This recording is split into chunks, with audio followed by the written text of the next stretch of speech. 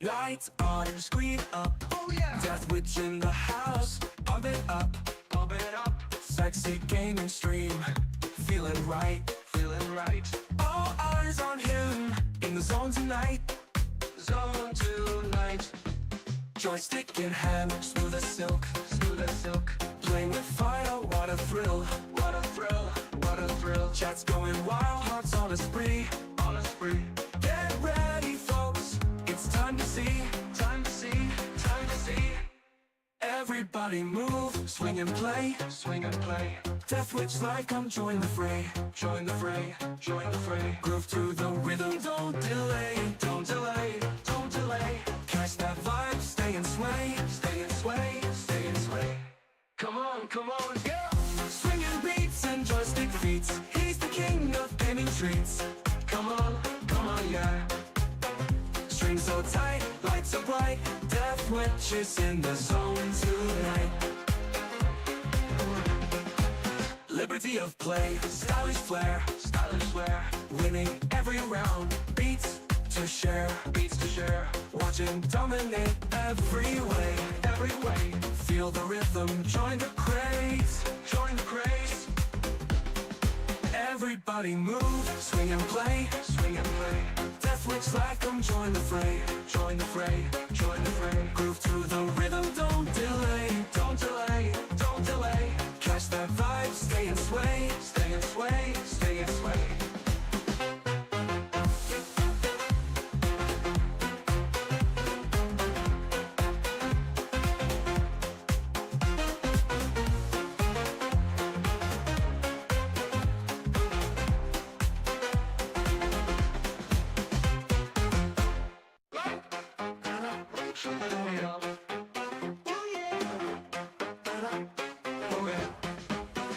Lights on and screen up. Oh yeah. Death Witch in the house. Pump it up, pump it up. Sexy gaming stream. Feeling right, feeling right. All eyes on him. In the zone tonight. Zone tonight. Joystick in hand, smooth as silk, smooth as silk. Playing with fire, what a thrill, what a thrill, what a thrill. Chat's going wild, hearts on a spree, on a spree. Get ready, folks, it's time to see, time to see, time to see. Everybody move, swing and play, swing and play. Death Witch like, come join the fray, join the fray, join the fray. Groove to the rhythm, don't delay, don't delay, don't delay. Catch that vibe, stay and sway, stay and sway, stay and sway. Come on, go! Swinging beats and joystick feats. He's the king of gaming treats. Come on, yeah. Strings so tight, lights so bright. Death Witch is in the zone tonight. Liberty of play, stylish flair, stylish flair. Winning every round, beats to share, beats to share. Watch him dominate every way, every way. Feel the rhythm, join the craze, join the craze. Everybody move, swing and play, swing and play. Death Witch like, come join the fray, join the fray, join the fray. Groove to the rhythm, don't delay, don't delay, don't delay. Catch that vibe, stay and sway, stay and sway, stay and sway.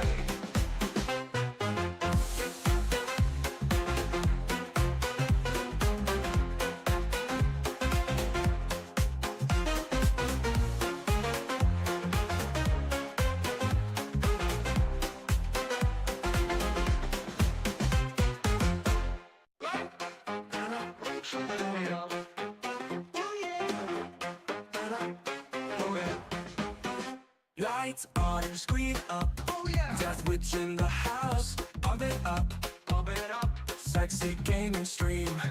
Feeling right, feeling right. All eyes on him. In the zone tonight. Zone tonight. Joystick in hand, smooth as silk, smooth as silk. Playing with fire, what a thrill, what a thrill, what a thrill. Chat's going wild, hearts on a spree, on a spree. Get ready, folks, it's time to see, time to see, time to see. Everybody Everybody move, swing and play, swing and play. Death Witch like I'm join the fray, join the fray, join the fray. Groove to the rhythm, don't delay, don't delay, don't delay. Catch that vibe, stay and sway, stay and sway, stay and sway. Come on, girl. Swinging beats and joystick feats. He's the king of painting streets. Come on, yeah. Strings so tight, lights so bright. Death Witch is in the zone tonight. Liberty of play, stylish flair, winning every round. Beats to share, watch him dominate every way, every way. Feel the rhythm, join the craze, join the craze. Everybody move, swing and play, Death Witch like 'em, join the fray, join the fray, join the fray. Groove to the rhythm, don't delay, don't delay, don't delay. Catch that vibe, stay and sway, stay and sway, stay and sway.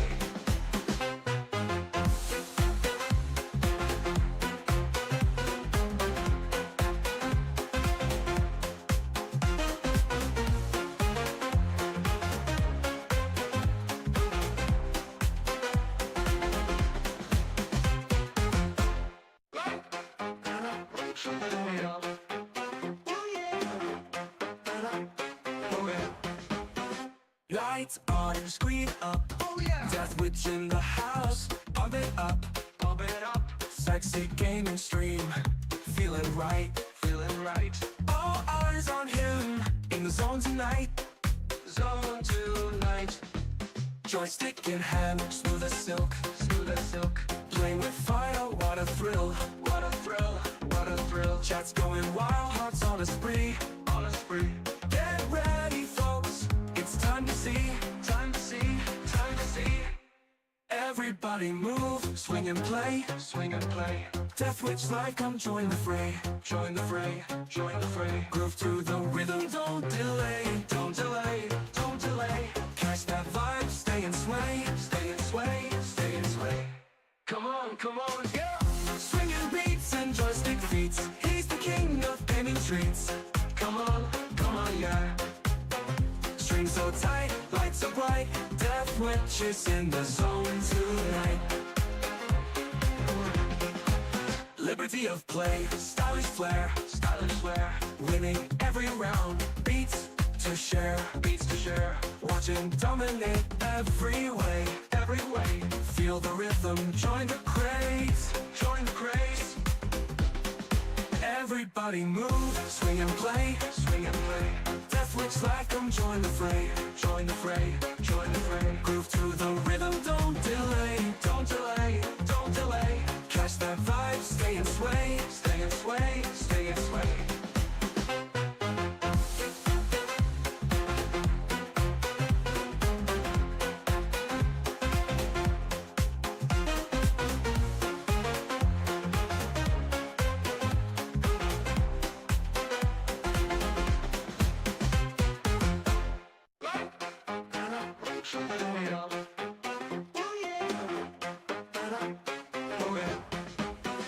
Lights on, screen up, oh yeah. Death Witch in the house, pump it up, pump it up. Sexy gaming stream, feeling right, feeling right. All eyes on him, in the zone tonight, zone tonight. Joystick in hand, smooth as silk, playing with fire, what a thrill, what a thrill, what a thrill. Chat's going wild, hearts on a spree, on a spree. Get ready, folks, it's time to see, time to see, time to see. Everybody move, swing and play, Death Witch like 'em, join the fray, join the fray, join the fray. Groove to the rhythm, don't delay, don't delay, don't delay. Catch that vibe, stay and sway, stay and sway, stay and sway. Come on, girl. Swinging beats and joystick feats. He's the king of painting streets. Come on, yeah. Strings so tight, lights so bright. Death Witch is in the zone tonight. Liberty of play, stylish flair, winning every round. Beats to share, watch him dominate every way, every every way. Feel the rhythm, join the craze, join the craze. Everybody move, swing and play, swing and play. Deathwitch like them, join the fray, join the fray, join the fray. Groove to the rhythm, don't delay, don't delay, don't delay. Catch that vibe, stay and sway, stay and sway, stay and sway.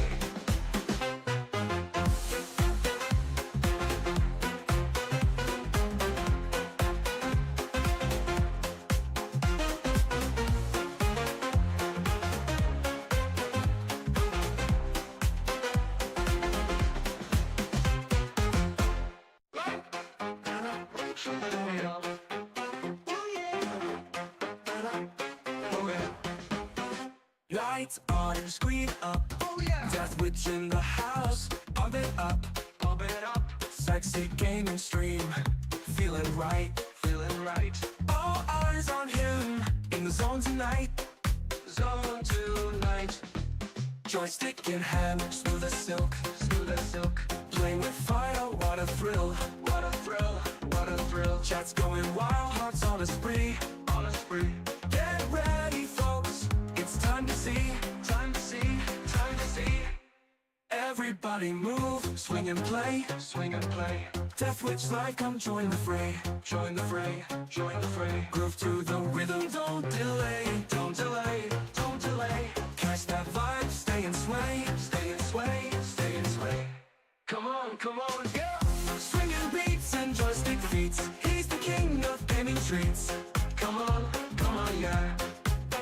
Strings so tight, lights so bright. Deathwitch is in the zone tonight. Liberty of play, stylish flair, stylish flair. Winning every round, beats to share. What's up, witches? Forgot to switch this back last. Let's take that off of there.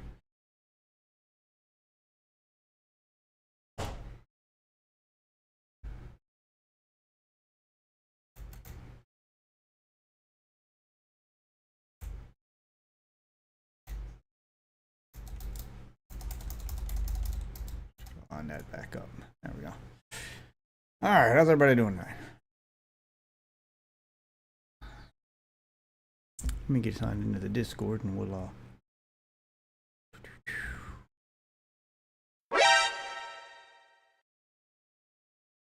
do some Path of Exile. And I haven't decided yet if we're gonna.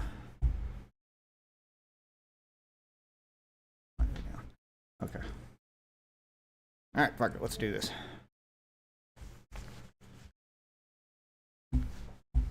Sir, just what are we facing here?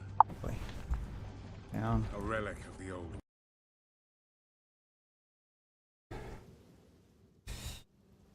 Trying to reach the end game. At least one of my characters here. I got a bunch of other ones I'm working on.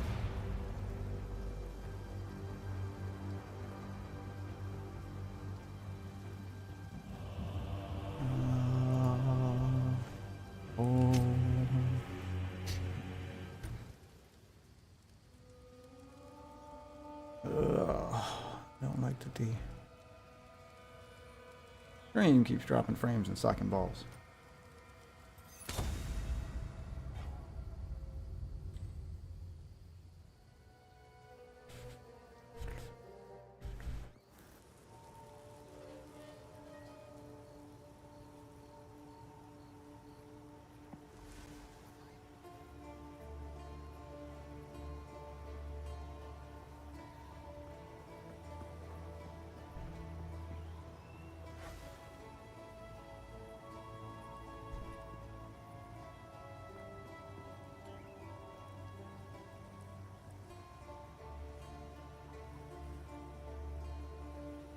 Try to drop this down a little bit.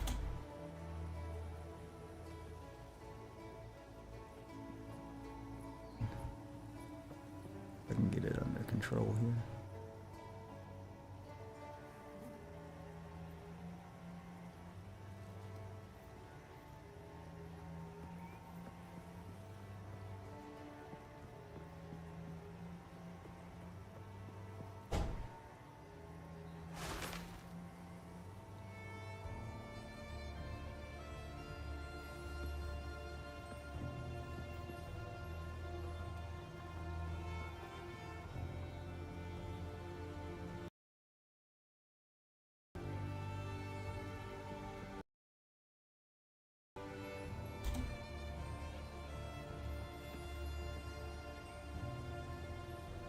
Is it struggling like this?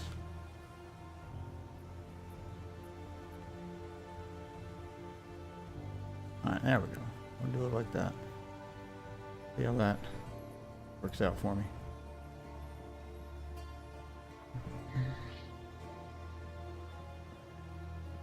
Gotta fix this. Okay. Oh, what's up, Owen? Sorry. Having a little stream troubles, internet troubles here. I was trying to fix it. Alright. Maybe that'll help. Try to drop the quality down just a little bit.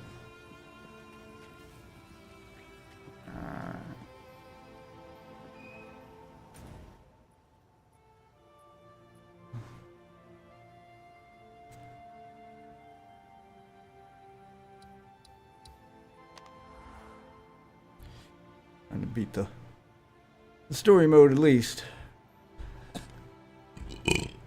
Where was I going? Jake Wallens, Macanario.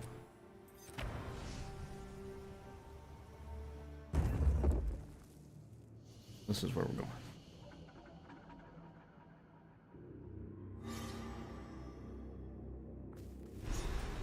going. I feel a murmur of power within them. Now this is a find. A Val ruin that hasn't been looted? No one from camp has managed to make it to this part of the jungle and survive. Until now.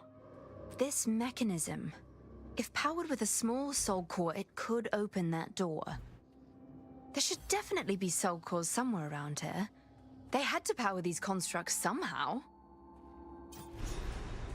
Okay, start looking for stuff. Got it.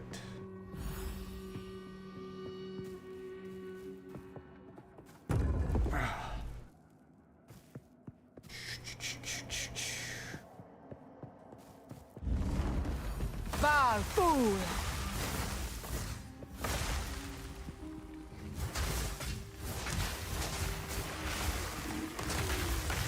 Feel like Cold Snap isn't doing the damage, outputting the damage it should be. What do I have on it here? Execute, 40% more damage against its normal life. More area damage. I think I need to equip that one.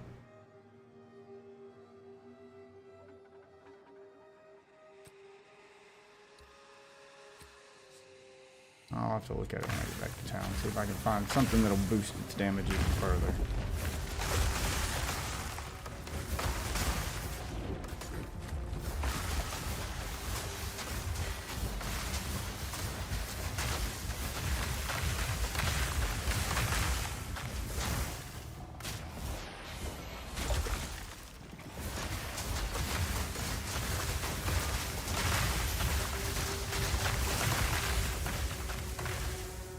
There we go. I think I got it figured out. Well, I thought I had it figured out. It doesn't look like I do now. It's still struggling a little bit. It felt like I had it figured out. Now I'm not so sure.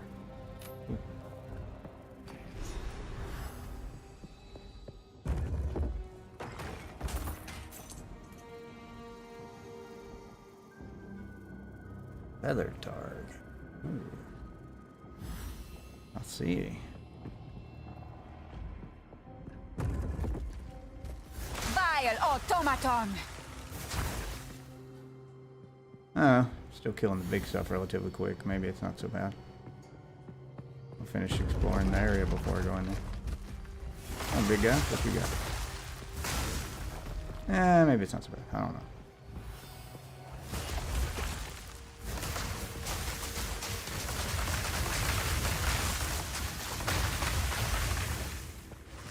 Yeah, I'm still wiping relatively quickly.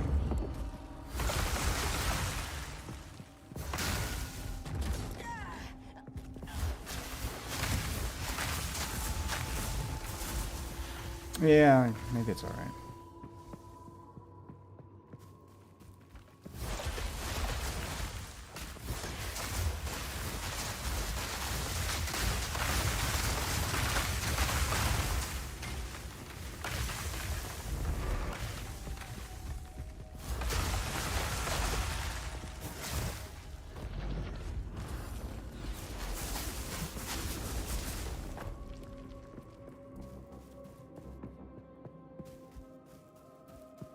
Okay, there we go.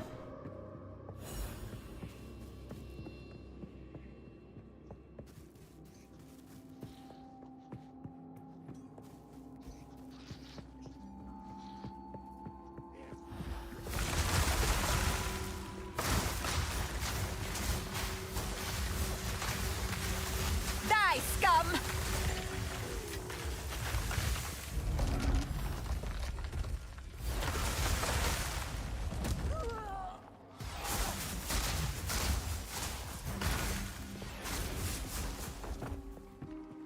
Get.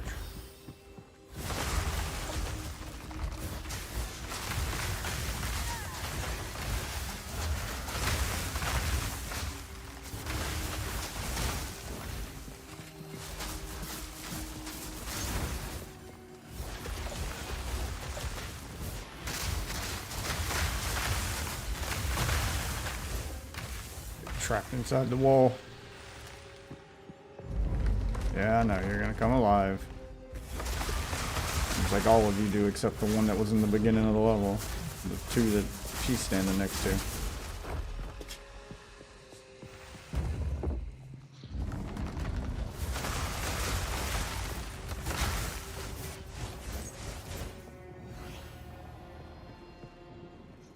Wand.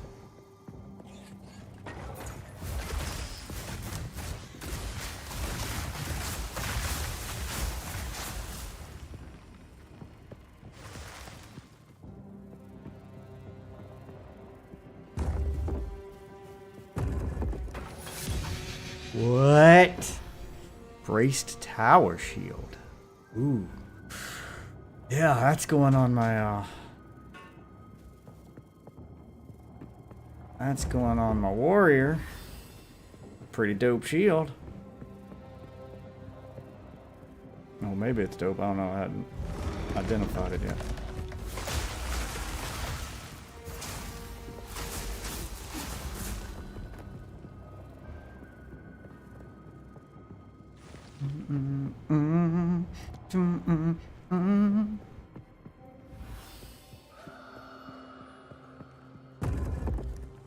Die, scum! None in there.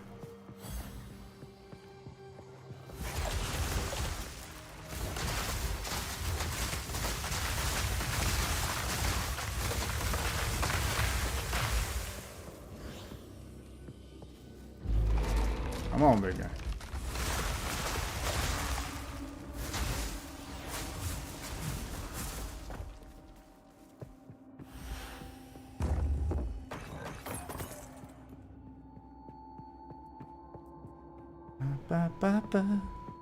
Alright, there we go.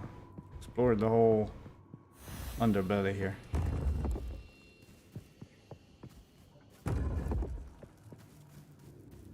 Explored the whole entranceway. Now let's go do whatever's behind this.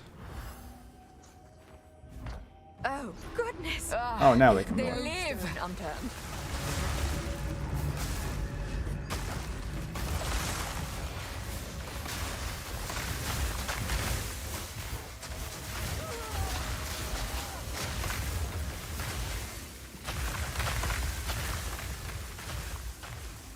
You okay? Found his soul core yet? I did that already. Your dialogue doesn't reflect the things I've already done.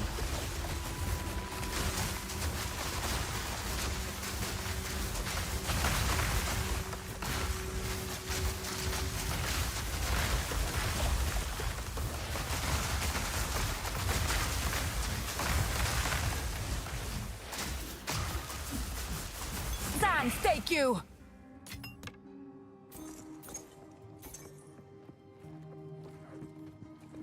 Thaumaturge!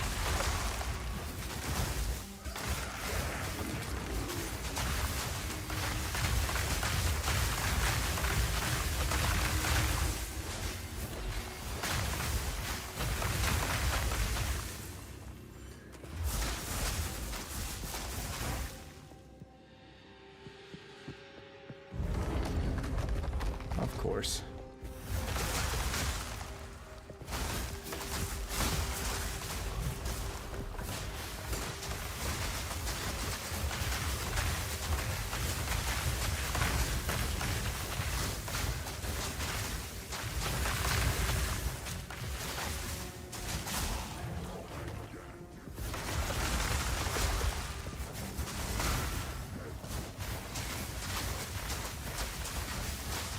Back off, bitches.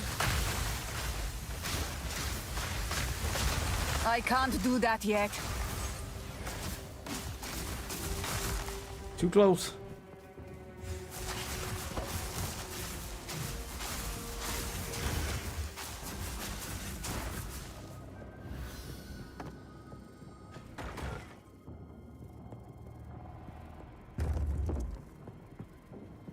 More shit? More shit I can have? I can have shit? Hello there. Sorry, Mike. How's it cracking? I'm just farming my way through Path of Exile. Relaxing. No, chilling. Nice. Have you watched the Broken video yet? I have not. I meant to watch it last night with the wife, and we ended up getting sucked down a different rabbit hole. I'll be honest with you, I kind of forgot it was. No, sucked off a rabbit hole, did you? What rabbit hole did you go down? By Garukan! We were watching a video about YouTube's thumbnail clickbait problem, and tried to watch an example of that, and we ended up clicking on a commentary video that just devolved into a screaming match that went off the rails. It's quite entertaining.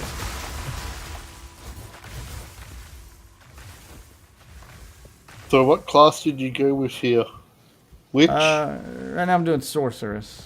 I've got one of like, I'm trying to do one of each for testing. It is early access. I want to see how they all stack up, you know, what the gameplay experience is like with them. This was the first one I made. It's just the one I'm furthest along in the game with. Kind of making this one my main for the time being. Yeah, nice little freeze. Yeah, going with a freeze build. I like the ability to keep them at Freeze bay. build. And yeah, Hide behind the wall and then I can shoot orbs through it.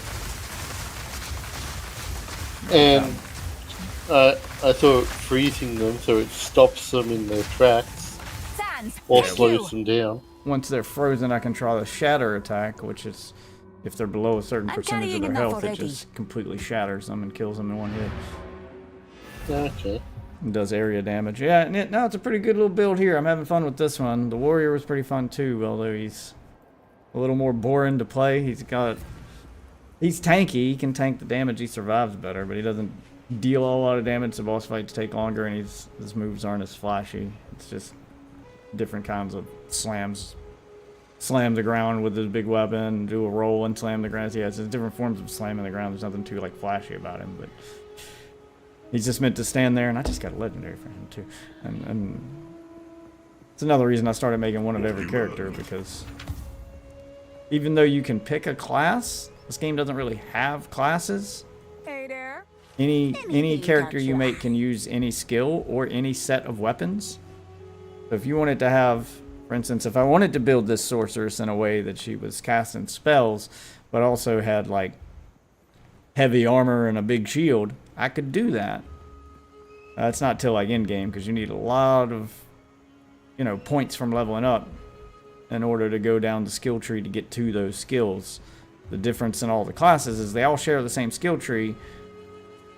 The difference in the class and what you pick at the beginning of the game just determines where you start at on that skill tree. So if you want it to go from where the sorceress starts over to where the warrior's at and grab some of his skills, it's possible. It's going to take you like 10, 12 levels worth of points to get over there. So it's usually only worth doing for very specific things. Like you couldn't just mix and match a ton of shit.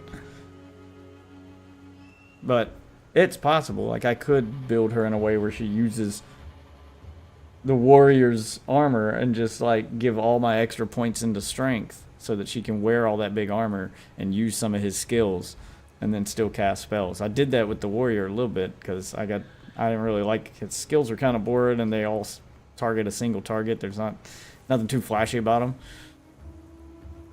So I found a bunch of weapons that do extra damage against enemies that are on fire, and then I just like shot over to the sorcerer's tree and grabbed the flame wall and a couple fire spells so that I can keep things on fire. So he's casting magic and he's using the warrior. So there's no real classes, but because of the fact that there's no classes, the game's drop rates are the same for every character. It's constantly dropping gear for all classes all the time. It's not like Diablo where it's only going to drop gear for the class you're playing as. It drops gear for everything all the time. Kind of like the way Diablo 2 worked back in the day. Yeah, I could see benefit and negative in that. The benefit to it is you'll often find, like, if the, like, major plus to it, so it's good to get gear from all classes, because I'm used mainly energy shield with as my stat for my sorceress. But if I can get a piece of heavy armor to drop, and sometimes that happens, there's like sets of armor that have armor and energy shield on them, and if I can get one of those to drop so that I get basically free armor to go with my energy shield stat, those are meant for like the rogue or like a different class. But if I can get one of those to drop with the modifier reduced level requirements or reduced attribute requirements, so it doesn't require me to have all these dexterity or strength points, if I can get one to drop that has that, then I can start putting on gear that gives me basically extra stats that I normally wouldn't have. So I can then have a sorceress. Sorceress is weak by design, it's glass cannon, but then I could have a sorceress that has a bunch of free armor because I'm wearing gear from another class, and I still have, you know, my high energy shield because I got a good roll. So it's possible. But the best way to play the game with that is to just play multiple characters so that you can like save the good drops for other classes and then switch over to those other classes to equip that new stuff and make the game easier for them. And while you're playing as them, maybe something will drop for a different class, yeah, and so on and so forth. So that's why I started like doing it, because I picked up a legendary shield here for the warrior, but I'm playing as a sorcerer, so I'm gonna throw that in my stash, switch over to my warrior at some point and give this to him, because goddamn, this thing looks nice. The legendary drops are super rare. 80% increased block chance, 149% increased armor. You take 20% of damage from blocked hits. So I don't block 100% of the damage anymore, but I have an 80% chance to block. Oh, and enemies are cold on block. So they get stunned when I block. Sounds like a dope shield. Red stash. Save that for him. And it's part of the game's design. They want you to play multiple classes and have, well, one hand shakes the other kind of mentality to this. Of course, the reasoning for that is you start collecting all these legendaries, and you're collecting all this extra gear from multiple classes. Gotta catch 'em all. Yeah, so you're collecting all this gear from multiple classes, and you're trying to keep it all so you can have loadouts and, you know, you can swap classes. And that means the more gear you're collecting and trying to keep in your stash, faster you run out of stash space. Yeah. And the more you'll buy. Yep, and the more stash tabs you'll buy, because they have stash tabs. I think there's a sale going on right now. I may end up buying one. I may end up buying a tab, because I got 300. I got 300 of the currency left over. So, wait. Yeah, if we go to the microtransaction shop, stash tab? Yeah, stash tab sale right now. So it does give you options, though, so you can kind of plan your stash out. You don't have to buy a regular stash tab that holds everything. Obviously, that's going to be the most expensive. The regular stash tab that holds everything is like, well, it's only 20. It's not so bad. But they also make stash tabs that are like specific for specific things. Like you have a currency stash tab. So when you put your currency into your different forms of currency and upgrade items, when you put them into your stash, they'll automatically go into this tab. The tab has a different layout, and it can hold up to 5,000 of each orb and currency. So you get a different layout for the different stabs. So you have flask stabs, essence stabs, a premium tab, which is, how big is that? Oh, it's the equivalent of four times as much space per tab. Extra stash tab is just a regular tab. Unique collection tab. Yeah, that's the one I need if you're going to be collecting legendaries. Unique collection tab. Unique collection tabs hold one of each unique item. So basically, it works as a way to tell you, shows you all of the legendaries that are possible to pick up in the game, and then adds them to your collection when you get them, so you know which ones you've collected, which ones you haven't. Makes it. I may end up getting some of these. I may not. I don't think I'll get any of the specific ones. I just grab them. Stash tab bundle, 6 extra stash tabs. I may just grab like 1 tab. Right now they're on sale. Like what? The extra stash tab is it's 20 right now instead of 30 points. So Pizza downstairs. why don't you bring it upstairs? I don't know how many pieces you want. I don't know if you want breadsticks. In here. You should, Okay. which is that's all of them. If you brought it up here, I'd eat it. That's Okay. it's not good. So, Well, I'll go get some in a minute. yeah, so it's 20. If you build it, they will come. Yeah, so it's 20 for 20 coins for an extra stash tab. 30 coins for a premium stash tab. What's a premium What's the stash? difference in the premium? Yeah, that's what I was looking at. Is it just customization options? Like what else does it do? Add a premium tab. Premium tabs can be set to public and used to list items on the trade website. Well, and also have their name and color changed. If it's set to public, I wonder if that means you can like share it with your friends too. So your friends can see what's in your tab and access this stash tab if you're in a party. That's probably what that's for. Because your regular stash tabs are shared among all your characters. This sounds like a tab that's shared publicly, so you can share it with your friends, and you can use it for trading. So people can view what's in it and then offer you trades. Okay. It just basically has a public option and customization options.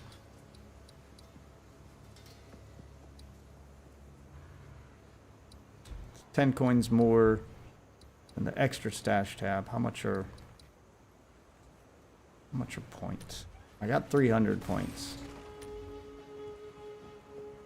I had about 300 points to get Path of Exile 2, to get access to Path of Exile 2. If you bought 300 points, you got access to Path of Exile 2 for free. As a bonus. So 50 points is $5. Okay. That's what it is. Alright, so an extra stash tab right now is about $2. Yeah. Yeah, because 10 points is $1 basically. So it's normally $3 for a stash tab. Right now it's $2. Okay, well the prices aren't terrible for if you just want extra stash space. It's a couple dollars.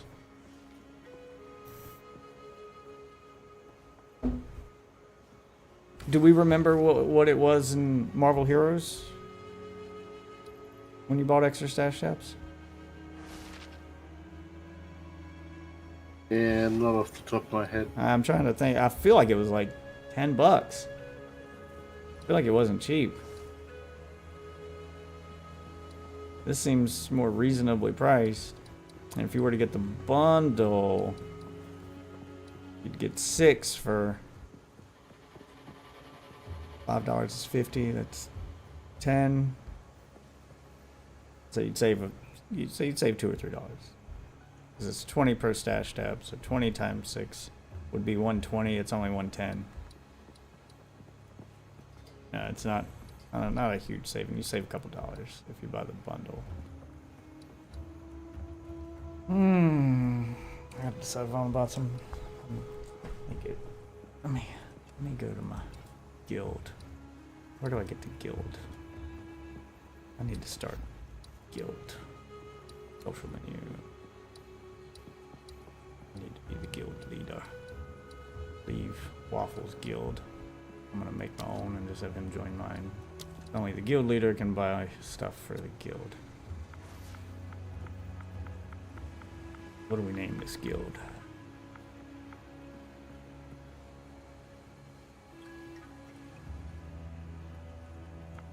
I don't know. This guild. This guild will be named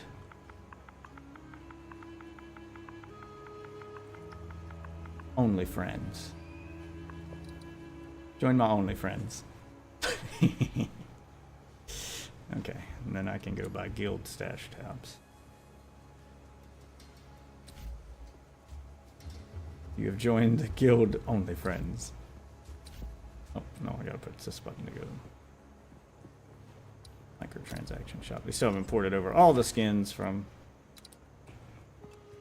Oh, guild, here we go. Guild stash tabs.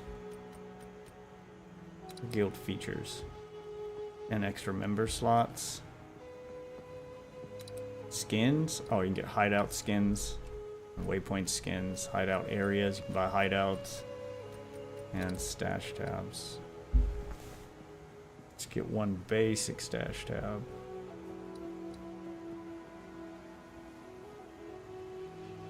If no basic, I have to get a premium. And we just share the one stash tab as a way to share gear for other people in the guild that might join.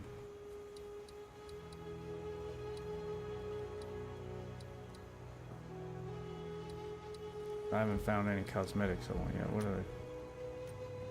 How much are cosmetics? Oh, cosmetics are more than the 300 anyway. Yeah, cosmetics get kind of expensive on a full set. Like 450. I'll wait for a cosmetic sale before I buy any of these.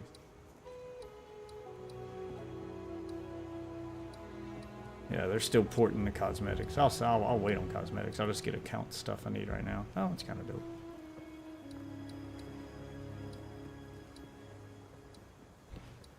All the cosmetics from the first game. Ooh, the cosmic one is kind of good. All the cosmetics from the first game are supposed to be usable in this one. They're just porting them over. I do have cosmetics. They're just unavailable in the game right now. They haven't been ported over yet. I'd get like ice armor for her. Yeah, they only got 3 of the pets.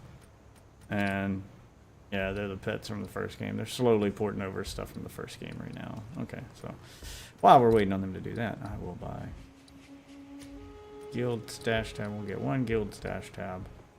Premium guild stash tab. I'll have to donate points.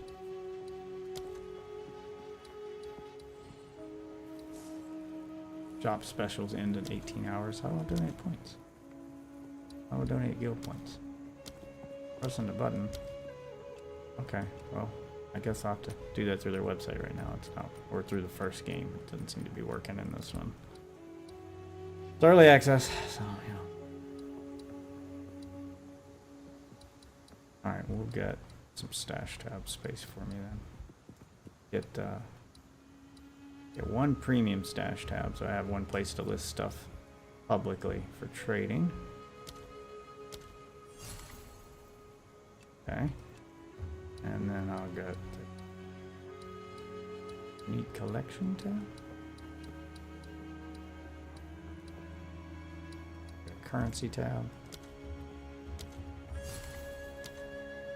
Oh, I want 2 of them. Unique collection tab.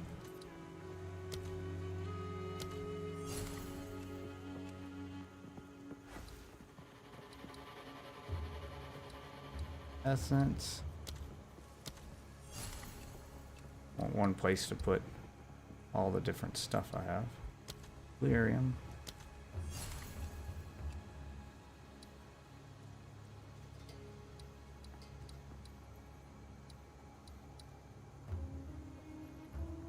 Alright, fuck it, I'll just get all the stash stuff. Got currency.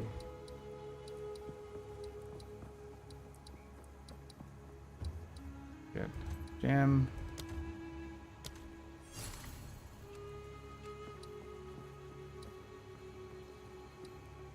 And 2 extra regular stash tabs. Just to purchase failed. You don't have enough credits. Because I got 40. I try to go out of the store and back into it. Oh, I got 10. It didn't subtract what I was supposed to have. Can I upgrade one of my regulars I already have? Okay, we'll just upgrade one of the regulars so I have 1 premium now. Did I already buy a premium? I forgot what I bought. I just clicked and spent all this money. Just clicked and spent all it. Okay.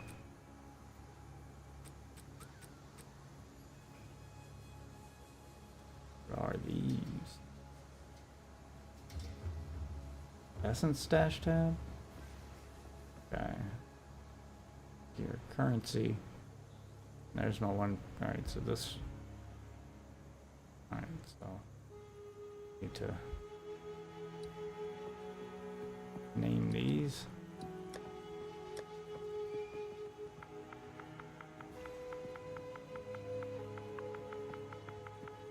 I know what they are. Currency. Probably should make the currency tab. Oh, for currency. I'll have the option to make currency tabs public. Yes, it is currency.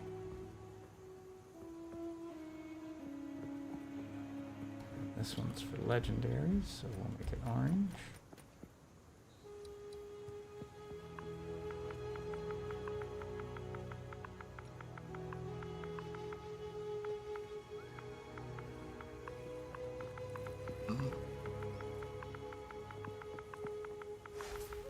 Legendary. Unique. All my uniques automatically go there. Weird, I have to tell it to do that. It's not automatic. Essence.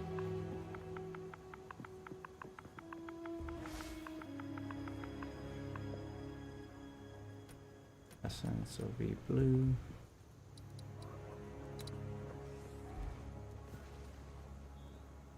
What is this?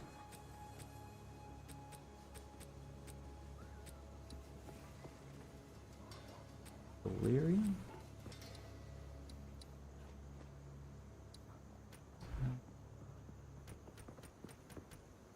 Delirium red.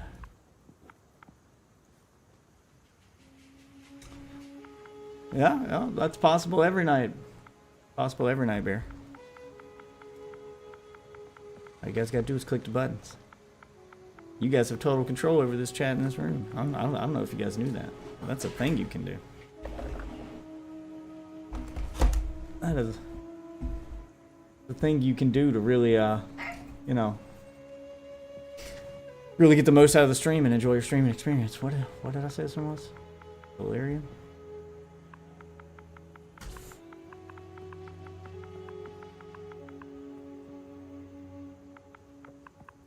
Delirium spelled with a...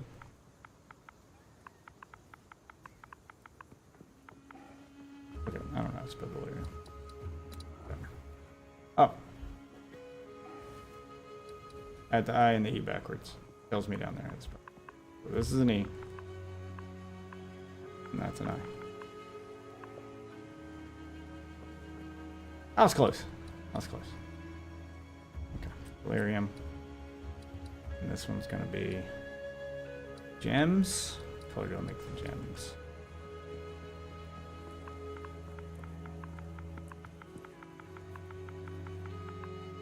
Gems, make gems, make it pink, something to stand out.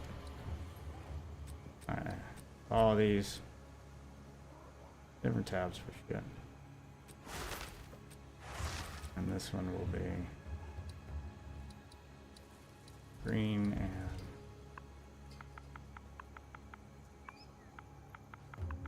and get my trade tab. Public, yes. Set price on each individual item placed. No offense. Okay. Put something in there. It's for trading. For trading. Alright, there we go. Portal's disappeared. I'm going to have to re-explore that place out. How can I spent so much advise? time doing this. Fuck. Welcome.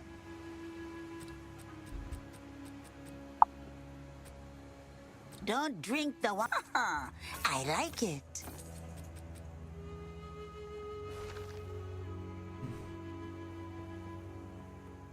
No, nothing's weird. Nothing's weird, man. I'm used to all of it. You may speak your mind freely. We exercise freedom of speech in this country. I'll tell you what. It's a deal. All right, Take let's, care. all right, let's start cleaning up the stash tabs now. So we want to get all my currency.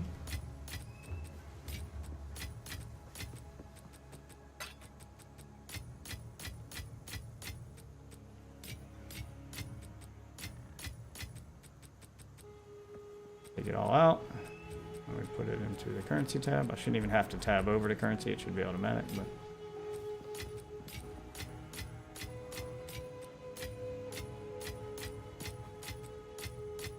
mainly for organization. That's a story item. There we go. Okay. That works. That works out pretty well. I like that. I like that. There we go. Let's get the legendaries out. I'll put them in there on the legendary tab. Yeah, but they should automatically, yep, go into here. Okay. Yep, so I don't even need to be on the tab when I stash them. I just stash them and they'll automatically go where they need to go. Oh, the organization. So much better than Diablo. I mean, you gotta pay for it, but free to play game,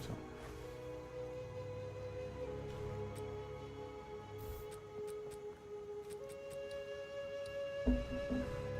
Oh, they have them separated by type in class? Yeah, staff. And it tells me if I have something in it. So I just click on the tab. Okay. Dope. Let's see, do runes go into a certain tab or are they just going to stay? Yeah, they'll stay there. Okay, so runes will go there. So let's get gems.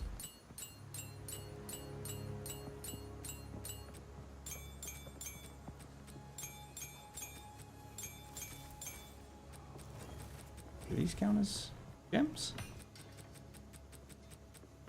Nope, they don't. Alright, and then if I go over to gems, start stashing them.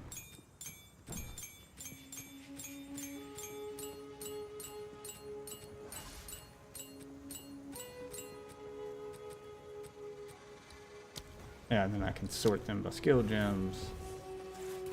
Support gems, buff gems, and uncut gems. So I can just click on the things that will.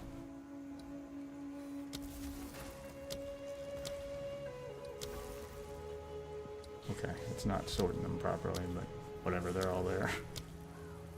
Yeah. Oh, okay, so I have to click on them and then unclick them to sort them. Gotcha. Okay, it is sorting them properly. I was just doing it wrong. Learning how this stuff works.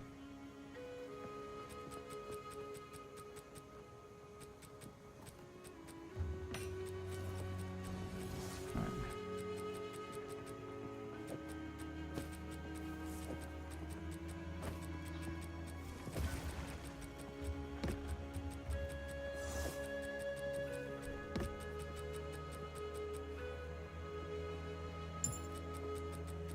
Does that go into a special tab or is it just goes back in?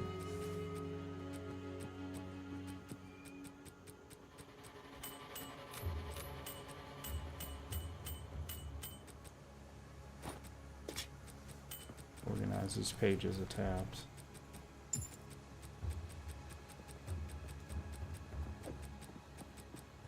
You up there.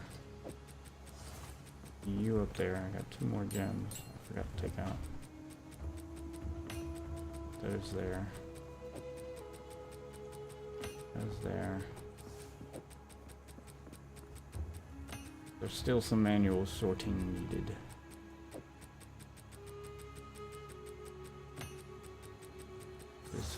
The only annoying part on playing on a controller.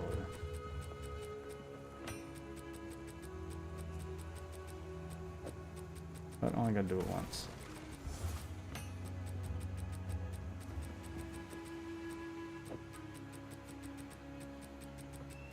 See my upgrade page.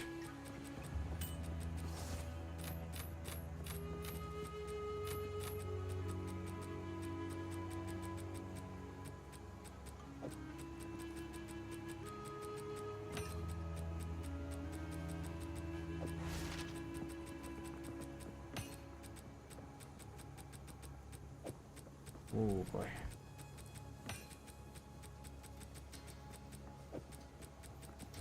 artistically. Forgot about my uncut skill gems. Artistically sort all my shit. And runes on the left. What do we got here? Oh, essences I've got to take out. Gotta do those too. Didn't make a flask tab, so this will just become my flask tab.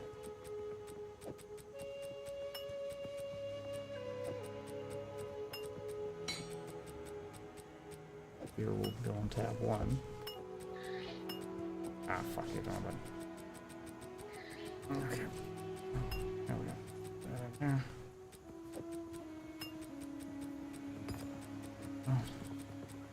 And I got nothing on that last page now. That freed up a page worth of inventory slot. Okay. Stash the rest of the actual gear here. Jewelry will be last tab. Do have a red gem here.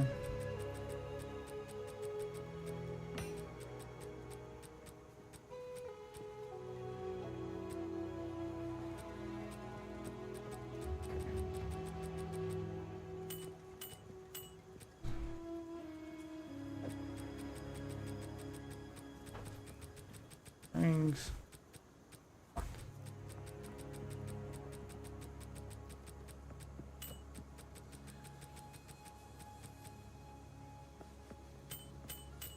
Put them all in the box and then sort them, so I ain't gonna travel so far with this. And amulets. This bad boy. More amulets. And then I'll just store the rest of these because they should automatically go where they're supposed to go.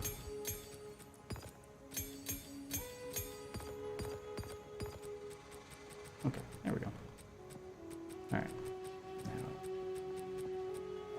gold ring.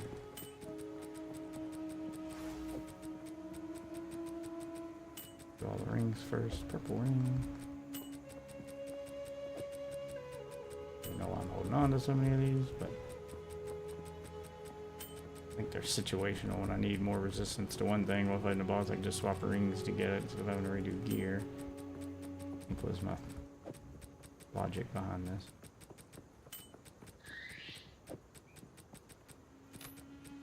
And with the amulets.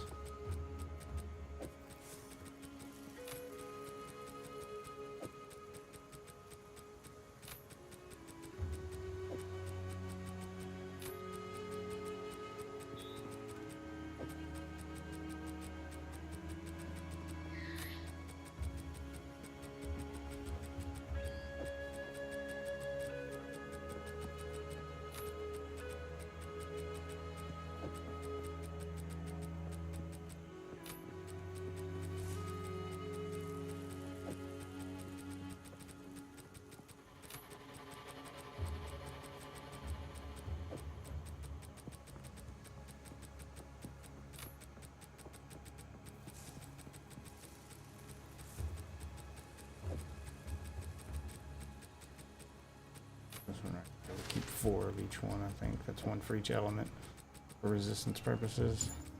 Sort them out like that. Okay. Yep, yep, yep.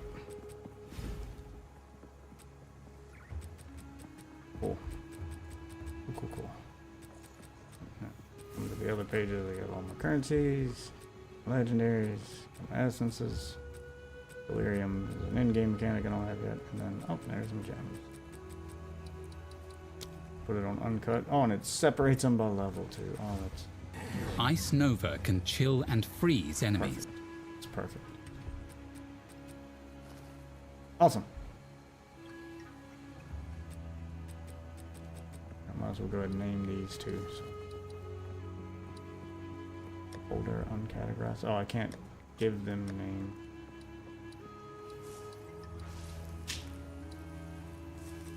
Basic bitch tabs don't get names. You can just have affinities. Alright, the affinity for this one. Glass. Yep. Oh, I can name this one. Name the first one? Oh. Glass.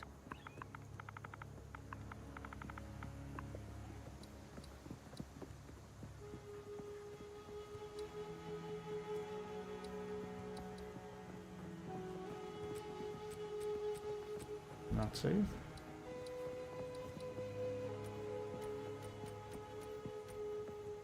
Oh, it's not saving it. Oh, well, I'll leave it saved. The only one with an affinity left on it. Okay. Cool. Everything is all set up now. Pretty dope.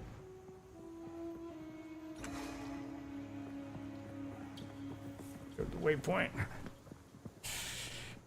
Oh boy. Then we can continue our journey.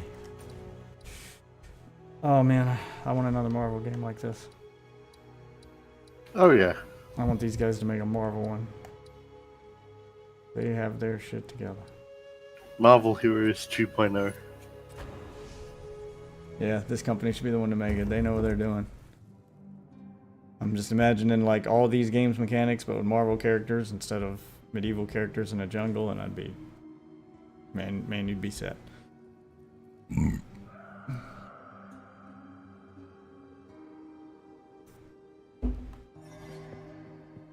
Like with stash tabs work, like the way all this stuff works. Find a Val ruin that hasn't been looted. No one from camp has managed to make it to this part of the jungle and survive. Because you like Marvel, so I feel like you'd Until like now. this. It's just as good. You just don't get Marvel characters. Basically Marvel without the Marvel characters. Plays good. Feels good. Oh, I gotta go do the thing again. Yep, I gotta go do this over again. I spent too long in town. The instance closed. Will of the Marraketh.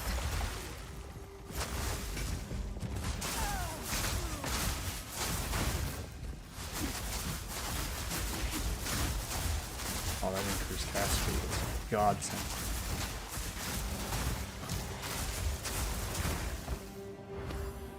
I can just pick up everything.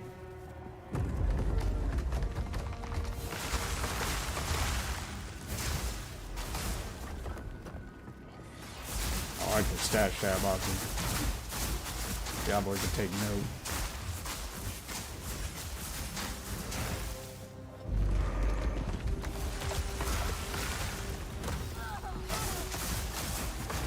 Missed the first one. Oh well.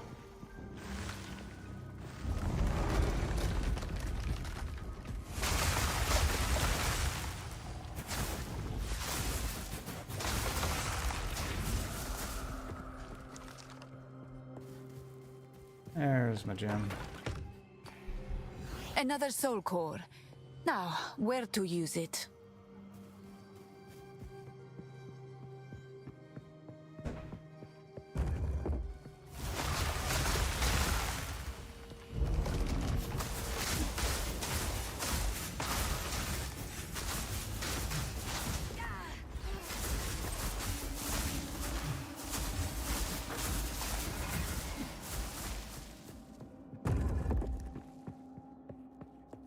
All the chests and stuff, because I like drops.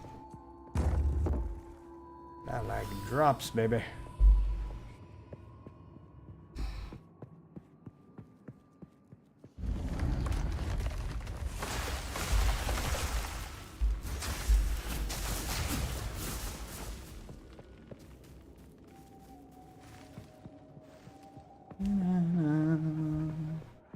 Let's explore the whole area.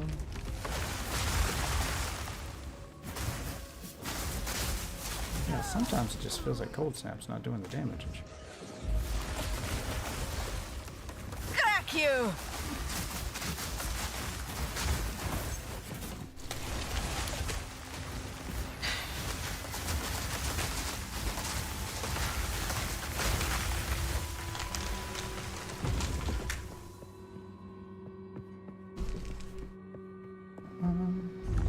Oh, hey, big guy.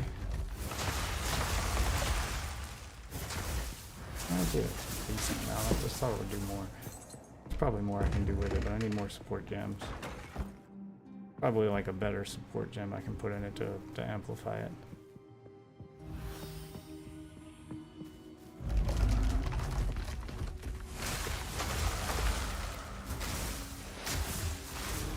If it worked like Cold Snap in the first game when you play this, sorceress like this, you freeze the enemy, and like on bosses, you could take a quarter of their health by freezing them first and then doing cold snap on them once they're frozen, trying to shatter them. They won't insta-kill the bosses, but it would take like a huge amount of their life. This only feels like it's taking a little bit. So there's something I'm obviously not doing here. I don't know, it took like a quarter of that thing's health.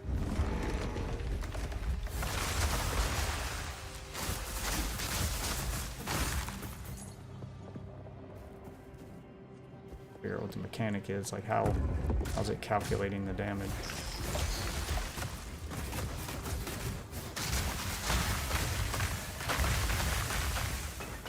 RNG. I think it has to do with the freeze build up on it. I think they changed the way freeze works. I don't think they just freeze and then you're done. I think that they accumulate so much frost damage build up, and the higher the build up, the more damage you do, I think. So I think you can keep putting frost damage on them after they're frozen. You can keep it to build up, and then so don't immediately. It seems like when I don't immediately try to break them once they're frozen, like if I try to deal some damage first and then break them, yeah, then it does a lot more damage. I think let them build up, let the ice layer on them, I guess. Oh, goodness! Leave no stone unturned.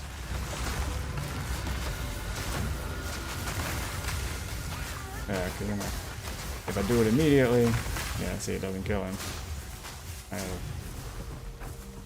Gotta throw some extra damage on him first. Ah, I missed him. He was supposed to be behind there with them.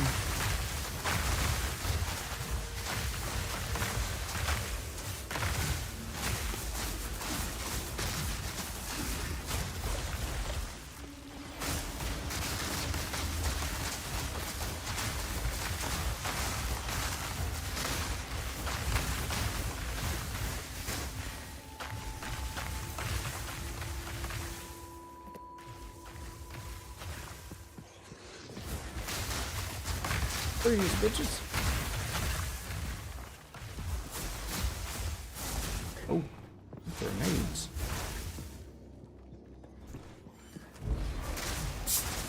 Pancake machine.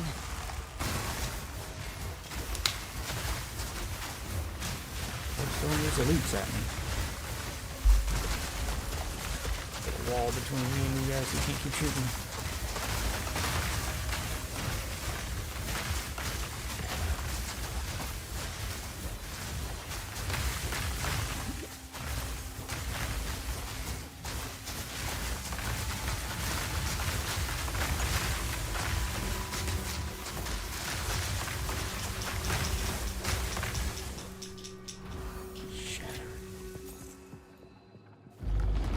Okay.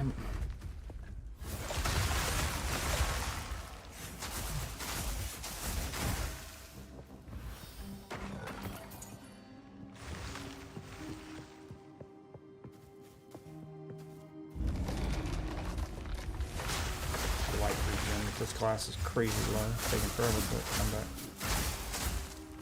Ooh. Got a socket on it. I'll take it. Dismantle it. Bad dogs.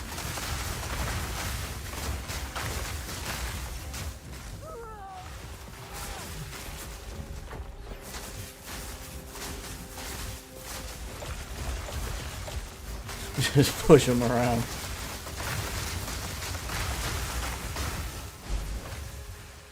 Oh, it feels good.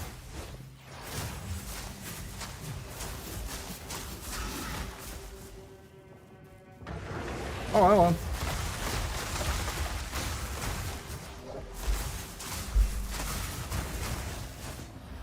Goodbye.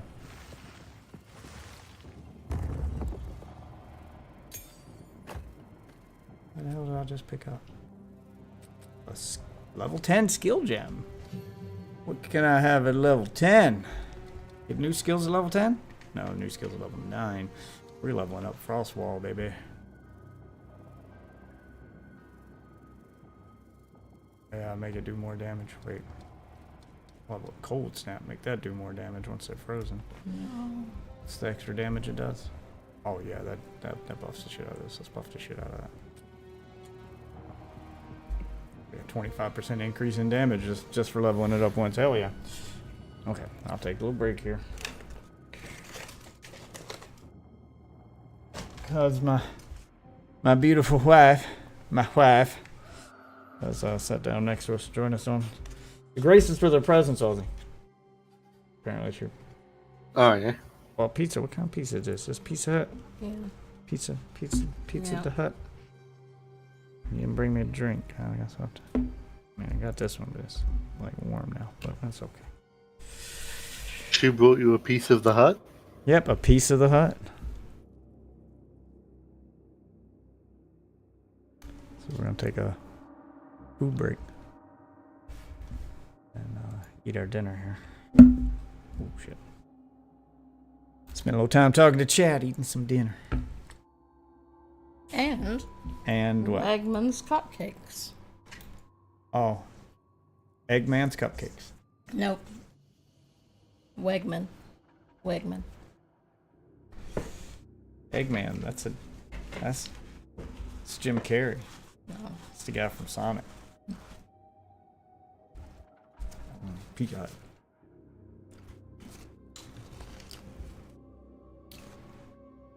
Pizza's best with the stinky cheese. I'm putting stinky cheese on there. Sit down, dog. I'm not giving you any of this pizza. It's mine. He wants the crust. Sit. Stop begging. He just has Sid, the crust. boo-boo. So. If you stop being an asshole and making my dinner awkward, stop begging. He's making your dinner Sit, awkward. Sid. Good boy.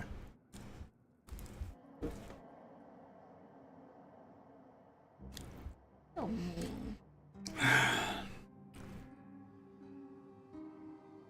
Stop talking to the dog like he's a child. Okay?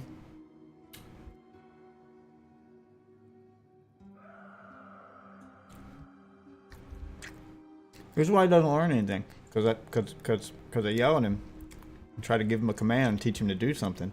And then you get all sympathetic and start talking to him in that little child voice. And then he doesn't see himself as needing to learn the thing I tried to teach him. He sees himself as a victim who got yelled at. Okay, he's a dog. He Yes. doesn't know what being a victim is. Yes, he does. He's like, see, I didn't do nothing wrong. He's just mean. That's what he takes away from that. No, it's not. Yes, it is.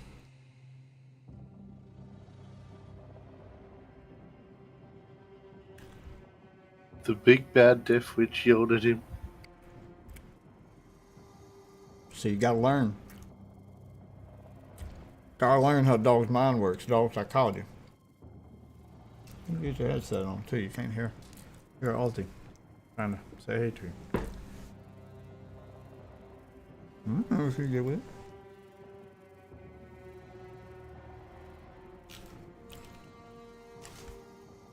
Here, plug it in.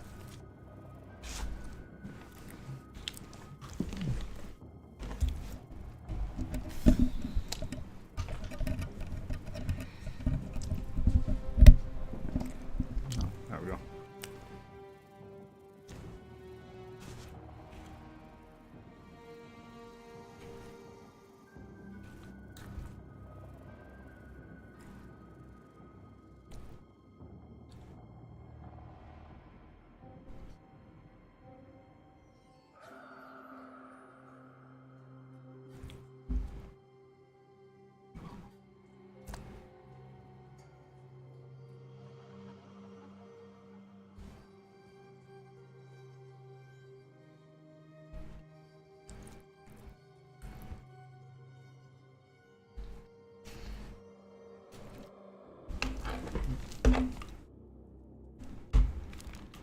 What are you doing?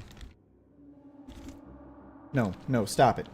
Stop it. You are not gonna be, you're not gonna be that weird white lady who like fills her Instagram with pictures of pets. Okay? It's how you become a crazy cat lady. That dog don't need his picture taken. I can already tell you what he looks like. A dog.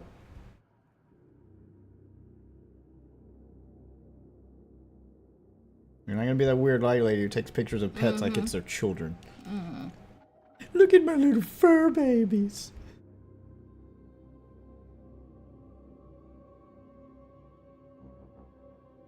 Who are you sending that to? Who are you torturing with dog pictures?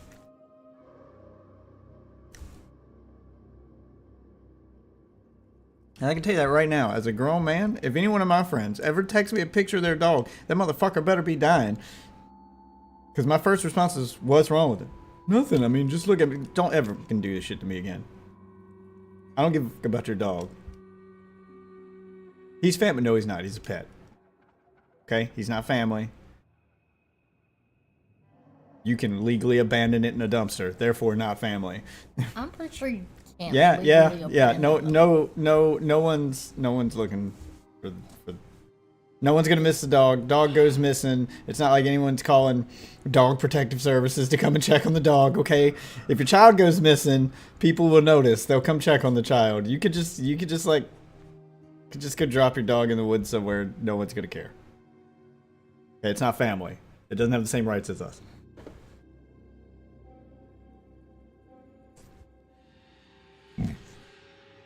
Motherfucking bitches. Just saying. Oh my God, he's not dead. Who's not dead? No, I'm not dead. Icy's here.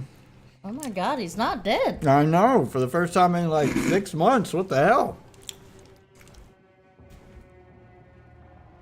Came out of nowhere. He hadn't been on stream. Hadn't been watching my YouTube videos. Hadn't been commenting. Hadn't been, sharing anything here. If anything's happening, I can't hear anything. I've honestly No one was been talking. busy with finishing up school and then getting the custody stuff finished up. I mean, take like 5 minutes to check in, but okay, you can do it while you're pooping. I mean, you can open Discord while you're pooping. I'm just saying. How's the custody thing? Honestly, haven't even opened Discord outside of maybe like once every couple days. But all the custody stuff is done and over with. Done and over with? Yep. And? I've got them primary Monday through Friday. She's got them during the weekends, and then during the summer we flip flop. Okay then. Not a bad deal.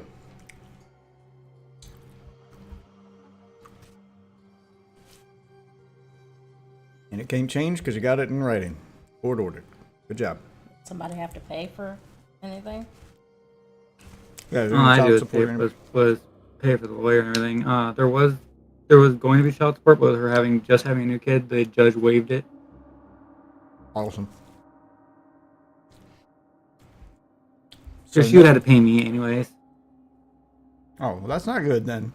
Well, I was gonna say it wouldn't have to be him getting paid. It was Yeah. it was $100 a month I would have gotten.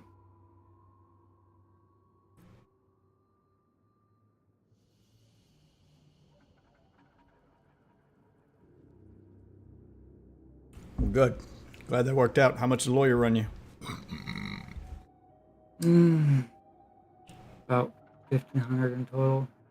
I got $1,000 back out of the $2,500 down. Oh. Retention I had to do. Wow. Yeah, I actually got stuff back from the initial retention. Things actually worked out pretty well. Yeah. Yeah. And the judge even signed off on changing his last name. Cool. You never did that. I never did what? What did I never do? Oh my God! Can you pay attention to the conversation? we're I'm having? sorry.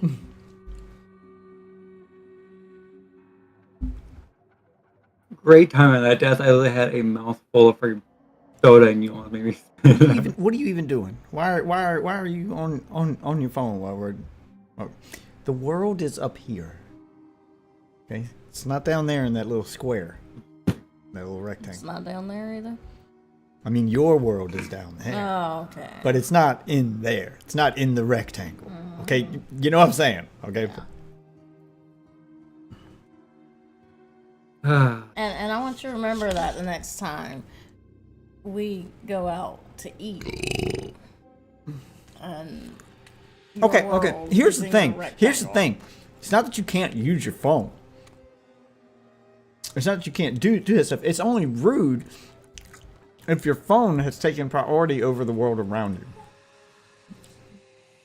If using your phone has made you oblivious to the things that are happening around you, well, now you're being rude.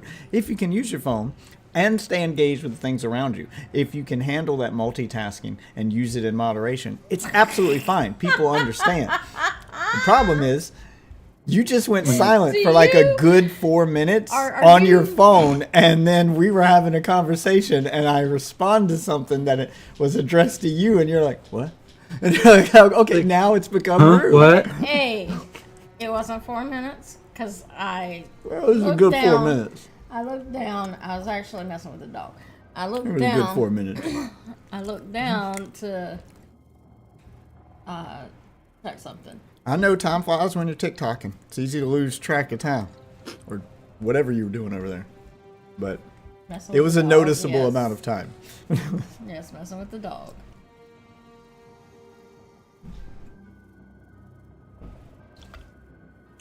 Nope, nope. Get back on the bed. You're not doing that. See, you get him all excited, and he's in. Is it the new animals you got? No, it's not new. He's sit to see. Get him all excited. Now he thinks he can come over Get him here. excited. He went walking around behind the computer trying to find a way to get under the desk. No, you're not getting under my desk. You're not coming behind here. I don't want you anywhere near this setup. You can start knocking shit over and getting tangled up in cords and stuff. No, no animals near my desk. That's the rule, buddy. You know it. Growl all you want. I don't care.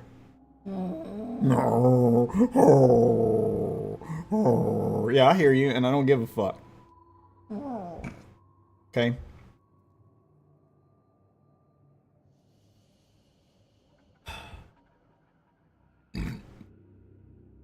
Hey, you really think you're getting some of my pizza, don't you? Like, you're just... No.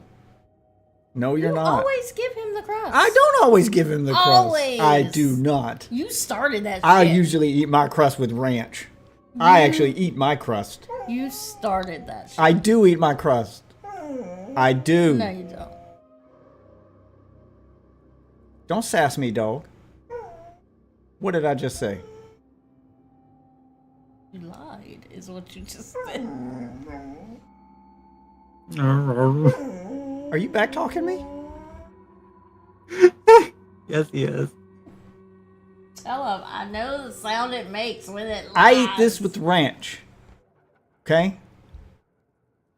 Your food is in a bowl downstairs. Mine is on this plate in front of me. You don't have any ranch. If you want to pour ranch on the dog food, help yourself. I don't care. No, he can eat it with ranch. I How don't is that give where a your shit. mind went? You No. said he don't have any ranch. No, I said you don't have any ranch. I have ranch. It's in the fridge. You don't have it right here. And whose fault is that? That's yours. How's that my fault? If you wanted ranch, you should have voiced it. How long have we been married? Dude, I can't even remember that. Do you seriously think I'm gonna I think remember? you would remember, like, my eating habits. I do it every day. And you also give your crust to the dog. I don't. I Every eat it time with you ranch. eat Oh pizza. my God. No, you don't. I need you to look at your phone less and look at your husband more. This is pathetic. I need Okay, you this to is get off embarrassing. of your Stream soapbox. is the stream can Stop- see the stop. neglect happening in real time. Stop throwing stones, Mr. Glasshouse. Okay. The stream can see the neglect you happening look in on real your time. phone more. She doesn't than even know how I eat anyone pizza. in Do this you? house. She doesn't even know how I eat pizza, the things I like. Oh my God, do you even know the things I'm allergic to? I could die. Do you know I what could the die things if are left you're in. allergic I to could are? die if left in your care with this level of neglect. Oh my God. Do you know what you're allergic to? I do know what I'm allergic to. Because I don't think you do. I do know what I'm sometimes. allergic to. What are you allergic to? Neglect. Okay. That's what I'm allergic to. Thank you, Icy.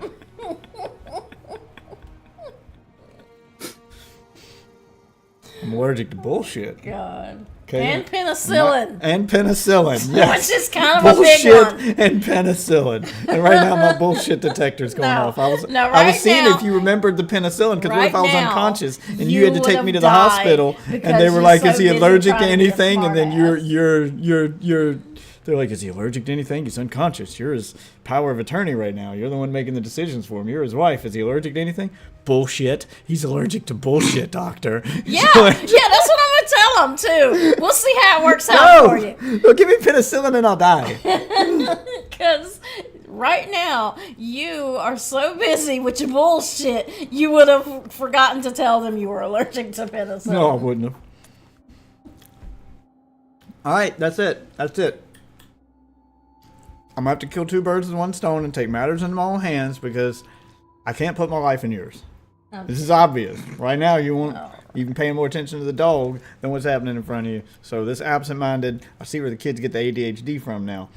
So, Oh, you do? you know what? You've been screaming that you want me to get a Which one tattoo. of us has been diagnosed with ADHD here?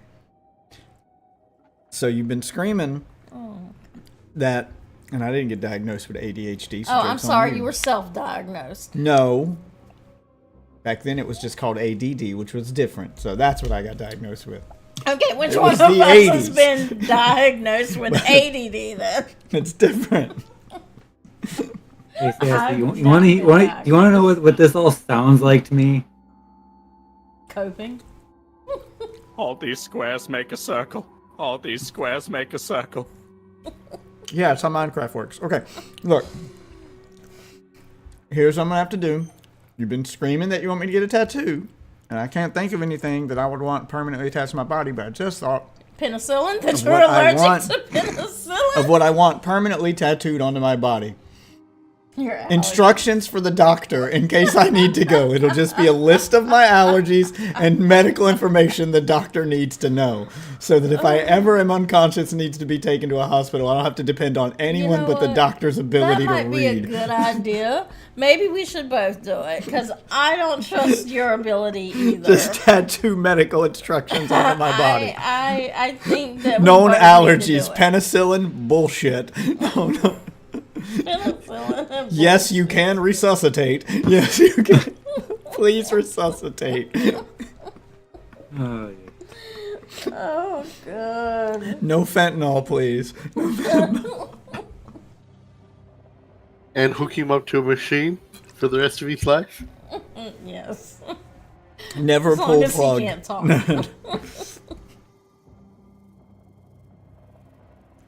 So busy being allergic to bullshit, you'll forget to tell him about the penicillin. So yes, I think we should both get all of our medical stuff just tattooed on our bodies. Fine. Because I know you can't remember any of mine. I can remember yours. You got the sickle cell. What kind do I have? This aggressive sickly kind. The sickle of the cell kind? I don't know what it's called. I just know the sound it makes when it lies. Yeah, Zero knows that sound now too, because you lied about the pizza crust. Sit down, dog. You're not getting off that bed. You're not coming over here. Sit. Sit. Sit. Holy fuck! I Sit. didn't realize this. Push just updated me that my affiliate anniversary is tomorrow. Speak. Speak. You want it or not? Zero. Speak. Speak. Good boy. God damn. Yeah, he's a big dog. That's not a little yappy dog. That's a very big dog over there. My ears. You know what? You deserve it. You deserve it. You're the one who Shut wanted up. me to give him the crust, and this is how that happens. This is how Okay, it happens. yeah. I'm the one who needs the hearing aids, and I'm pretty sure it started when I met you. Well, You the and your good news is- sneezes well, the and good all news that is- shit. The good news is, you know you don't need the hearing aid yet, because you heard that loud and clear. That's not how You're that welcome. works. You're welcome. It's helping you keep things in check here. Yeah, you know? that's not how that works. Doing my job. But thank you. Welcome. Yeah, so what kind of sickle cell do I have? That dog gets crumbs in that bed. You're the one who fed him there. You're the one who told me to. I didn't tell you to feed him there. I told you he wanted the crust. I didn't say he wants the crust on the bed. Look at him. He wants the crust. Give him the crust. It's not my fault. You don't seem to know how to make decisions. That's you. That's what you sound like. Ladies, you're both pretty. Yes, my wife's a handsome woman. Move your handsome hand. Sit. I'm not giving you another one. You're getting greedy now. All right? Sit. No, don't whine. Nope. You're better than this. You're better than this. He is not better than this. You know that. Watch this. I'm gonna scare him. Get the They're fuck eating the you want? dogs, Get folks. off of me. They're eating the dogs.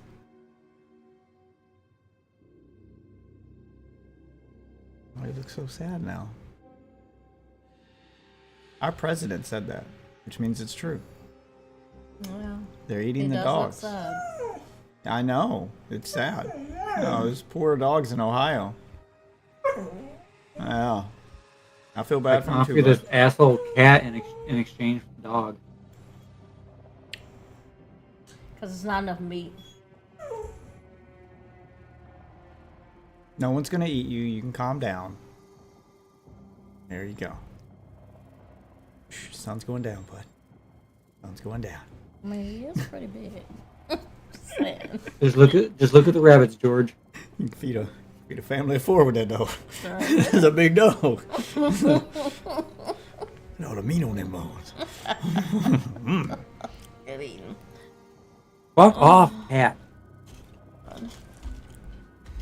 And yes, for future reference, it's SS. Sickle cell anemia. Got it.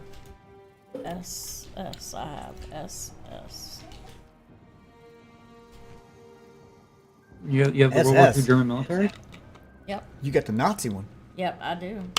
Okay, so when they ask me what kind of sickle cell does your wife have, I'll be like the The Nazi Nazi one. kind. The Nazi one. So, The one the Nazis had. yep. The Nazi there you one. go. That's how you remember it.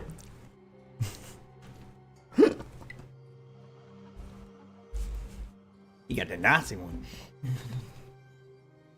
Lay down. Stop leaning over here. You're not coming over here. You're getting too excited.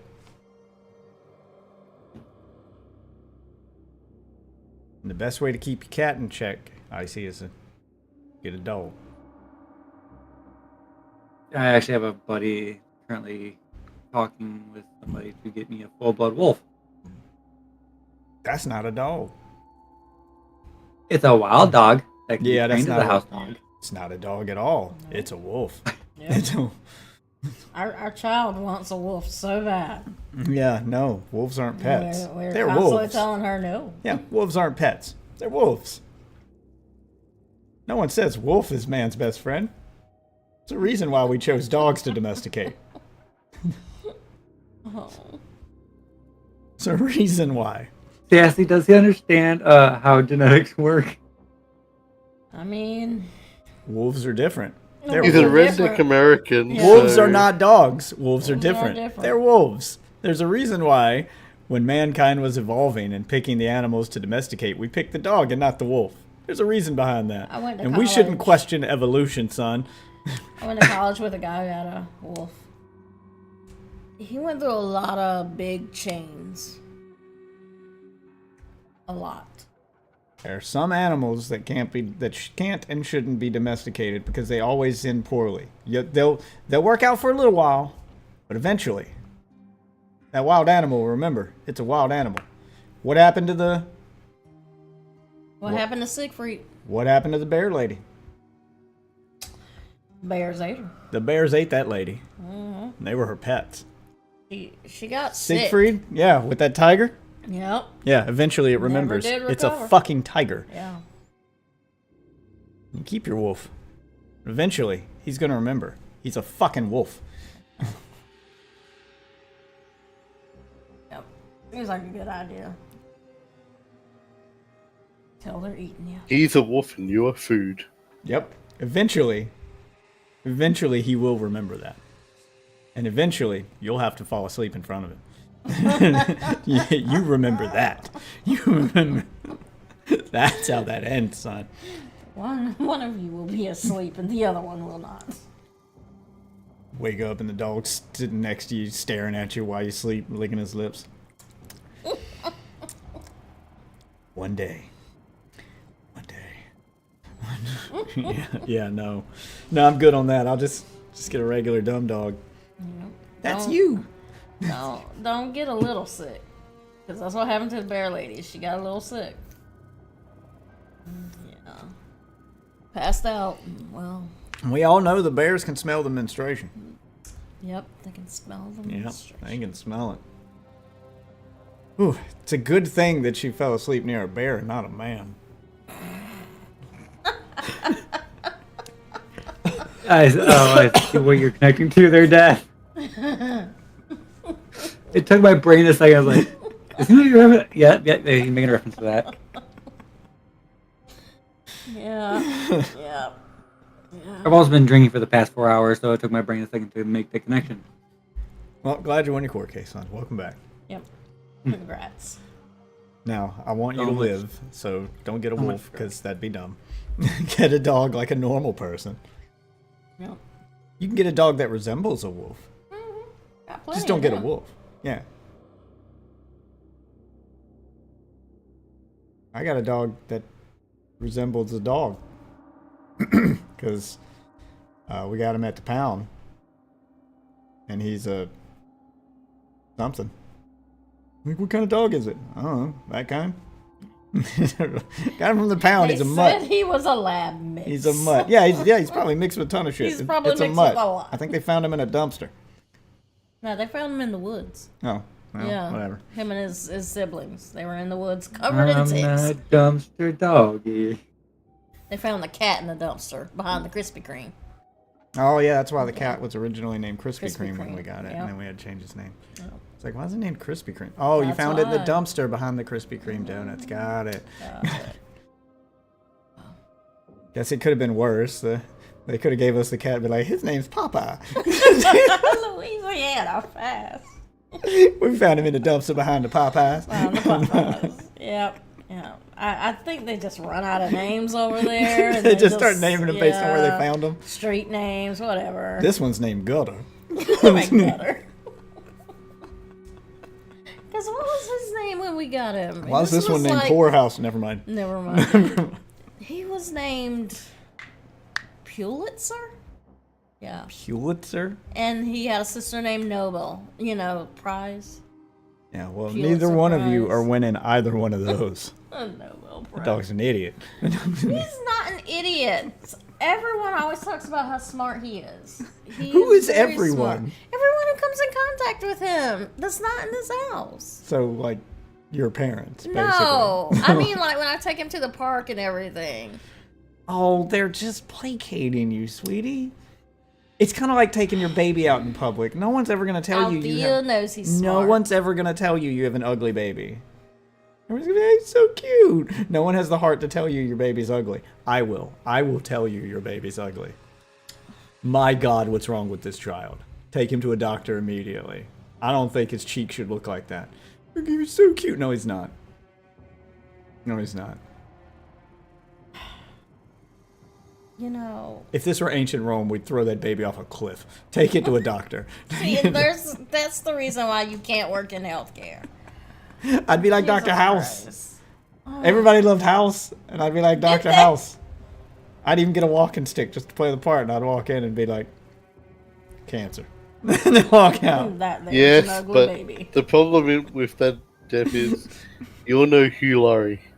No. No, I'm he is better. not. I'm the upgraded version. I'm the new hotness. Really? Yeah. Really? Okay. Well, Everyone knows that the American alternative to that British shit's always better. House was the American alternative, wasn't he? No, he's British.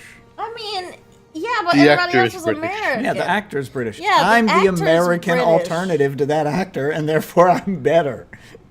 The American what about version. the dude who plays The American version's always better. Rick.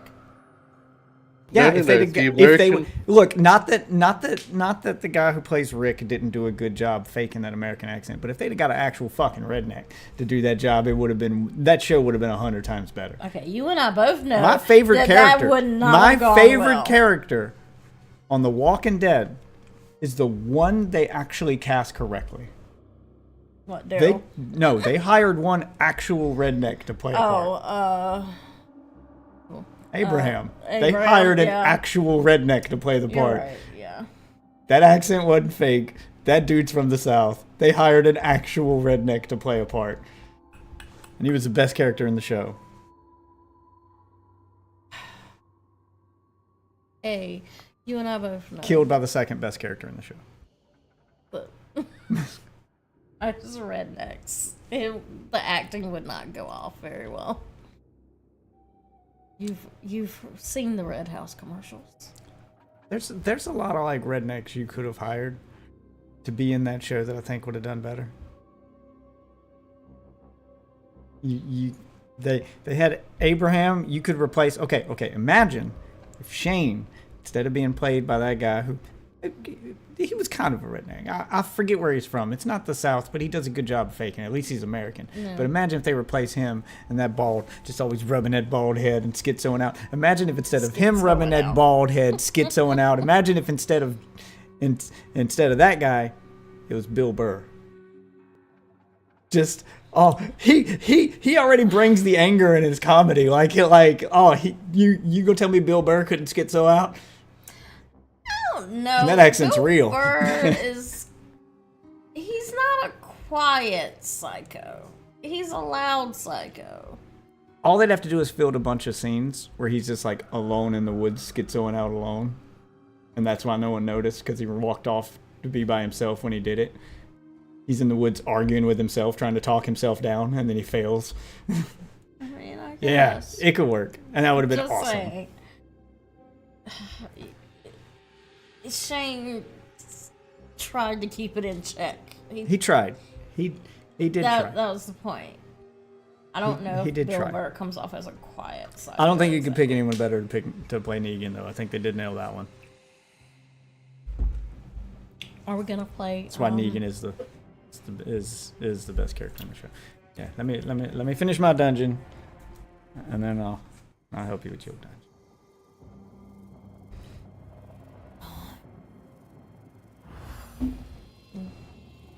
As I started another Are character. you not gonna eat the cheese stick? I'm saving some. It's a for later. bacon. It's a long stream. I'm saving some for later. Okay. What If you're asking, am I going to give it to the dog? The answer is no. No, I wasn't asking, but I was gonna say if you're not gonna eat it, I know that's what he's thinking. thinking. Okay, good. He gave up. I'm going to lay down and be lazy now. That's not the look of I've given up. That's the look of I'm trying to be cute. He's failing miserably. Your two big dogs can't be cute. You're supposed to be scary. I need him to be scary. He's supposed to be a guard dog. And the one time that I needed him to act like a guard dog because, you know, It was this you! He didn't know that. He did. He did not. He did. I locked myself out of the house. And I remembered that I left my window unlocked and cracked open in my streaming room so that it wouldn't get too hot. So I was like, oh shit, the window's still open. Okay, good, I can get into the house. So I didn't knock on the door, obviously, because I live there. No one's inside. No one's there but the dog. I start going through the window. He doesn't know who's coming through that window. He's not in that room. All he hears is something coming through the window. And what did he do? He started barking and barking from the other room, not knowing who's coming through this window. And I was not quiet about it. I'm knocking shit over. I'm trying to get in this window. I knocked over my streaming light. I'm like, shit. And I'm just like, God. I fell through the window to get in. And I walked to let the dog know it's me and to calm down because I don't want him to bite me. And there was no danger of him ever biting me. He's hiding under the bed, barking, not knowing what's happening in the house around him. Just shit, something's happening. I better hide and bark. Hide and bark. Worst guard dog fucking ever. Okay, first off, He failed. He failed the he test. does his job just fine when I take him Is out his with job me. to hide under the bed? Because That's what I tell the children to do. Because they're I- supposed to do that while the dog fights off the intruder. I was He forgot his role. Parked in the car next to this house with this stupid dog, and he actually, got riled up and scared the dog off. Okay, and he's also scared off quite a few people. I'm sure who that's what he shouldn't thought be. he was doing under that bed, scaring Well, someone off. I don't know why. They'll hear me barking and they'll leave, and then I won't have to confront them. He knew it was you. Intruder's scary. I don't want to have to confront intruder. Intruder's scary. And plus he was younger then. Didn't But break a anyway, sweat. Okay. he was. How many excuses you gonna make for this bad guard dog? He's not a bad guard dog. And like I said, he has proven himself to me time and time again. She's not bad in bed. She laid there stealer than any girl's ever laid there before. You know what? She put a lot of effort into the laying still that she did. Being still. Once again, I didn't realize that was a thing. You didn't think it was. realize- What do you mean you didn't realize it's a thing? Why would you not realize it's possible for women to be bad in bed? Because there's no No, it is very possible for women to be bad in bed. The reason you don't think it's possible, and the difference is the reason why you don't think it's possible for women to be bad in bed is because men are still gentlemen, and we're still kind enough to not tell you when you're bad in bed. No. We're still kind enough to the reason to be like, you know what? the reason She that tried. I don't We're understand sympathetic. Whereas how- you guys No. bad in bed, you can go tell all your friends and tell the world. No, and a guy's like, yeah, she was bad, but you know what? She tried. No. Maybe I can teach her to do better. Yeah, like you like. Really? How many we're- times have I heard a we're girl under- say that shit? We're understanding. We're understanding because we're But gentlemen. No, Okay, the reason that's how you know you've got a high value man. Oh, please. The reason that I did not understand that was even a thing is because that doesn't make sense. Why doesn't it make sense? What Not does your every- body want? Not everyone's good at Do every. what your body wants. It's not rocket science. You've it worked makes in the- you feel have, good. You have worked. Do what it wants you to do. You have worked in the healthcare field long enough to know that a lot of people just don't listen to their bodies. I mean, what are you yes. talking about? I get it, I guess, but I don't know. My brain does. What's this screaming pain I'm hearing in the back of my neck? Doctor, it's it hurts. nothing. It hurts every time I do this. Well, stop doing that. Well, stop. I'm sorry. I'm a selfish person. If something feels good, I'm gonna do it. And if my body is telling me, hey, you wanna feel good, move XYZ. No. It's because these are the dumb bitches who think that it's my job to make them feel Yeah, good. no. I'll be waiting all And they'll be day. the first bitches to scream that Now this it's the is man's fault. Yeah, no. He didn't make me come. That's not his job. Like, you're both in this together. Yeah, like I'll be waiting all day if I'm just waiting on the man to fulfill every need. Sometimes I have to. Like, I'll even say that, fine, I'll give it to you. Maybe the man's a little more responsible. Like, I'm not saying we got to meet halfway, but 70-30. Like, you got to put some effort in. You can't just Yeah, no, you're responsible for that shit. lay there. Yeah, you can't just lay there. What's wrong with you? I just if you laid wanted there to while feel it happened good, to me. then you need to, get your lazy cunt up and do something. Victory is mine. I don't know how else to explain this. Like, it blows my ever-loving mind. When you told I me have no that space chick was for bad that. in bed, I was like, excuse me? Yep. So men have a phrase for that. We call girls who fuck the way she fucked. They're called Hey, she didn't fuck. exactly. That's why they're called dead fish. She was a dead fish. Just fucking laid there and ain't do shit. She's one of those bitches who thinks the fact that I'm even giving it to you should be enough. I mean, The fact that I'm here just looking at me should get you off. Yeah, okay, I hey, should she wasn't a looker. No. Right, so No, she I'm gonna wasn't. stop you right there, bitch. You can stop with that line of thought. See you. I don't understand it. I just don't understand it. I have a hard time with people who This is aren't why it was getting this what is why they it was so want. shocking, because she was okay, but she wasn't hot. But usually that attitude is only there with really hot women, because they think the fact that I'm here is enough, which is why I typically like don't fall for the, oh, she's super hot. Like, I don't chase Yeah. after those girls because they're usually a letdown. Yeah, they look good, but when you actually like get past They're the usually looks, bitches. yeah, well, not even just, well, they are bitches because of the attitude, but I yeah. mean, once you get them in bed, they usually put forth the minimum amount of effort. Because Because they don't it's a usually have privilege to. just to Yeah. be with me. You should be pleasing me. The fact that I'm naked is pleasing you. Yeah, like they have that attitude, and they end up being boring in bed. You will have way more fun with an average or above average looking girl than you will the stereotypical hot girl. And see, So, like yeah, said, I don't get into that maybe for this that reason. is- Like maybe, I don't treat them like they're special or chase after them for that reason. 'Cause I'm like, oh. maybe as an ethnic woman, that's why I'm having trouble understanding this, because I don't have many. Yeah, it's also more friends- common with white women. Yeah, I don't have many friends who are like, it's a privilege. here. No, I need to get mine too. I'm not gonna. No. Yeah, that attitude I'm is making much. sure that my back gets scratched just like yours. Yeah, that attitude is much more common among white women. Yeah. No, Which is why I got bored with white women. I don't get it. I just, it's like that time that girl looked at me and my friend and was like, "I just don't have the urge anymore." They make I'm not pills for saying that shit. I'm not saying you don't find it with black yeah, women, I'm because sure. you do. I mean, There's- look at that look at that Yeah. look at that bitch who plays the witch in Wicked. I mean, she seems I like would- she's got a lot of problems.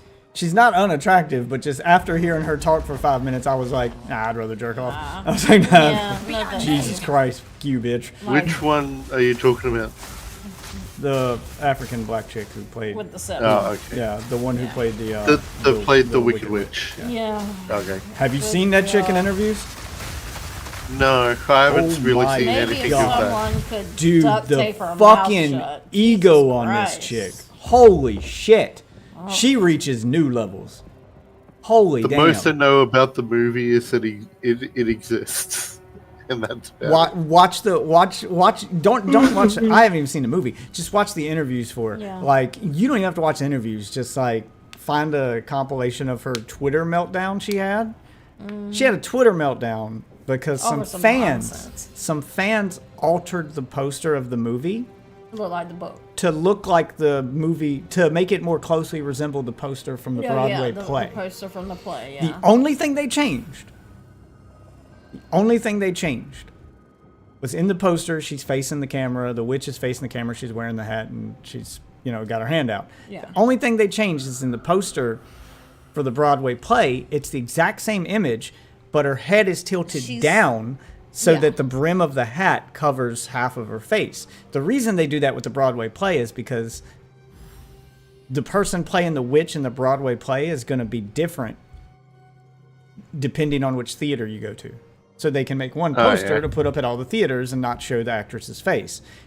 It's a better Basically, looking all poster. you see is The mouth, the yeah. like the bottom of the nose and the mouth. Yep, that's it. And then the Yeah, I just looked it up there. yeah. So they altered the poster to do that so that it would resemble that one because it's a better looking poster. It's more ominous when you don't see her eyes and when she's not And facing the it's camera. not even, it was This like a bitch- fan did thing. It was a was- fan made yeah. thing on Twitter too.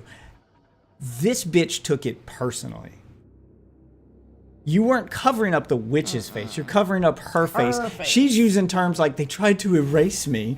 They tried God. to that hurt my soul. Like, I've never seen something so disgusting in my life. And she took it Jesus so personally. Christ. And the Yeah. fans are just like, we just thought the other poster was better. What the Yeah. fuck? It was just a better looking poster. I'll Yeah. break you. Artistically speaking, like it's nothing against you personally. We just think that looks better. Yep. Yeah, just oh my god, the ego on this chick. Yeah. God damn. And plus, the poster has the Broadway poster has this slight smirk Yeah, to her look, Yeah. which that's what builds fans were into her saying. Yeah, Yeah, that's what fans were saying. It captured the character better. But the actual movie one, she's just got this blank Yeah, look. it's just about her. Yeah. Yeah. It's because you're not looking at the witch, and she made that very clear that you're not looking at the witch in her poster. You're looking at her. It's her. about her. Yeah. She is the witch. And I'm like, that's oh man, not the what ego being on an this chick. actor is supposed to. You're playing a character. It's not about. Like, I think the best description of an actor came from one of the best movies ever, and it's the one that explains how Robert Downey Jr. got away with blackface. Yeah. In Tropic Thunder, when the director of the movie in Tropic Thunder is like, you want to be an actor? You want to slip into the skin of another human being, to walk in their shoes, you're becoming another person, which he was basically indirectly explaining. This is why we're doing blackface in this movie, because it's part of this character. That's basically what he was doing. He was explaining the blackface indirectly, and you know what? It worked, because that was the one time. It's the one we got on the board. The one time we got away with doing blackface. But yeah, she's. No one cried foul.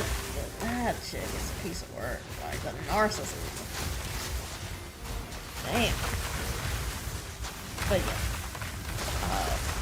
Actually, she when you talks started about- talking about that, I more thought you were talking about Ariana Grande having the No, attitude. the black chick's way worse. I mean, Ariana Grande's bad too, but somehow this bitch trumped her. Like, there's interviews with the two of them together, and there's stuff she says that even Ariana Grande is like, damn, bitch. It's like, just takes a step back and goes, oh, tone it down. And then she even tries to tone her down. 'Cause she's like, Well.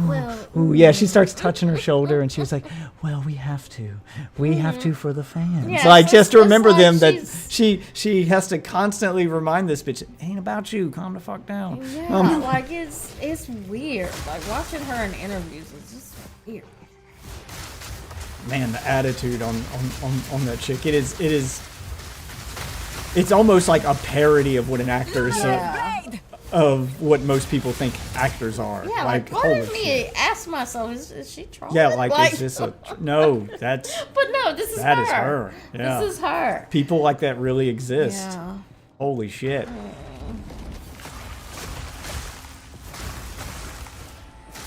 But yeah. I can't get on board with the whole. My presence is just. So, you know, as it's attractive good as she enough. is, I would rather jerk off. Yeah, no. I would rather jerk off. Yeah. I'd rather use my imagination. Because she's one of those chicks in bed that's either going to do nothing and think that that it's a privilege to just Her be with her. presence. She's either going to do nothing at all or try to do too much and be over performative to the point where I can tell you're just like acting now. And then it's not fun for me. Because I can be like, okay, calm down, bitch. It won't that good. Jesus Christ. It's just dick. It's not changing the world. But that's the attitude that she has. Like, she legitimately thinks like she's not playing a witch. She's changing lives with this role. I'm like, nah, not really. you're just playing the Wicked Witch. Can we calm the fuck down? It's just entertainment, man. Okay.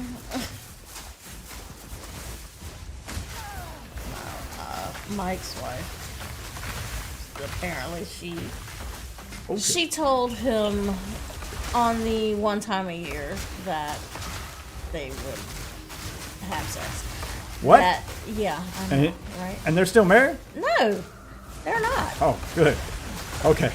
Just you said his wife. Oh, You I'm didn't sorry. say ex-wife. Ex-wife. You I'm didn't say sorry. ex-wife. That's why I was like, and they're still married. They You just have- said wife. They have not been together for like more than 10 years. So when I say Mike's can't wife, do that I yet. assume you know. No, But why would I know this? I know. The rest of y'all don't know.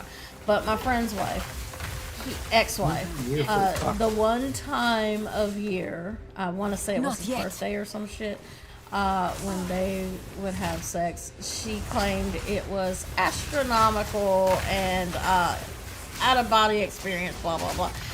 And me and my other friend were like, we rolled our eyes and we're like, dude, she is she's lying to you, because if it was that good, you'd be getting more than once a year. All right, she is lying to you. Victory is Obviously. mine. Read the fucking room, dude. Yeah, and I mean, Man, this is the best pizza I've ever had. I'm never eating at this restaurant again. 3 out of 5 stars. Wouldn't change a thing. But yeah, and I'm not even gonna say that was all him, because she gave me the feeling that she was a dead fish kind of gal. Treasure room? Probably, because people with egos like that usually Yeah. are. Like, and the same's true for guys. Like the guy with the ego who thinks he's the shit and talks himself up like he's got the biggest dick ever and he's the best in bed. Maybe he even does have a big dick, and that's where the ego comes That's from. all he's And he's got, going to talk it up and talk about how good he is in bed. Well, guess what? You're getting a big dick for 3 minutes. Yep, Because there you go. and then he's because he's getting his and he's getting out. He don't give a fuck about you. He's one of those guys. I got in and got mine. What did And you you do? didn't get What did- yours, what that's did on you- you. And you didn't get yours? What did you do wrong? What did, yeah, And yeah. plus, from what I understand about guys like that, they don't really know what they're doing, and basically it's just like it may be big, but it's basically a battering ram. Yep. Yep. Basically. Yep. Saw this in a porno once. This Yeah. should work. Just ram it on. Like, no. I'm like, you realize that even most porn stars aren't having fun. Like, the reason they do the positions they do, where you're like, I saw this in a porno once, and they do some weird, like, Yeah. position.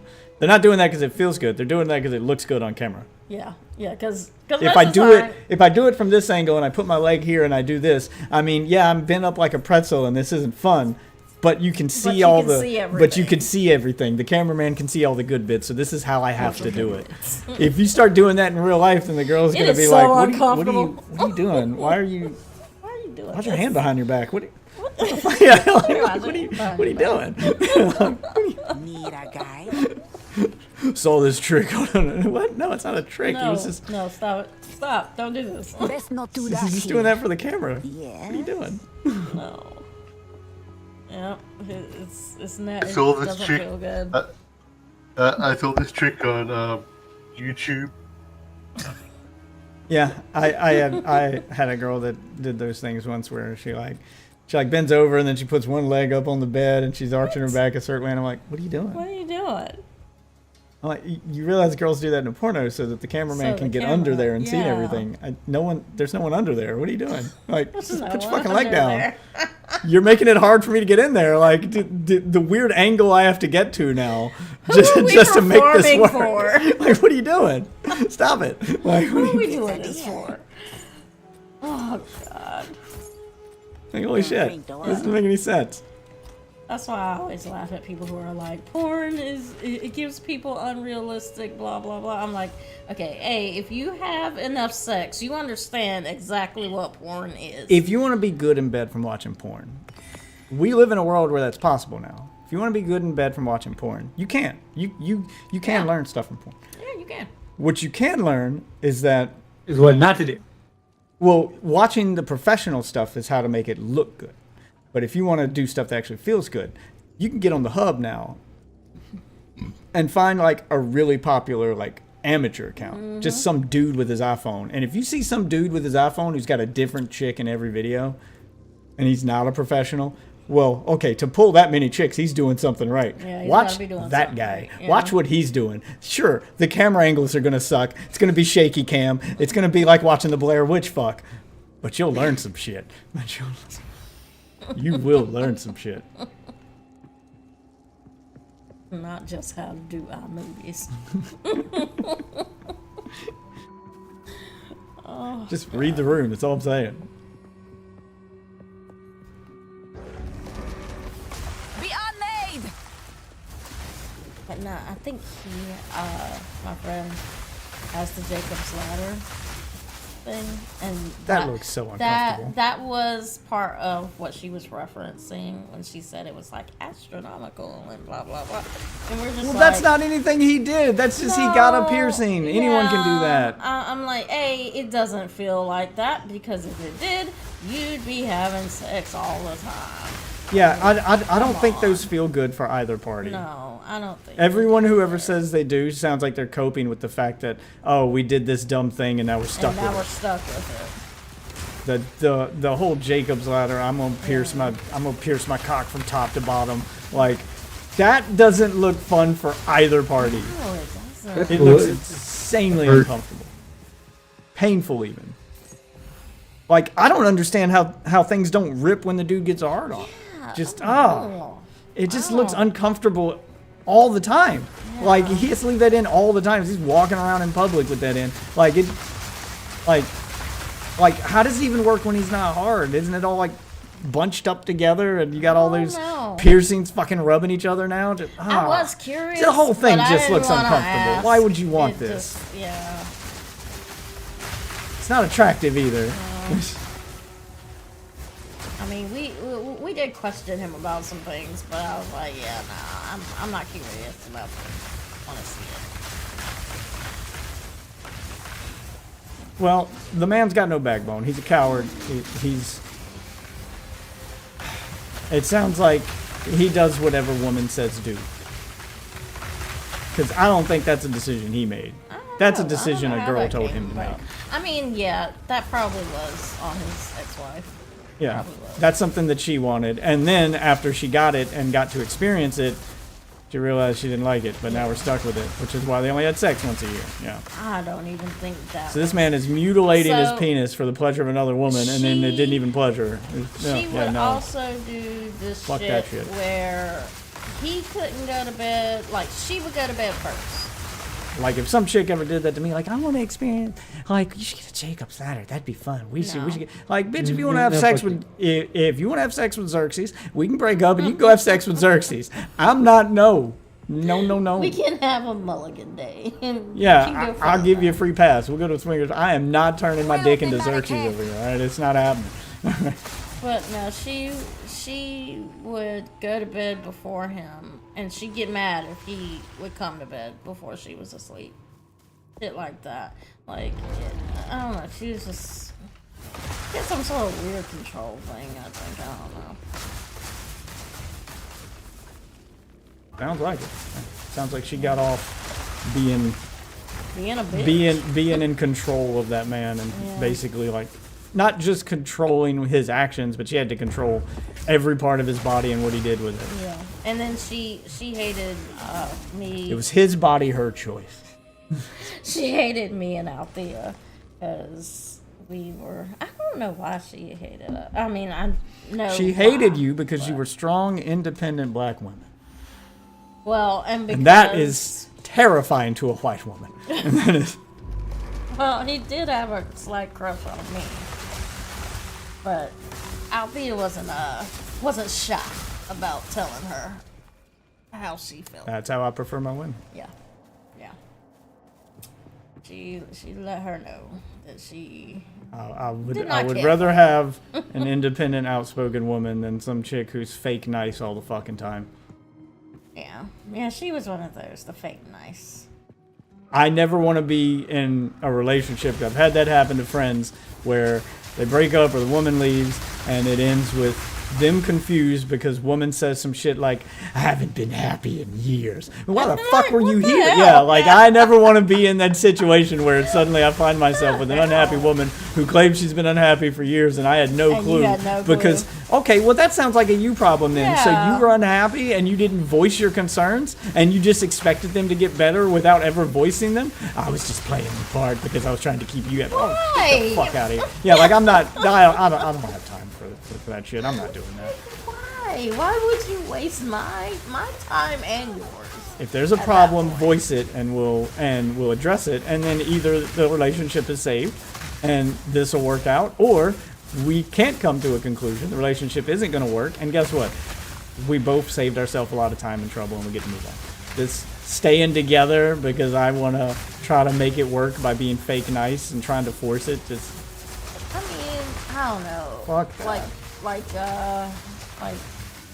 that other guy friend of mine, where I think with him it was the, what is it, the sunk cost Sans, take sort you. of thing, where he felt like Sunk I'd cost been with, fallacy. Yeah, I've still been though. with this chick for 9 years, but so why would you sink more cost into it?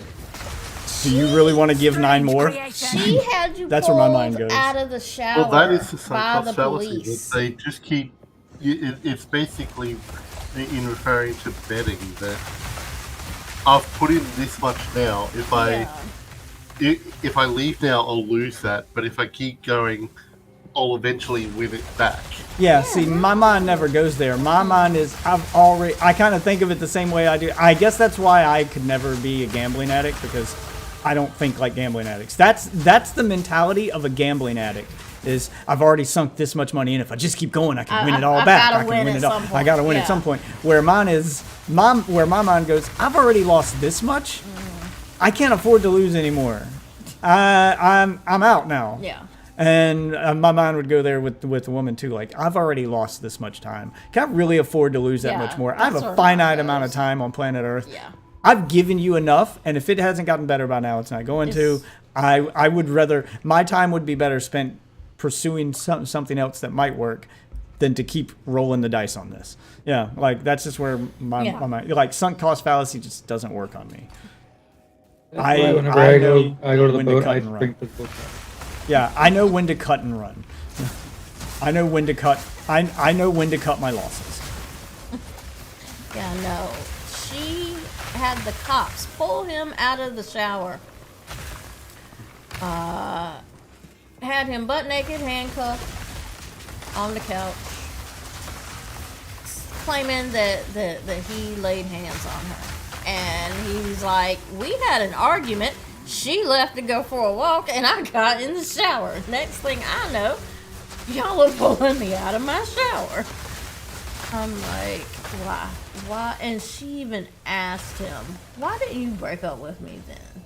Like, Yeah, like that's sunk cost fallacy doesn't work on me because that's where my mind goes and then end up mad. Like even when I spend money in a video game and I've invested time and money into a free-to-play game, soon as I hit like that bullshit or I realize that, oh, this is what this game is, me endlessly giving it money to progress, soon as I hit a paywall or something that makes me go, or they change their monetization like Destiny did, I spent a lot of money on Destiny. I was legit about to say, Destiny.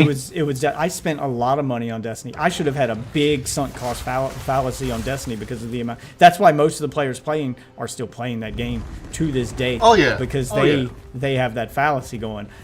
That shit didn't work on me. Like as soon as I saw that, oh, this is what you guys are doing, I'm out.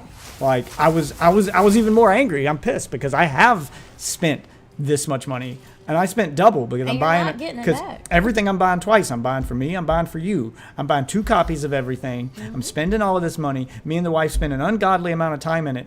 And then prices kept getting bigger and they kept giving us less and less content and the grind Once kept getting Bungie grindier. split- And I was split like, off from so Microsoft, this it went game down. doesn't respect my time or my money. We can just go play something else. I'm pissed because of all the progress and stuff we've made here. But if we keep going at this rate, we're going to be broke and pissed. We can at least keep our money and be pissed. So let's do that. And that's what I did. Like I don't get sunk cost. I just get lost cost. Okay, this is money I've lost, and I'm willing to accept that. Okay, new boss. yeah, I was gonna say, well, you found that I didn't realize it was a boss in this room. So now I find myself fighting a boss. Oh, what's the gimmick with you, son? Lunarize blade! Yeah, once Bungie split off from Microsoft,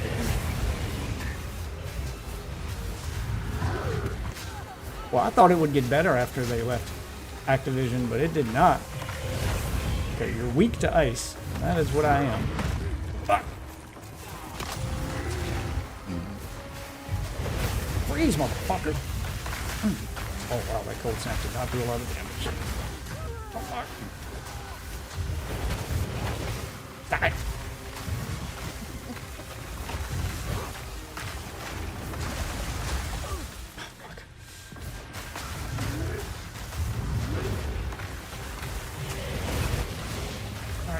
some flaming ice balls. Yeah, there are some things that you do that you don't come back from. If cops will throw me out of my shower button, come back. Yeah. Frozen. Okay, I take a little chunk of health when I'm freezing, but it is not much. Not as much as I wanted it to be. I want Cold Snap to do more damage.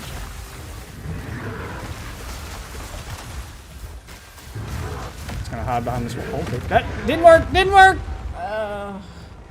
They just jumped over the wall.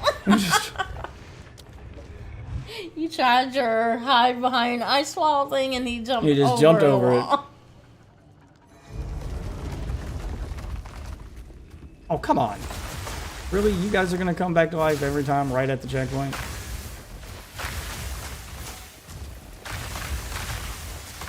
Surprise, motherfucker. Why? Oh, I have a skill point. Spin that. I'm gonna have to go to bed soon, but Oh, a jewel socket. Wait.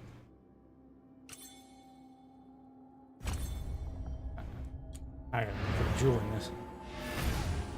That might help me win this thing. Beat this boss and get to the next area so I can unlock a waypoint we can play together. yeah, I'm going to bed. Ugh. And I don't know what to tell you. Damn it. Cause I gotta wake up early and do the kids' hair. Because we didn't get to it. Fine. I'll just keep playing with myself, I guess. Alright. Increase energy shield recharge rate. Recoup and mana on kill. Okay, that one might be a good one. Restoration. Oh, that's for your class. Quarterstaffs. It's red. Enhanced ignite. Life regeneration. Totems. Okay, yep, the blue ones.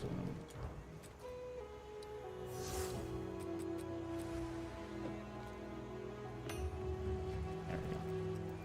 Put that on my tree. How can Anything else on here?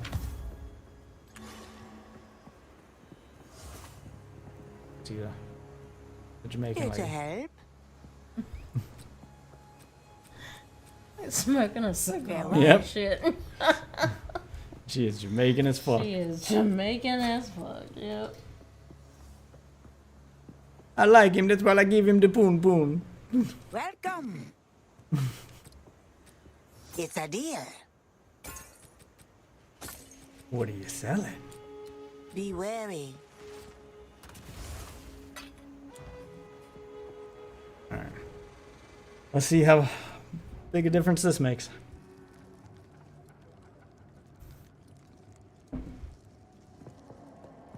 Alright, motherfucker, round two.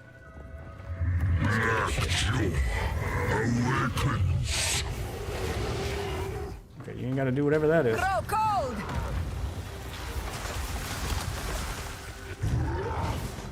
Nope.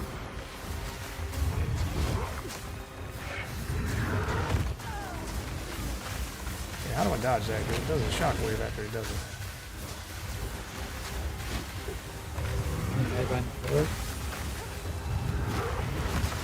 I dodge out, dodge roll out of the way, and I still take damage.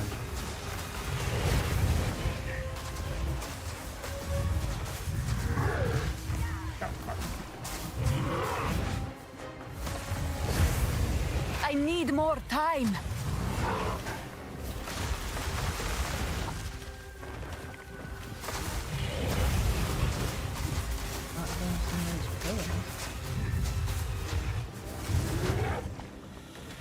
What, you think that that'll actually work?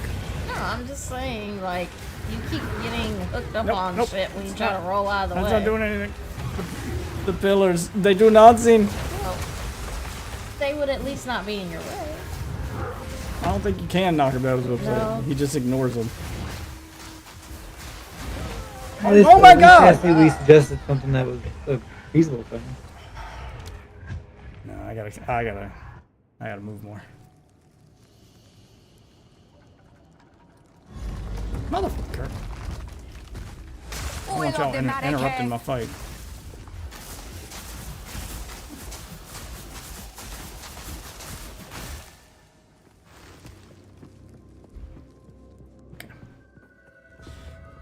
Alright, round 3. Let's do it. I'm trying to disturb. Round 3. Fight.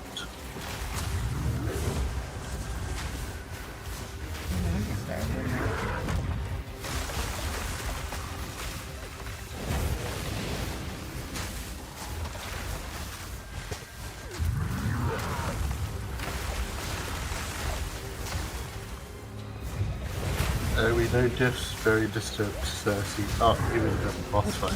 All of my other stuff up. All my other orbs up. I'm gonna keep the damage on him. Poison too. Somebody got a train. Yeah.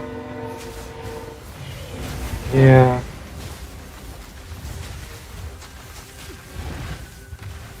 Is that with a fucking horn now, Can't do jackass? that yet. Freeze you. Ah, freeze. Oh, fuck. This thing got me last time. What are you doing? Oh, now you're infused with fire. Whoa, shit.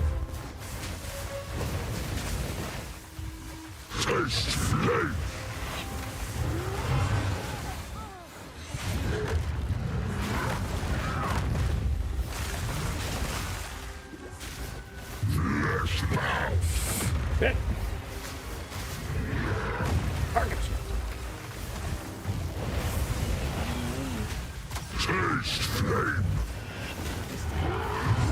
You taste flame. Oh god. I need you to calm down. Snap. No, it didn't do all. The biggest attack does like nothing to him. Oh, shit, okay.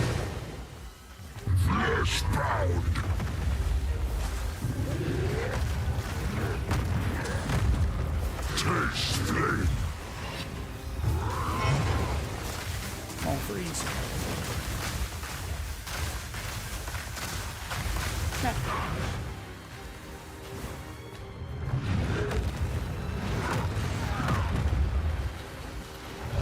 Not yet.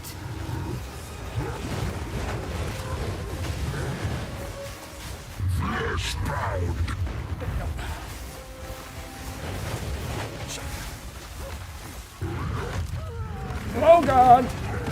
Oh! Come on! How far away do I need to get? Okay, if you just get hit with any of them, then you're just fucked because you're stunned and you can't get out of the way of the other two. By Garokan!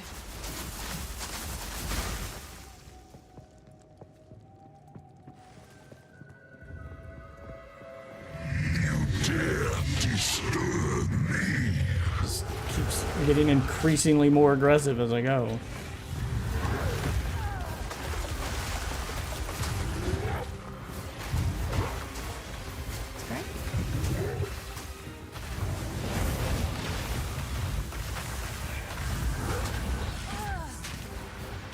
Takes so long to set up all the ailments I want to put on him.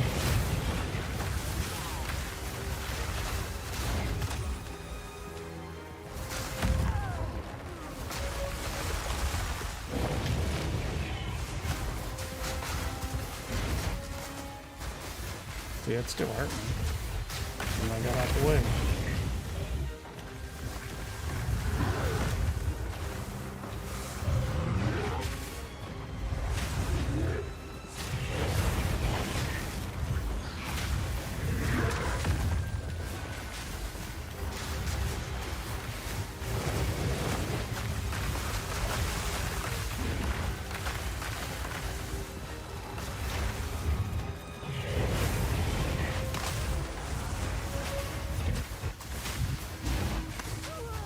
Still doesn't. Which is bullshit. I try to time my. What the fuck is that? That banger food. What is it?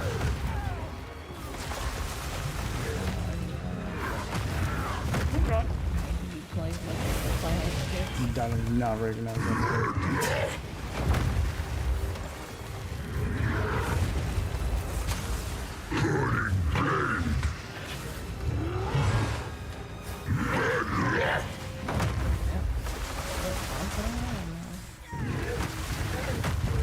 Dude!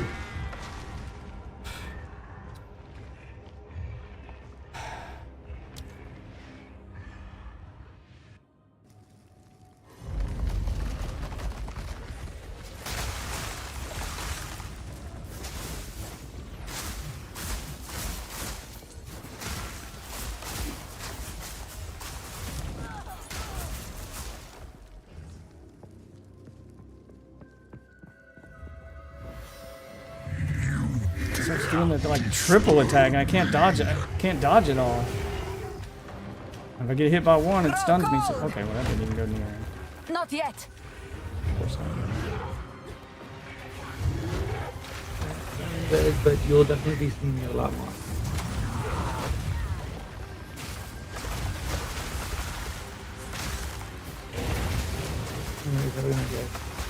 Night, man. No. Right.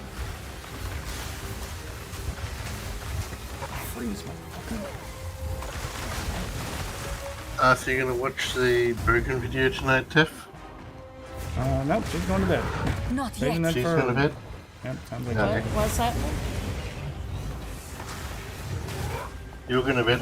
Video that I would put in the chat for us to watch.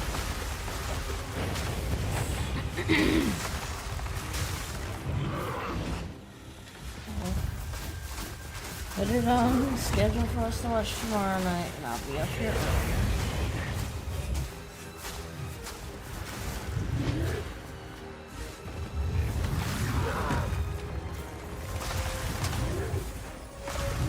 Alright. Good night, Ozzy. Night. Have a good evening. Shit! Oh my god.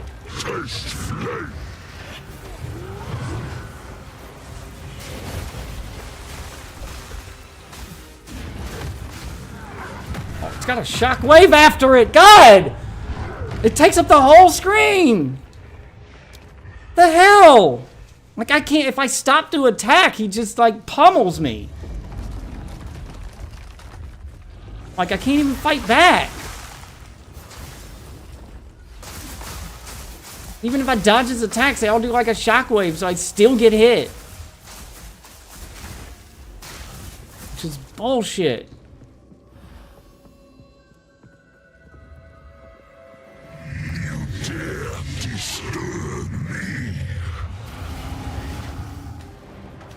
Your death comes!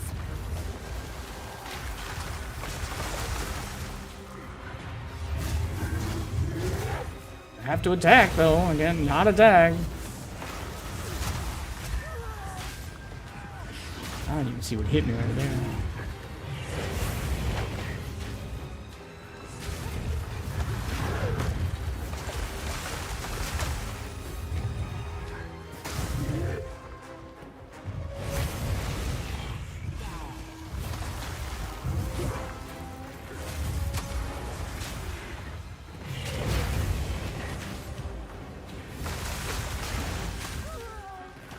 Still got it.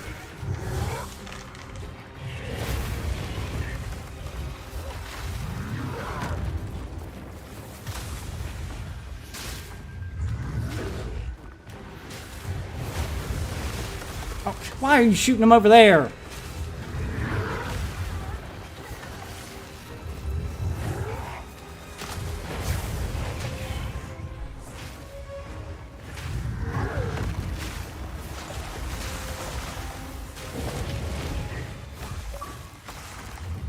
Whoever is inviting you to this, please stop. Somebody watching the stream, please fucking stop before we get banned. I can't see my screen when you keep doing that.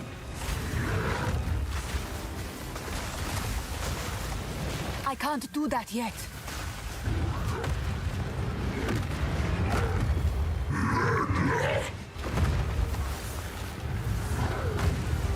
Trying to kill him with damage over time effects instead of trying to rely so much on attack.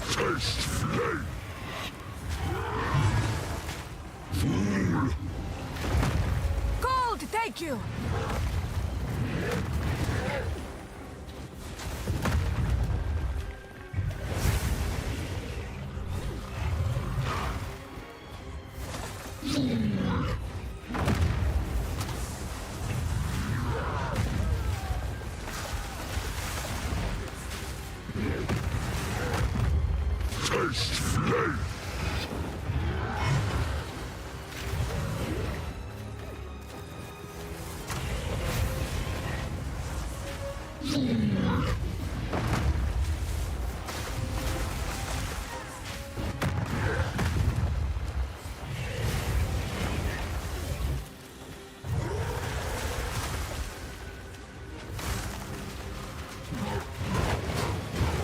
Oh my god damn!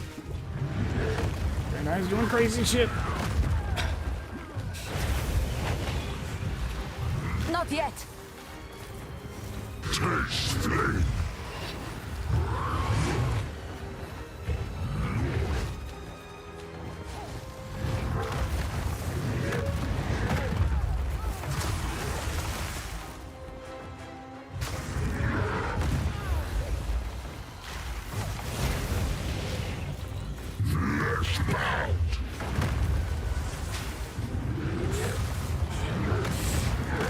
Jesus.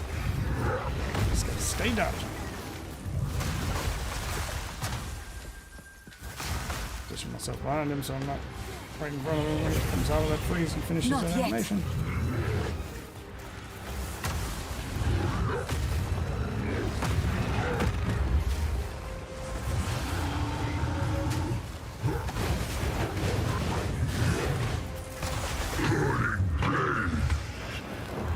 What are you doing?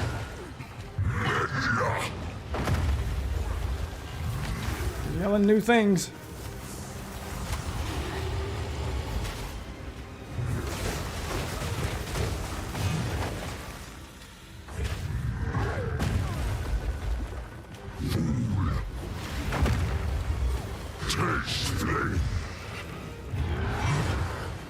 Solarite iron!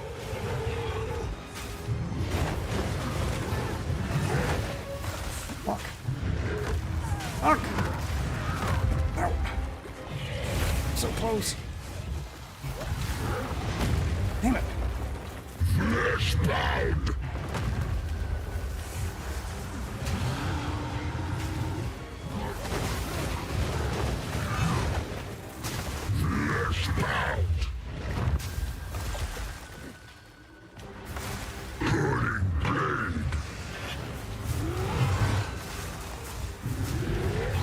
Gotcha. Stone One, your duty has ended. Oh, Jesus. Oh. Okay, bad guy dead. What's left to explore here? I get grants plus 10% fire resistance permanently. Yay. He was an optional boss at that. Okay. Oh, and a gem to level up.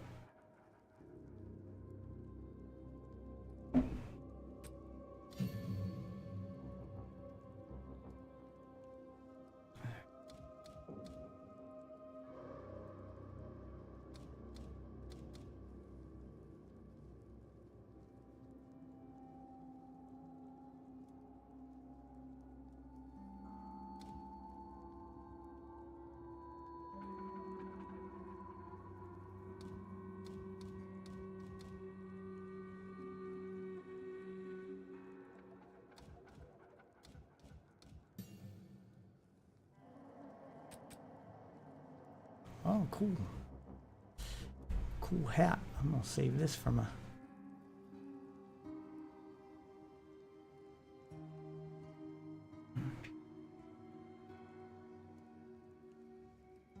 Save this for my dexterity build character. Yeah.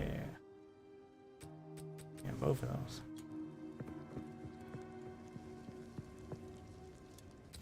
Okay.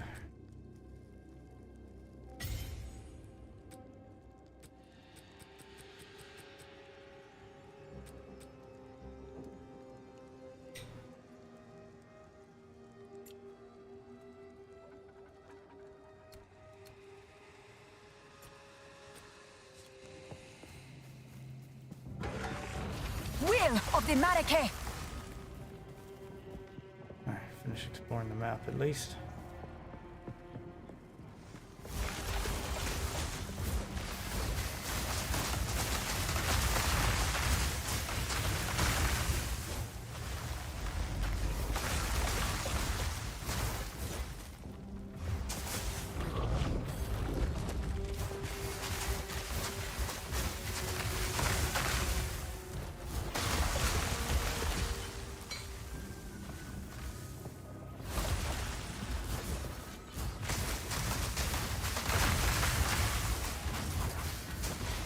Wait.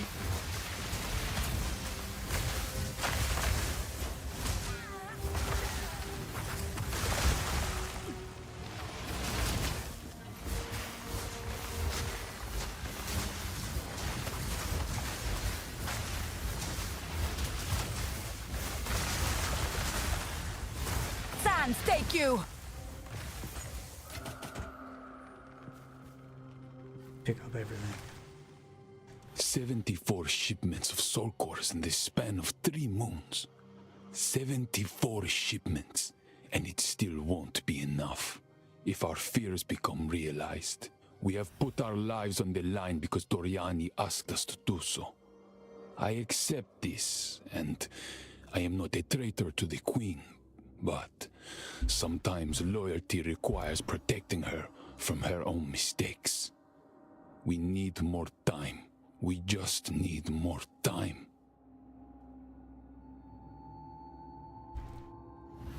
Okay. Yep, I need to go get a drink. Got some Monster in the fridge I haven't drank yet. Go with my pizza. Now that we've beaten that boss. Oh my god.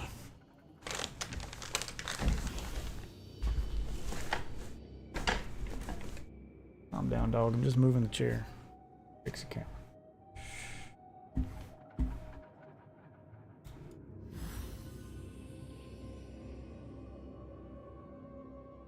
There we go. Okay. I'll be right back, witches. I'm gonna go grab a drink. See you when you get back. Yep, be right back.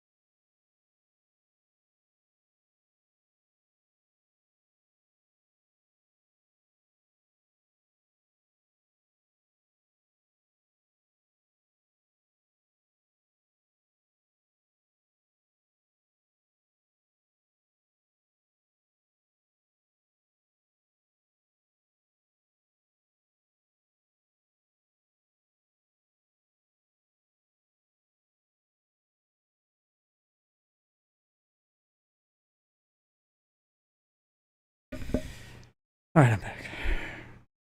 Take a little break. Try this new monster. Peaches and cream, baby.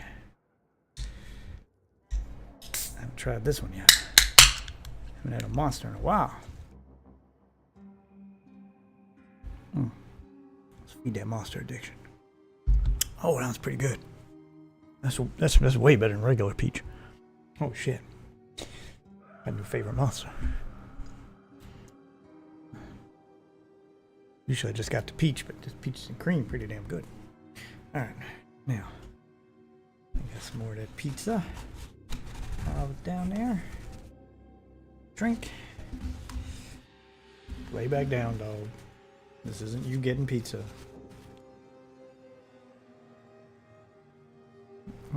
And breadsticks.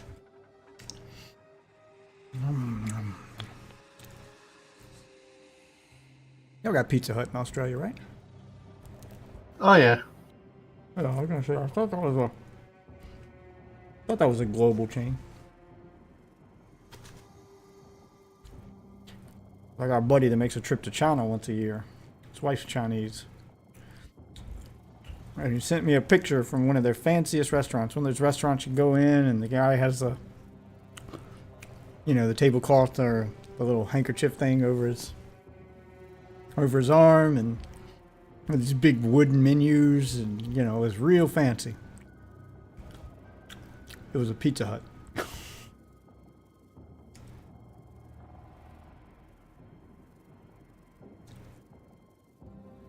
It was weird seeing a super fancy Pizza Hut with like candles on the table, chandeliers and shit. He's like, it's a fucking Pizza Hut, bro.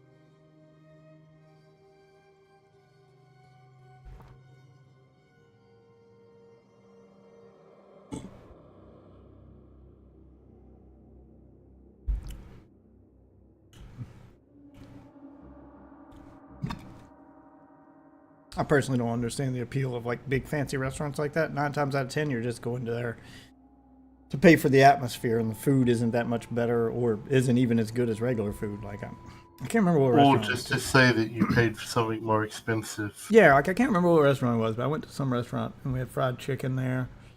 It had like this fried chicken plate, and it had this dish, and it was super fancy, super expensive, and they had like grilled chicken, fried chicken. They had a lot of different chicken and steak dishes, and I had the fried chicken and some other stuff, and I remember eating it going, KFC's better.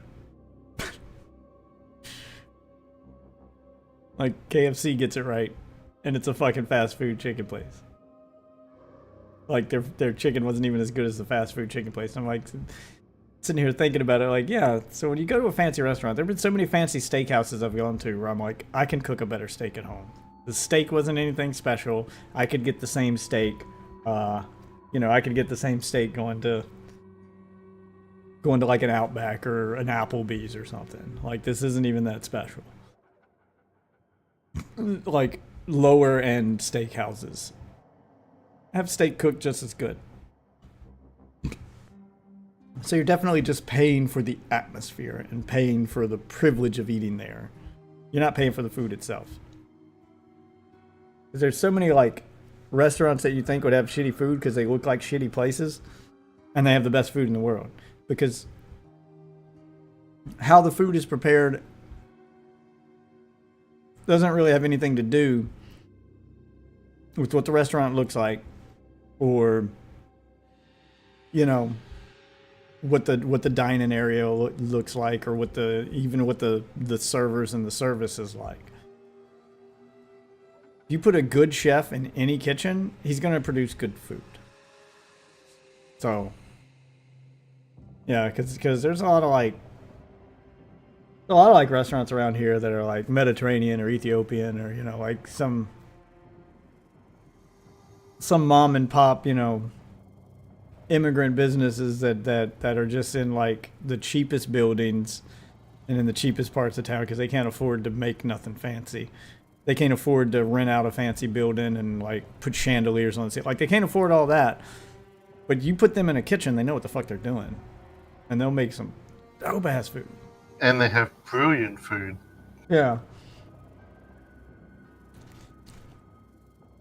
So that's all that matters. So like, you have to learn to stop judging places based on like how they present themselves and that they look fancy, because that's all just a gimmick.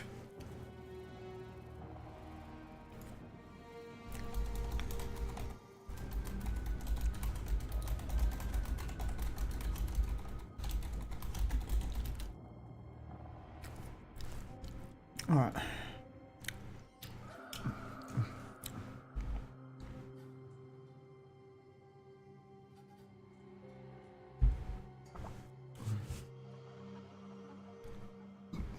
Because everybody hates on like fast food places because they're fast food or because they're chains. Like I know people hate on like chain pizza places is one of the popular ones. And people hate on like Pizza Hut or like Domino's, and I'm like, okay, well let me go try one of these pizza places they recommend. And like we've got some mom and pop pizza places here I go to, and they're greasy and disgusting, and I'm like, Pizza Hut's better. And then you start thinking about it and you're like, you know what, this place became a chain for a reason. It was good enough to garner enough business to become a chain. So why wouldn't I eat here?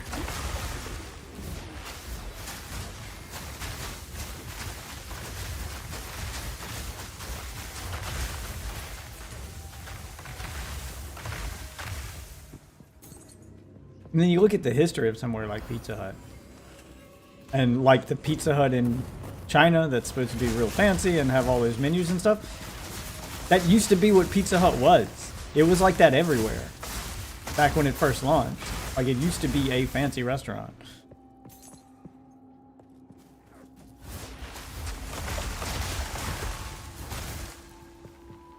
I don't know exactly like when it changed to being just like fast food pizza.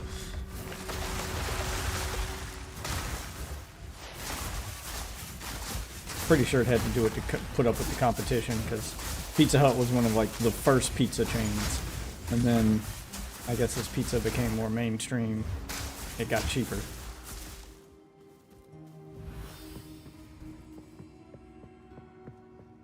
But it probably was like they decided, hang on, we can make more money by actually catering to most of the people rather than just a small section of them. Well, Pizza Hut was one of the first places in America. I'm pretty sure, I don't know about the rest of the world, but in America, it was one of the first like places to serve pizza. Like when pizza first found its way to the States. Like Pizza Hut was this fancy restaurant that advertised itself as an Italian restaurant. You know, bringing you this new Italian dish, pizza, this thing Americans had never heard of. And it was supposed to be like this real fancy thing. And then I guess once other people learned how to make it and realized, oh, this is easy to make, and other businesses started offering cheaper pizza, that's what pizza in America became. It became this cheap, you know, easy thing to make and buy, and pizza places started popping up everywhere. So in order for, you know, Pizza Hut to survive, it had to, you know, change with the times. But their formula never changed. Like, they not only, like, I think they have the best pizza of all the, like, pizza places. Like, pizza chains, like Papa John's, Domino's, etc. Like, I think Pizza Hut's still the best one. And they were the first ones to get, like, creative with their pizzas. Like, they invented the stuffed crust pizza, for instance. Like, they were like, how can we take this easy dish and make it unique? So... I'll be back in a bit. I just gotta go grab some dinner. Alright, later, man. I'll be here.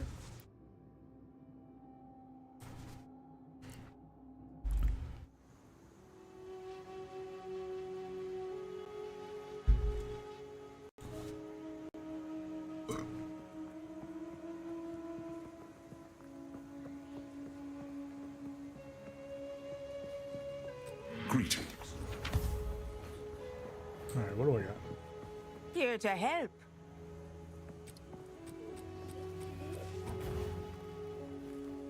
This armor and energy shield.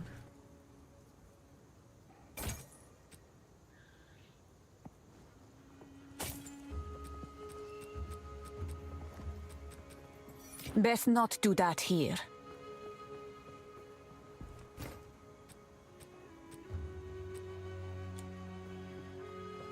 How goes it? Accuracy, rating, lightning resistance. Oh, it's not that good. Evasion rating, energy shield build's pretty good though. I want to keep that. Lightning resistance. No. Keep that one.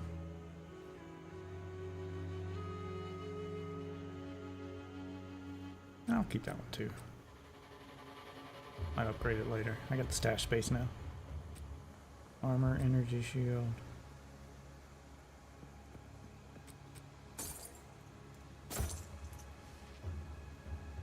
Ooh. Mace looks pretty good. I'll keep that. Watch I'll your keep step. all of that. Might use it from other classes. I don't know. I can always sell it later.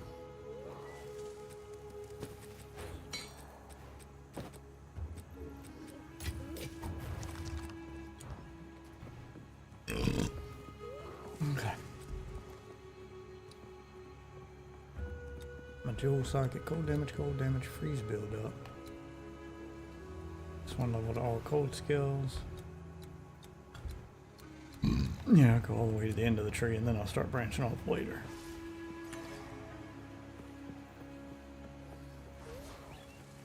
How the hell do I get more spirit? Sure, I gotta like dip into the necromancer tree to get more spirit. But I could probably have like 3 passives active on my... If I could have ice armor and cast on freeze active at the same time and still have room for more skills down the tree, that'd be worth it.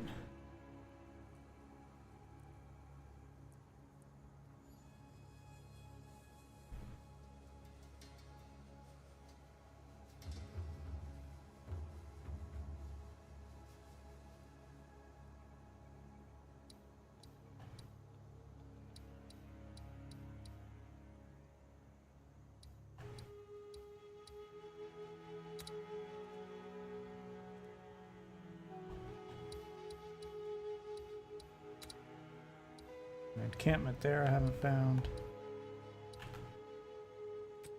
There's a item here I haven't found. We'll go look for that item. And probably watch some YouTube while we do that. What do we got here? YouTube. I'll do some casual grinding.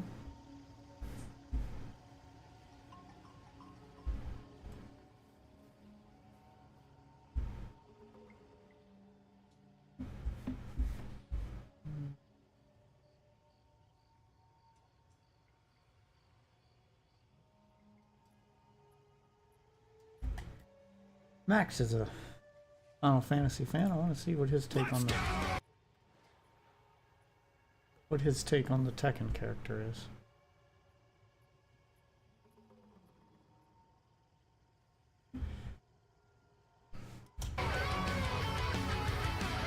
I'll look for this hidden treasure somewhere on this map.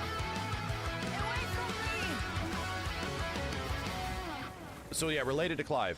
Second point of conversation, the insane deja vu I got. So I understand that people would either like this or not like this. I get it. I think the other thing that's kind of quaint is that even if it was Tifa, even if it was the character that was quote-unquote the popular character, you would get an massive deluge of opinions and players that hate this shit. 100%. You get a ton of people that would really dislike the fact that it's Tifa and she's from a game that isn't even that popular and sold that well. Don't get me wrong, this all would be taking place in just maybe a different skewed direction. I don't think maybe as bad, but maybe would be getting a pretty comparable amount of animosity in this direction. All I have to say is that Tekken got a guest character that's from a game that's kind of out there and may have been not that popular, That game got a fair amount of like criticism, just and it put some feels like chicken not a dim lot sum of people cook. like it.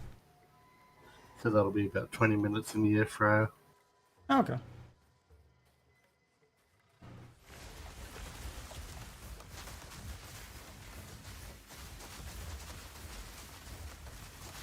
Oh my god. You fucking target the thing directly in front of you. Why is it refusing to target the thing directly in front of me? The thing that's actively hit to giving me damage. Hit that thing first.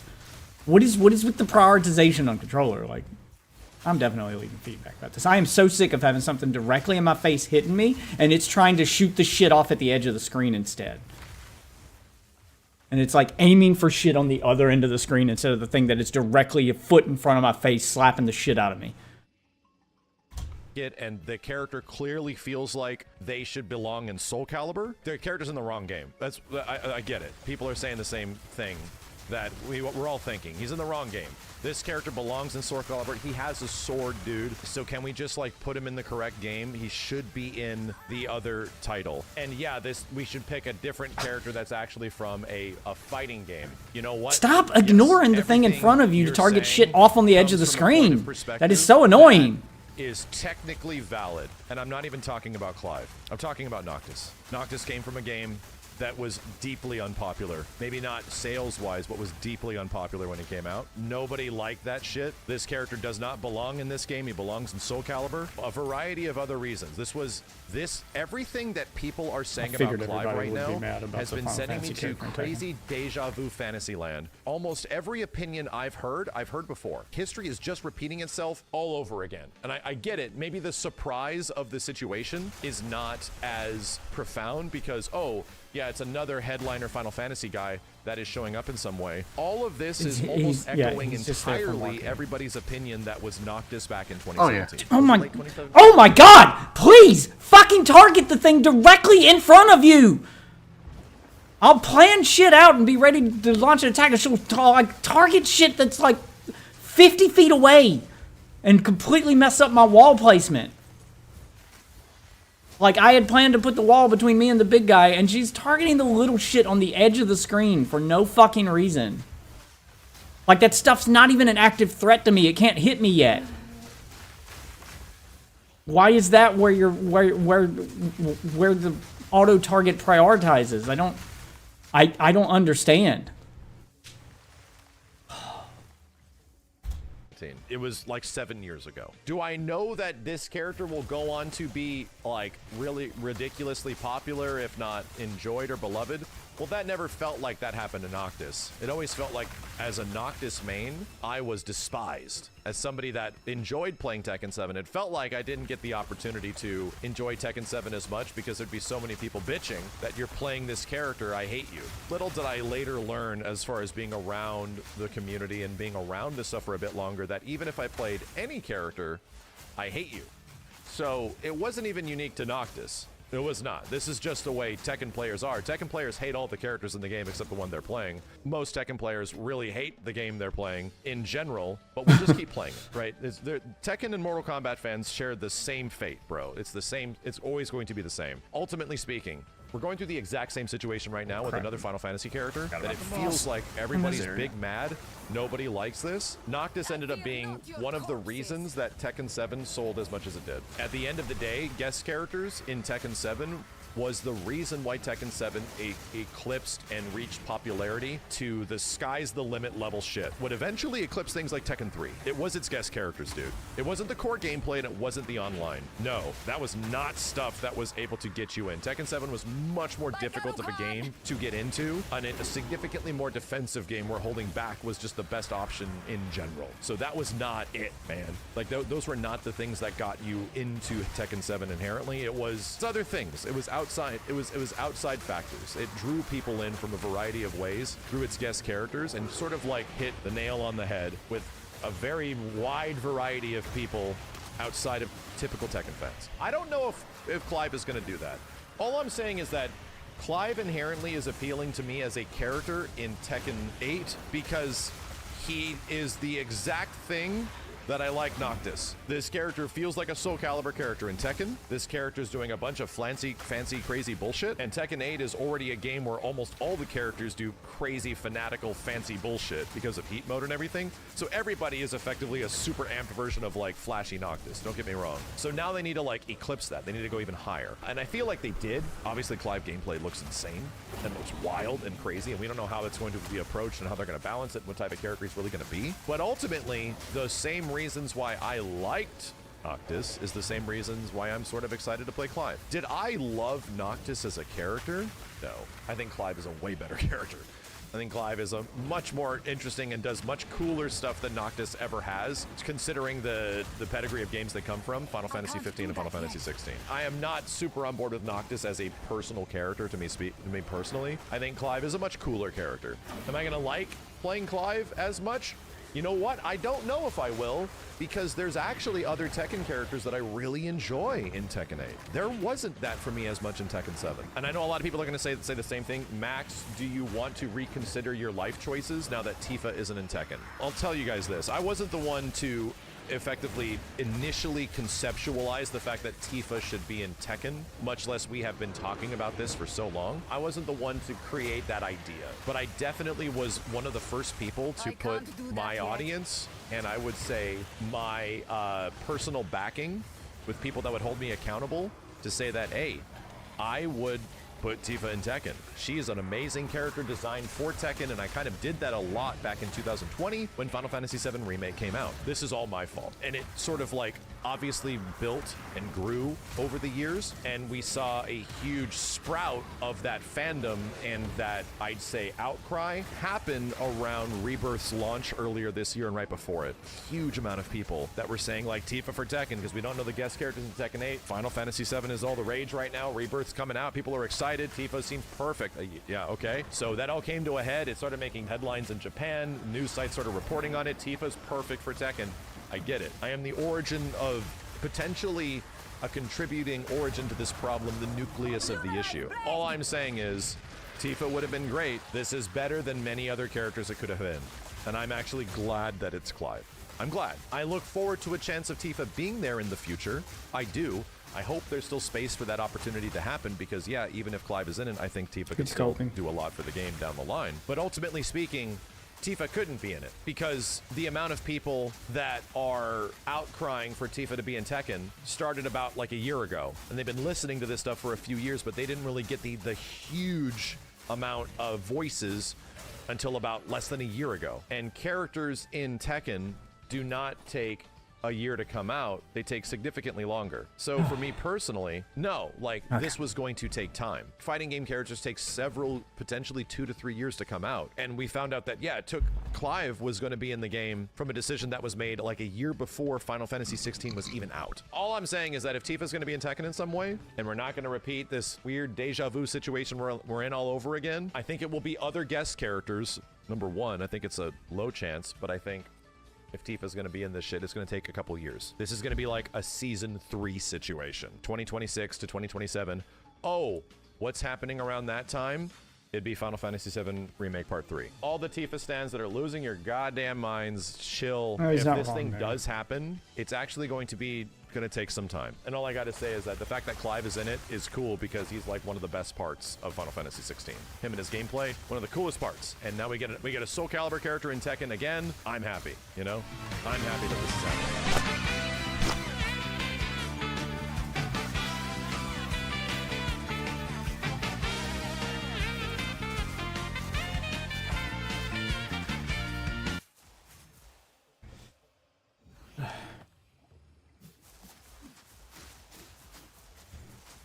What else we got to watch? I'm not saving for the wife.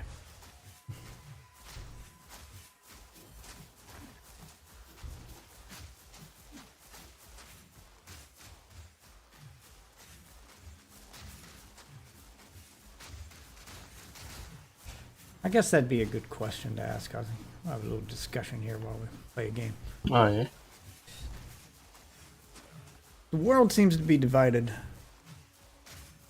And I think you're the right person to ask this question too. The world seems to be divided, and we can kind of contextualize this into something more up our alley and related to the stream, but we'll just start with the world event. What's going on?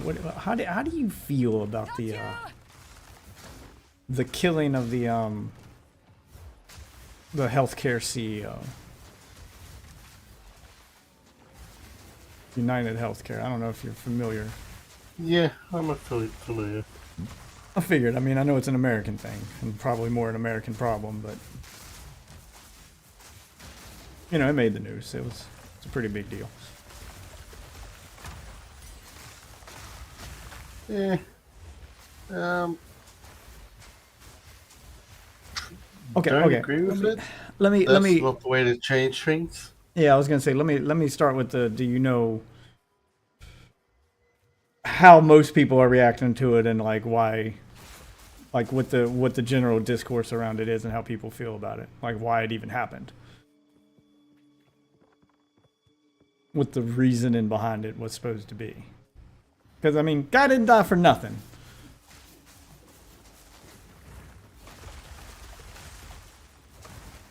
This wasn't like some personal vendetta, like he banged some dude's wife and then, you know, got his just desserts. Like there was a reason that he targeted that CEO and went after him.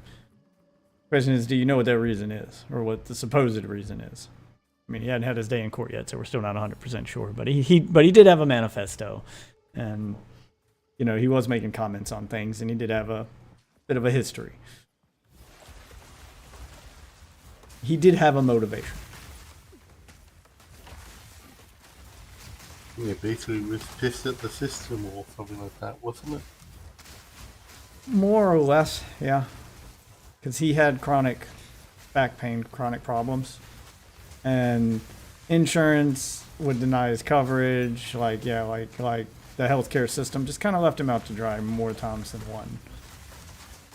And while he's suffering, the CEO's getting richer.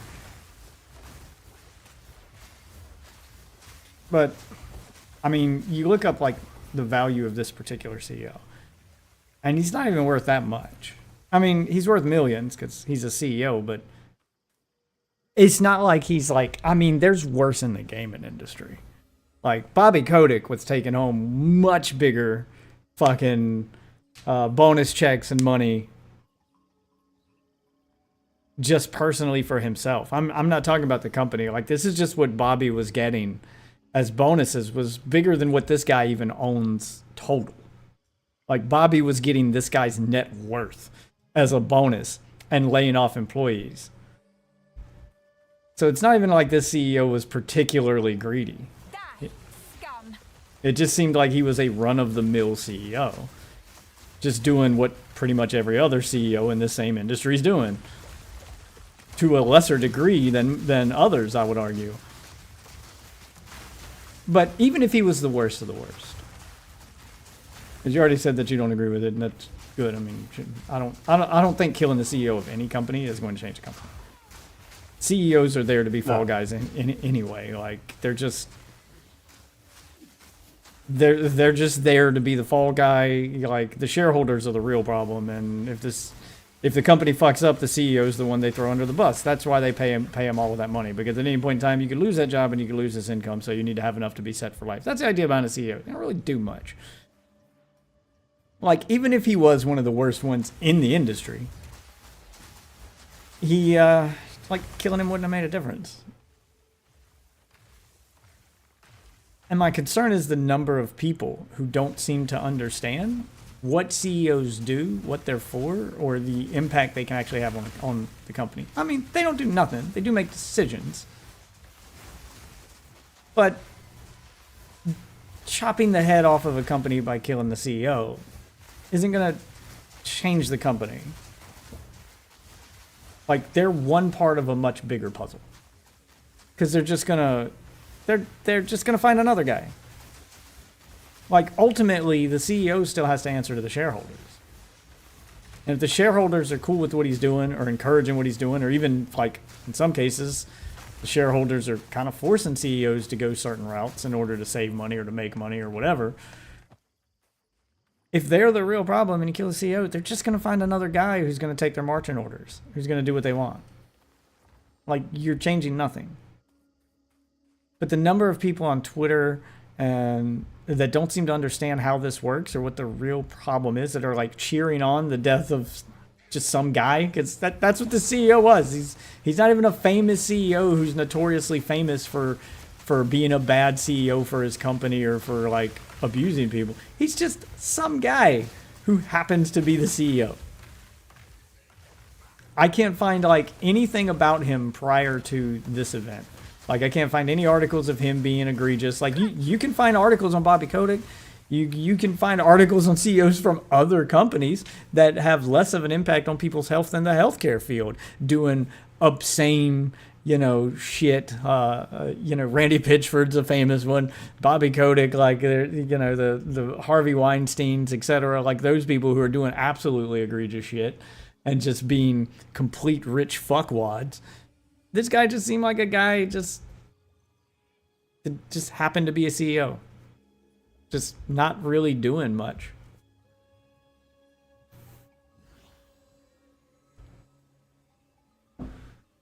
I don't know about the specifics, but it's wild how much power insurance companies have over people's lives. Meanwhile, CEOs are just getting richer off of their suffering.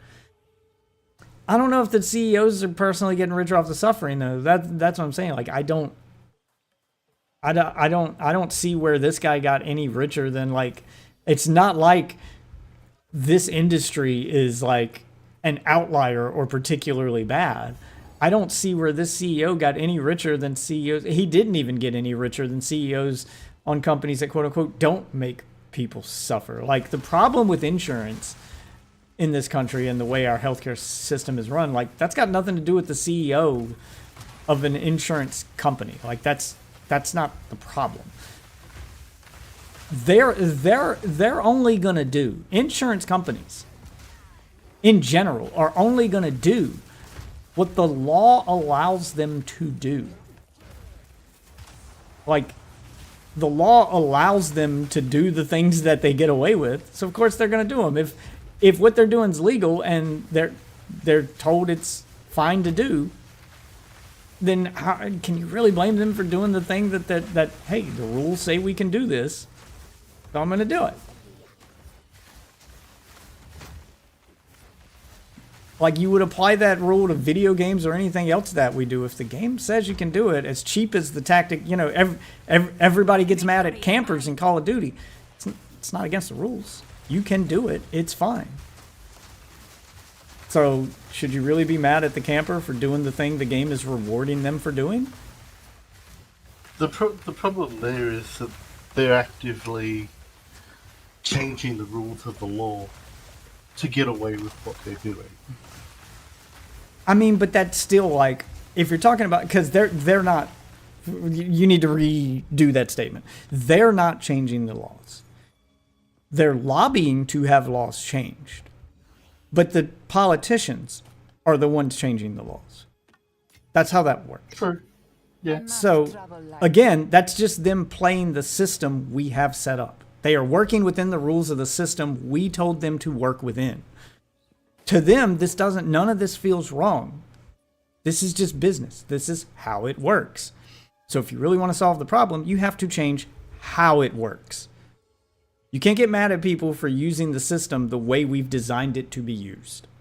We've allowed all of this. This is all part of the system. These are all within the rules of the game they're playing. They're not the ones changing the rules. Our rules allow them to do this. So we need to change the game. We need to change the rules for all of it.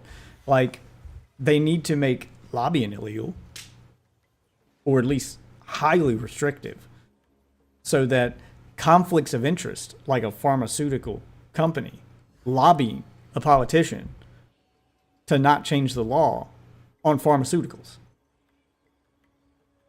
Like, I won't even go as far as to say lobbying should be illegal. Like, you have a constitutional right to lobby. Everyone does. Like, you have a right to protest, you have a right to lobby, you have a right to make your voice heard. But there does need to be restrictions, especially when you've got billions of dollars you can use to lobby. Like, if you're a company that's got more money than the government itself, then yes, there needs to be restrictions. There needs to be a cap on how much money you can lobby per year, both for individuals and for companies. It needs to be the same.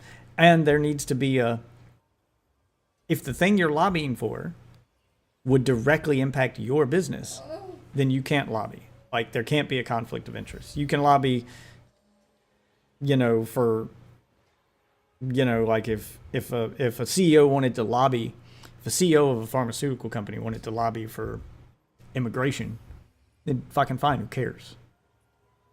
Might that affect his business? Might not, but it's not a direct effect on his business. But if a CEO of a pharmaceutical company wants to lobby to stop the regulation of his pharmaceutical, well, that's a direct conflict of interest. And there should be some limitation on that. And right now there isn't. There's none. They can just do it.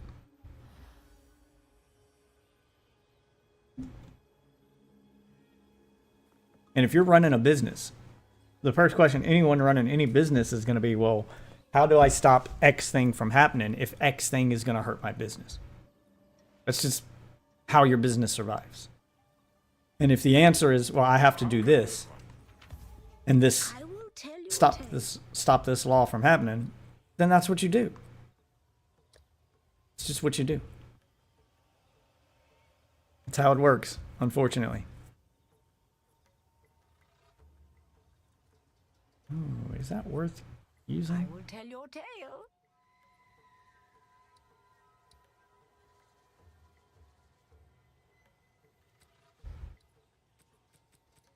I'll lose the armor, though. Not that the armor made a huge difference anyway. What do I get? I get fire resistance and life regen. Try it for a little while. I may hold on to the other one. It didn't drop armor that much, but I've raised fire resistance by a lot. Yeah, I'll probably keep that belt then. What else did I lose on it? Strength. Hasn't made any of my other stuff not usable, so guess I can unequip it.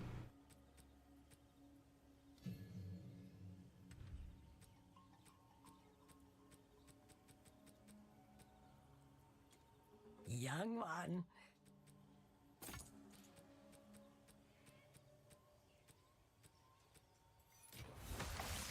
Care for a story? That's one.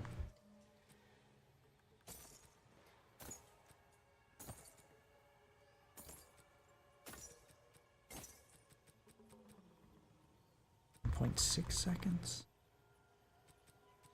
5. But I have the bigger one.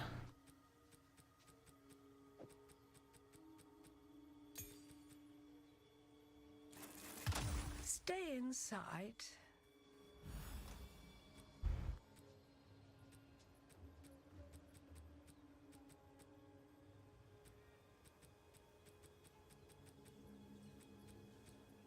Where is it putting those?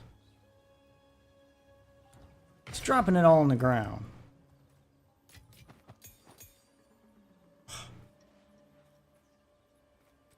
How's it not putting them where I told it to put them? Okay, well, never mind. I don't know, man. Feels like every big company is just a reflection of the system we live in. Can't just blame the CEOs when the laws are made to benefit from. Yeah, that's pretty much. Yeah, that's what I was saying. That's a good summary of it. They're not the problem. They're a product of the problem. They're the symptom, not the cause. You know, like if you want to cure the disease, you don't treat the symptoms, you treat the disease. They're the symptoms. They're the product of the problem, not the root of the problem. Like you have to go to the root of the problem.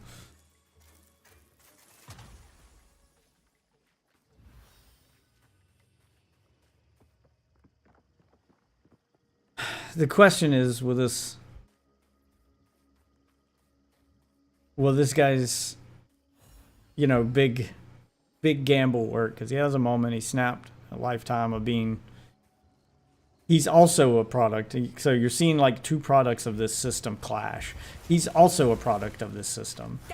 He's the normal part. He's like the bad product of the system. Like, oh, it can. He's another symptom. Not all of the symptoms are quote unquote bad. For the CEOs and for the companies, the symptoms, the products of the system, the things that it produces for them are good. But further down the line, as you go down the line here, each thing affects like one symptom. It's this cascade effect, and as you go further down that cascade and further down that ladder of like who's been affected, the further down the economic system you go, the worse it gets for the people at the bottom. And that's not just in healthcare, that's our system in general. Every company functions like that. The difference with this company, with, you know, health insurance companies versus, you know, like Bobby Kotick and a video game company, is people don't just lose jobs, people lose lives now. You know, people do actually get hurt, but they're just following the same rules as any other company. They don't have to play by a different set of rules, and that's part of the problem. The question is, will what he did work? Will it be a wake-up call that will force them to reevaluate these laws and change things? Or Probably not. yeah, or are they just going to go back to business as usual? They're going to throw this kid under the bus, make him look like a crazy person, and go, hey, you know, he's crazy. It's not that the system's broken, it's that this guy was just a radical. He was just crazy. Normal people aren't suffering the way that this guy's suffering. He was an outlier. Like, are they going to paint him to be an outlier and not, like, representative of the normal person? And if you let them paint the narrative, that's the way it'll go. Because the only way to really make a change is to get through to the politicians, so that, you know, you have to make them care enough to actually change it. And you have to make them care enough to ignore the large piles of money that CEOs and these companies can throw at them. I'm not even going to say CEOs, because CEOs aren't the ones paying the politicians, it's the company. CEO's not spending his money. It's not like this CEO was reaching into his personal bank account to pay politicians. That's not how it works. The company's paying. The board, you know, the investors, the board is approving, you know, company money to be spent on this. They're allocating company money for it as a part of doing, as a price of doing, you know, part of the cost of doing business.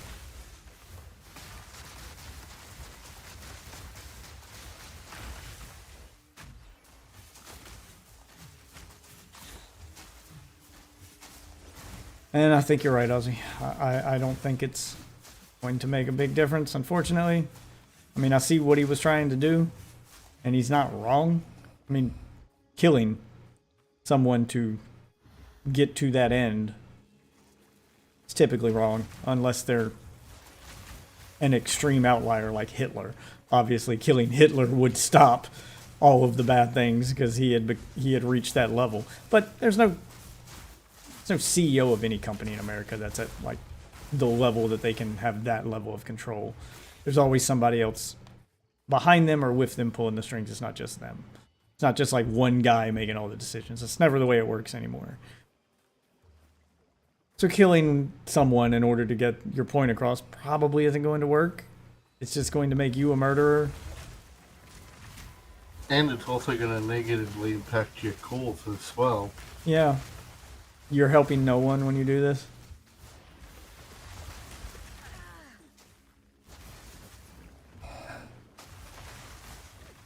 Not yet.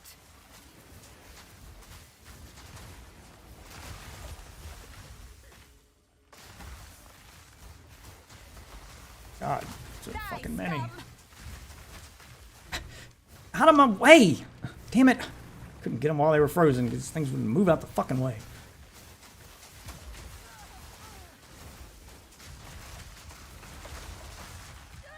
Dude! It's not dying. I'm in a lower level area. Why is it harder than the other level areas I was in? This doesn't make any sense. Poison fucking buildup in this game is bullshit. It just kills you so fast. Like, it feels like it's not scaling properly. Why are there so many enemies in this area? More than any other. They just swarm you. Not yet. Holy shit! Wasn't this hard the first time I came through here and I was 10 levels lower? What the fuck? Dude, fuck off! Get off of me! Jesus!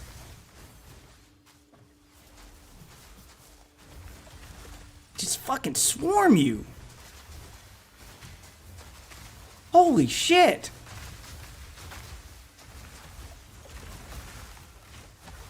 Where are they coming from? Why are there so many?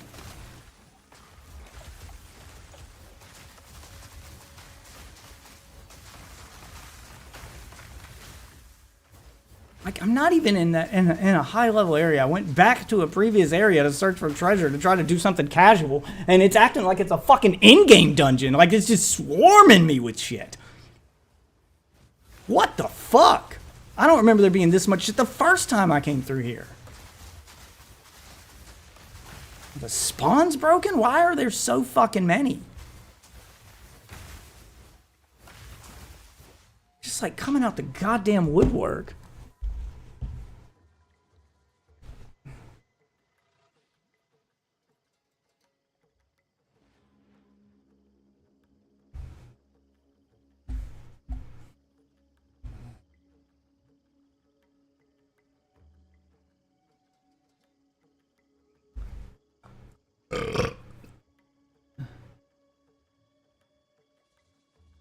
Alright.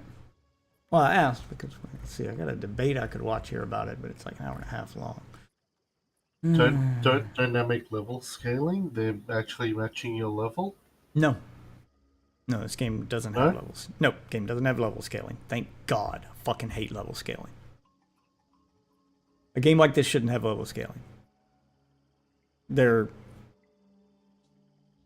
It's supposed to be the old school way of doing it. This is supposed to be a very old school inspired game. It's supposed to be the old school way of doing it. The only time it scales is it will scale you to the level of the monsters in the area when you're playing co-op. It will scale you to the level of your co-op partner so that you and someone lower level can play together. It's not supposed to scale monsters. It's supposed to scale you specifically. And only when you're playing co-op. The way it's supposed to work is that this area has monsters of this level. And that's it. The way it worked back in the 90s and the 2000s before level scaling existed. So as you progress through the game, monsters get stronger. It tells you what the level of the monsters in this area are. So you know about what level you're supposed to be to go to this area. Because when you have level scaling in a game like this, which is my big problem with Diablo, it makes progression feel fucking pointless.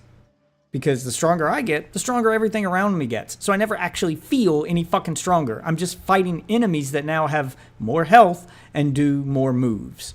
Staying at a lower level in Diablo actually makes the game easier. If you can keep yourself from leveling and speed through the game and like reach the end boss of the story without doing any side shit, the end boss will be so much easier than if you did everything in the game and reach max level before you hit the end boss. Because the end boss will be at a lower level and they won't use all their attack patterns. You'll get an easier version of the final boss. It makes the game easier to not level. That's the problem with level scaling. It punishes you for leveling up. And rewards you for not leveling up if you can find a way to avoid leveling up.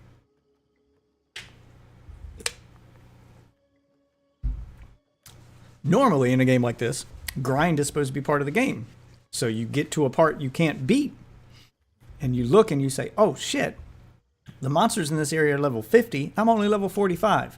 You now know to go grind out 5 or 6 levels, get better gear, and go back and try it again. Whereas in Diablo, I'm getting my ass kicked by everything in this level. Let me go get stronger. Well, you went and got stronger, and you went back to that area, but now everything in that area got stronger too. So it's just, what's the point? Grinding only makes everything around you stronger too. That's why I hate level scaling.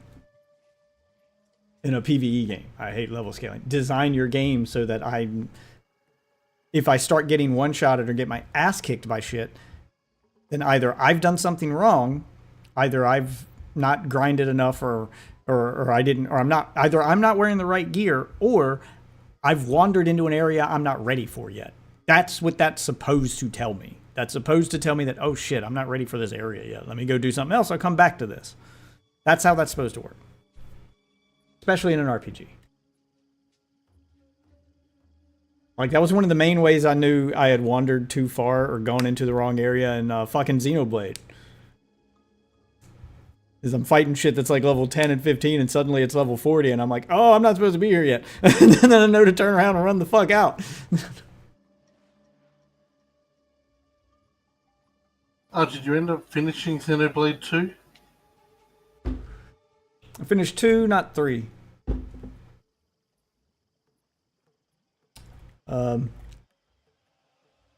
As I expected. So what did you think of end of 2? I mean, as I expected, the ending to 2 was just as confusing and nonsense as the ending to 1. That's my problem with the Xenoblade games in general, and I have a feeling the third one's going to be the same way. Is they're really good story, and they hook me for 2/3 of the game, and then they completely shit the bed in the last act and become unnecessarily complicated and contradictory. Like, a lot of the stuff, it makes you go, well, what was the point in doing this then? And what was the point in doing that? Well, why didn't they just... It just raises more questions than it answers. And it feels... It starts to feel like it's got its head up its own ass. Unnecessarily complicated. Death calls. That was my problem with the first game, and I had about the same problem with the second game. 2/3 of the game are great. That last act... It completely shits the bed and just like shoves its head up its own ass and feels like it's being complicated for the sake of being complicated.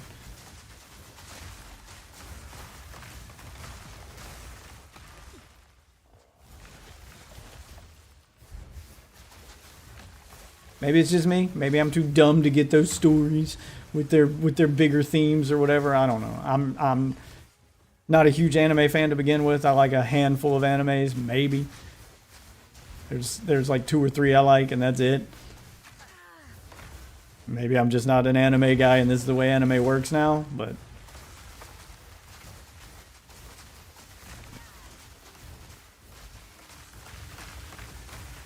From what I understand of 2's ending, it's supposed to be like the opposite side of 1. Yeah, no, I mean, I get it, but that's the problem, is 1 was already complicated enough, and you're just telling me the opposite side of an already complicated thing. Like, I get what they were going for. I didn't like the ending of 1, and now you're giving me the opposite of it. The more, like, okay, well, I still have to know what's going on from 1 and its complicated ending to get the opposite side of it now, which is basically just them going back to the complicated thing and doing the complicated thing again from a different angle. And I'm like, not interested in this. I didn't like the ending to 1. It felt completely like the ending to 1 made so much of the game unnecessary. Because you find out who Alvis is, and you find out what's really going on, and then you can go back and go, well, why didn't Alvis just do this? If he had this power the whole time, why didn't he? So many of their decisions where it's like, well, I didn't want to interfere. Why? Why didn't you want to interfere? You interfered at the end anyway. Why? Like, you make all of this feel pointless. And the world we're saving, like, it's not even a real world to begin with. It's just like in a computer. Like, all of this is bullshit. It's all bullshit. It's the equivalent of this is all a simulation. Like, it's so lame. It deflates the importance of all of the characters and everything you've been fighting for no reason. Like, other than to just, like, I don't know, try to tell some moral story, I guess, or I'm not sure what the purpose was. It's all bullshit, yes, but now you have bullshit with a big-titted redhead chick. And a blonde, and she becomes a green hair.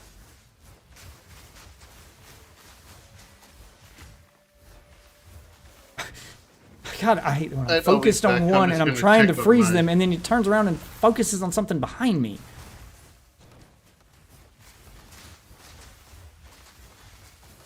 Gold, take you.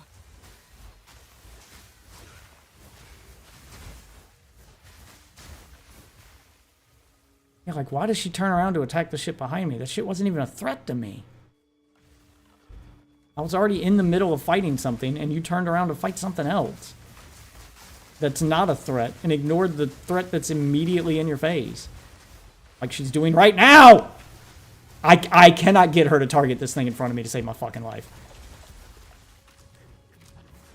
I was trying to put my walls between me and the big guys, and she threw them way the fuck down here.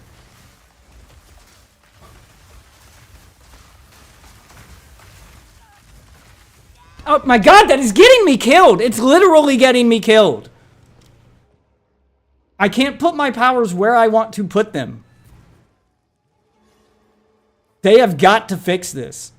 This is absolute garbage.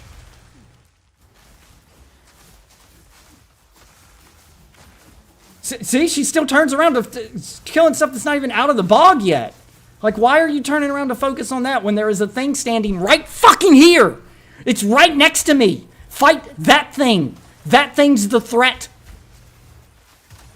That thing's the thing that's actively killing you. Why do you keep focusing on shit way down there? She's still doing it! It's so aggravating!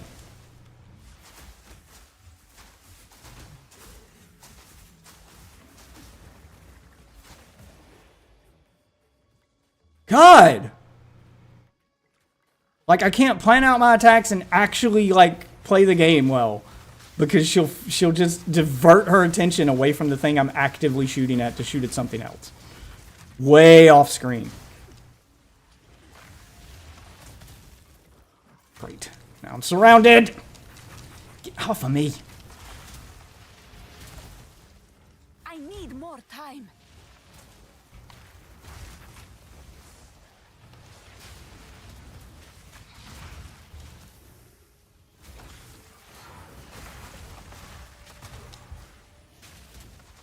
Not yet.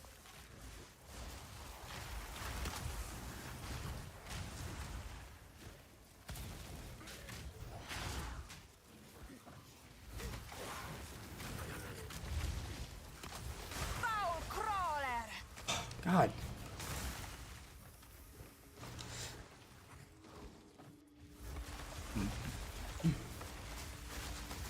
I can't do that yet. Horses. Fucking freeze goes through my wall. This fucking poison goes through my wall. Oh look, it just spawned a bunch more of these things.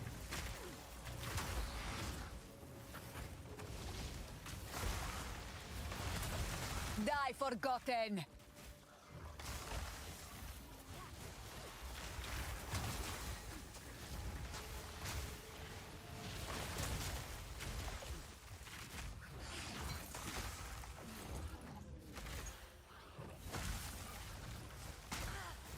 Damn it.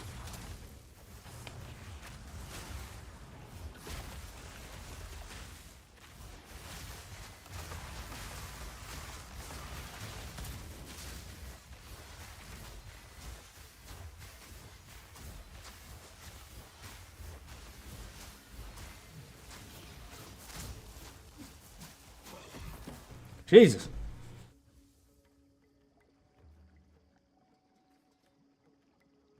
I have no space for that.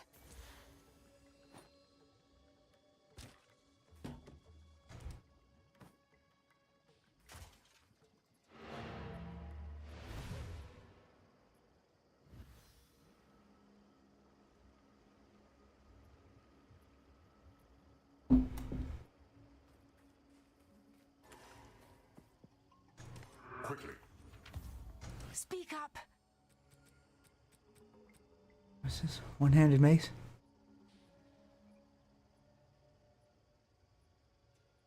Keep that one.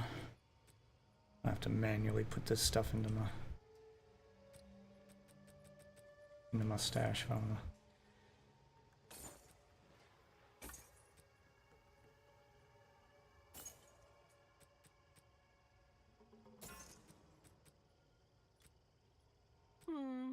I want to store this shit. At least store the big stuff. All right, the guild stash tab I forgot to buy. Oh shit, I bought too much of my own stuff.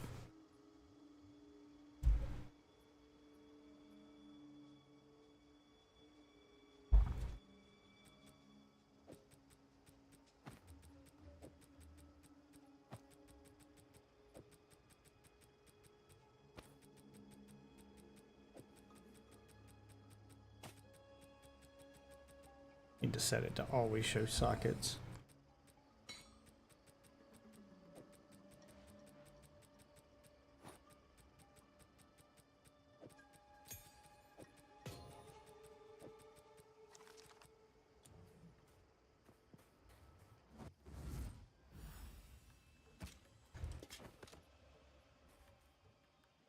Alright, let's finish exploring this map.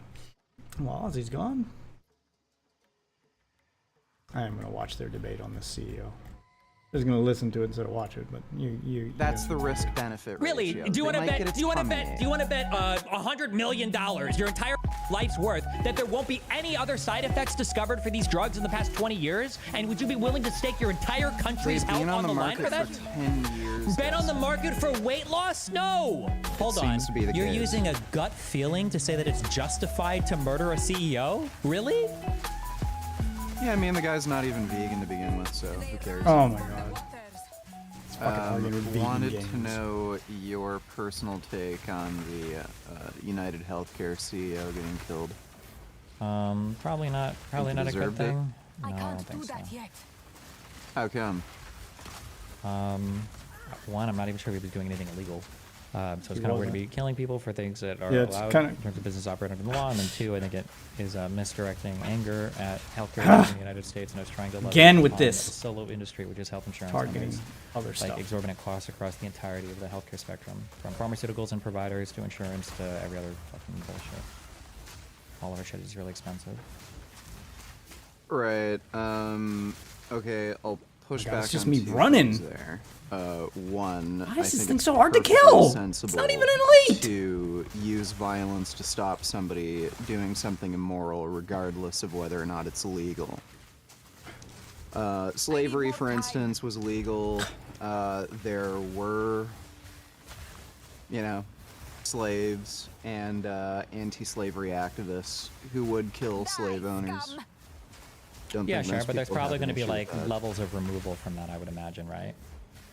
So, for instance, Well, like, yeah, let's say we I buy mean, not products from everything is slaves. as immoral as slavery. Sure. I'm just using that as I'm just saying I think that's a poor argument in and of itself.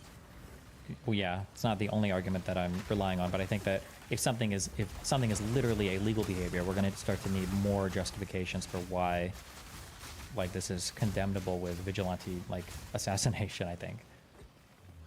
Like, I think if it was like immoral and clearly like, illegal, I look at think that you eating have... meat, for instance. Like, I think it's totally fine for somebody to use vigilante justice to stop people from killing and torturing animals. Now, I don't think that's a Oh, cool, effective means regenerates of life. activism, but I don't know how you could justify, torturing and murdering billions of animals, even though it's perfectly legal and it's one of the most common, human behaviors. But I think that's a lot more easy to link to like a directly immoral thing, right?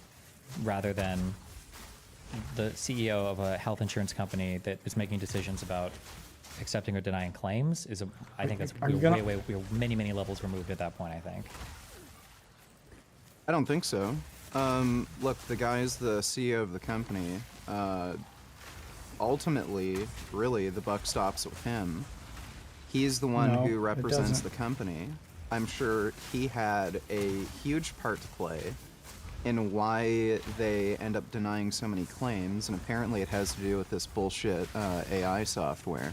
Sure. So the They're also a huge anomaly. claim. So one, the AI software, that's an allegation right now in a civil suit. We don't even know how real or true that is, and that only concerns elderly patients on a Medicare, I think Plus or Medicare Advanced plan or something, and it only has to do with the fact that the denials had a high appeal rate, 90%.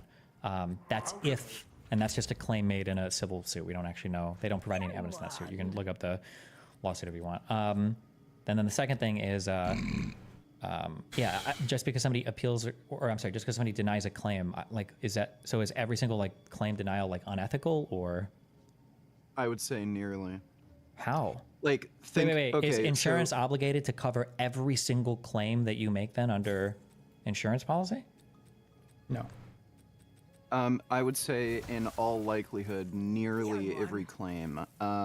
So No. there are obviously. So he just doesn't understand how insurance works. Different insurance policies. So if something doesn't fit within your policy, that's one thing. So I know, like, they might not cover certain health conditions. Like, I don't know, maybe, like, dental isn't covered. So if you get your teeth knocked out or something, they won't cover that. I can understand something like that, where somebody, I don't know, just files the wrong type of claim. But assuming it is covered by your policy, so for instance, maybe you have like a heart problem, or maybe you're overweight, diabetic or something, and according to your policy, any kind of medication or treatment that would be covered under the policy to treat those conditions, if that's denied, then yeah, 99% of the time, or 99.9% of the time, it would be unethical to deny the claim. Wait, why do you think a company would deny a claim if it was covered by your policy and if a doctor prescribed it to you and it was like medically necessary? They do that all the fucking time. They do it completely and utterly arbitrarily. No. So Why? To make money. They just He want to doesn't take your understand money how and not insurance give any works. payouts. That happens all the fucking time. But they literally have to do that. You have to pay out 80% of what you receive in premiums as healthcare coverage. If you weren't paying it out and you were making too much administrative cost, you would have to literally reimburse your payers. Yeah, there are rules they have to follow. They can't What do just you mean? keep all the money. As part of the ACA, there's an 80-20 so he doesn't rule understand in how the United insurance States works. that a health insurance company can at the most have 20% of the money that they make be part of their administrative costs. 80% has to be paid out in premiums. Or not in premiums, in healthcare coverage costs.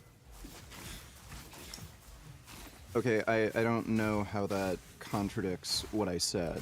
Well, let's say that you receive $1 million chances are- in premiums and you decide to just cancel everybody's Yeah, they coverage can't 'cause you're just being do a it dick. arbitrarily, Well, if you as have you said. all this money sitting around in premiums and you haven't paid out any in healthcare, well, now you just have to give the money back to your customers. You can't. Yeah, keep that. you have to. You can't just that endlessly still make money. doesn't contradict what I said. I'm not claiming they try to deny every single claim possibly. What I'm saying is, whenever Yeah, they but get an why would opportunity, they deny they'll the claims? try to not, If they pay out can't some do of it for these profit, claims, why do especially it? when they think they have some sort of leeway. Well, what is the So- percentage of claims do you think are just like bullshit? Like they're just like fuck this. Well, I don't have any hard numbers, but when we're talking about United Healthcare, they're a huge anomaly. Over 30% of their claims get denied, where I think the industry average is somewhere between 10 and 15%. So they have somewhere between 2 to 3 times more claim denials than any other healthcare company. Sure, but then why? So at least there, targeting I little think bullshit it's like around him. relatively here, wait. So the safe first to question is: assume. so are the other people that have? Let's assume the industry standard is 15%. Are all of those claim denials also like arbitrary bullshit? Well, I can't give you any kind of hard numbers, but yeah, if the industry average is about 15% and United Healthcare has over 30% denial, that's a pretty odd, like, weird anomaly. Sure, but why would So we I don't assume? think it's a wait, stretch wait. to say, No, wait. you know, This is somewhere wait, around 10 or Why would we 15% of their assume? fucking Wait. claim One point at a rejections time. are One point at a time. bullshit. One point at a time. Why would we assume that if their rates were higher, it's because of arbitrary or capricious bullshit? But there's no reason. Could we not think of possibly other explanations? Well, it's possible, but I mean, when the industry average is around 15% and they have over twice the claim denial, that's very suspicious. Sure, but then the next I don't step know would be why to I ask would a question. logically assume. Yeah, I'm not telling you to assume anything. You're logically assuming that it's evil. I'm saying, why not think of maybe why that might be? Why not like do like the Yeah, first part of try the to figure out the investigation on it and cause figure out, like, well, instead why of is just that? going evil. Well, sure. He's got the I right mean, train of thought here, which is I the one don't I know had. exactly how I Get would to the go root about of the problem instead of finding just research blaming on this. evil. I might be able to find something, but what I'm saying is that is highly suspicious. Yes, but Also, suspicious by the way, is not suspicious is your starting point. That's not your Okay, conclusion. well, listen. That's by why the you way, start the I investigation. am That's not friends with your doctors okay. who Well, work if it's in the United suspicious, it must be States, bad. And they tell me these bullshit claim denials happen all the fucking time. Oh, he's not even from. I keep And forgetting. Who is a doctor sometimes- representing? Sorry? Who is a doctor representing? Well, the patient, really. No, the doctor's representing themselves. Doctors should have an antagonistic relationship against insurance companies. They're trying to get money out of them, of course. So why would I take a doctor's opinion? That'd be like asking a health insurance company. He doesn't understand Do you think how the healthcare doctors like system file works too many either. bullshit claims? Of course they're gonna say yes, right? Do health insurance managers have more medical expertise than medical doctors? It depends on what the question is about. I mean, they have specifically. their own doctors too that help them make these Okay, determinations. so like a healthcare manager that's managing like a broad policy about like whether on a certain. if a health, You're interrupting me. well, hold on, let me do one point at a time. If a healthcare manager, if you have a question about like I forgot which how drug has a better aggravating it is to outcome hear him for debate. like patients or whatever, I might expect a person that manages a policy to have more firsthand information about that than a doctor. Because one, it might be outside of their area of specialties, and two, the doctor probably sees way fewer patients than like an insurance company would see patients coming through. I would imagine they're going to know the numbers on that a lot more. Now, for a specific How would patient, an insurance company have more knowledge on what medications to take than a doctor or a pharmacist? because it's the insurance company's job, and they literally get paid based on their information and ability to know this. Like, Yeah. that's where they make their money, is knowing what's do they appropriate. go to, through medical school or become a pharmacist? Like Some of is them. that Some of them do have their own actually what doctors they on do? staff, yes. Like, do they hire actual medical doctors and pharmacists? You wouldn't hire a medical work doctor. as- Somebody that works in the clinical side of things isn't going to be valuable there. It's going to be a researcher that would be valuable. Yeah. Doctors wouldn't be expected to know all the research like a researcher would who's working for a health insurance company, right? Like if you were to go to a doctor and start quizzing him on like all the latest like drug study, the doctor probably wouldn't know. It's not in his job. He doesn't have to know. He shouldn't know. That's not what his goal is. So why in the fuck do doctors have the right to prescribe medication, but these fucking insurance company providers don't? Because the doctor can look at an individual patient, assess the totality of their conditions, and for one person prescribe So what do they you think feel. we should change the healthcare system and have insurers actually prescribe medication since they'd know better? He's missing the No, I point. don't think an insurer would know better for an individual patient. Because an insurer is going to look at me and Okay, say, well, well, there you 72%. go. Then why are they fucking denying claims when you're admitting the Yeah, fucking he doctor doesn't would know understand. I don't know. Neither of us know that answer because you haven't even looked into it. You're just assuming they deny to be evil. better? Well, no, we know the answer. They try to they try to deny claims so that they don't lose money. But that doesn't make any sense because if they deny, like on the UHC people, Yeah, I think that 18% they of have them to pay are- out X amount per What, year. they can't keep all the money. Yeah, would have to they pay can't they'd keep have the to give it money back to their anyway. customers. It doesn't make sense to deny the this claims. isn't- Exactly. Like you're using the absolute most ridiculous extreme. I'm not saying That's not the they extreme, that's the deny law. Absolutely. Every How it single works. To be clear, claim. you're the one saying they What I'm arbitrarily saying deny is- some claims just to make money. That's an extreme statement. You're saying Yes, that they just no, deny it's some not. things to No, make some it's money. Not. No, it's not, and they obviously fucking do that. That is no fucking secret. Yeah, he's working off feelings. Like It's no secret because everybody on Reddit says it. that's what a lot of people Well, I do mean, with like, our healthcare why- system is they work off why feelings. This you feels literally evil. admitted Well, I that can't a believe that doctor they would would know hurt better you. when it Yeah, comes like to you're prescribing thinking. medication, and you You're just thinking with your admitted emotions, that but you're not insurance, thinking, you're using company emotions. providers deny some of these medical claims when it comes to like medications. I don't know why they So deny if the the claim. I doctor don't knows wait, why do you better- think why do you think they deny the claim? Do you think they deny it because they're saying they know better than the doctor, or are they denying because of other reasons like pre-authorization Okay, reasons well, or here's an example. Okay, so here's an example. Ozempic, right? Or Wegovy. Ozempic is technically the drug they prescribe for diabetes. Wegovy Also is the one kind that of they drug that you're prescribe taking. for obesity. A life-saving drug? Is So, it like a medical necessity, or is it like They a will deny. like they a will cosmetic deny, drug like Ozempic, which is covering are medication you costs. are for you Ozempic prescribing or it for Wegovy on diabetes, the or are you describing it for weight loss? Because basis weight of loss this may not drug be a health isn't thing. That may be FDA a approved for treating obesity. Therefore, we're going to deny coverage. Why the fuck do you think they would do that when there is just an innumerable amount of randomized trial proving these are the most effective drugs for fucking obesity? Why would they deny the coverage when all of these fucking doctors want to prescribe this to their patients so that they can, reduce the risk of heart disease? I'm sorry, hold on. So your claim He is doesn't that you understand think that a lot of you think that doctors will insurance prescribe it to us companies- too because they're being paid to fucking prescribe it. That's how we dying. ended You up with the think that this is opioid epidemic. So you have to It's know not- that if they're it's prescribing it proven, for then the why right isn't it- reason Then too. your issue is with the FDA. You think that No, insurance it's not. companies should? No, it's not. Hold on, let me just. My You think that issue is insurance? with You the think that insurance healthcare companies? provider. You think that no, not the they're doing provider, that but the insurance totally company. arbitrarily, so they don't have to. Okay.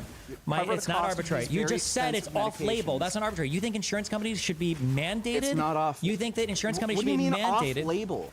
What the? He doesn't f- do you understand mean our healthcare off-label? system.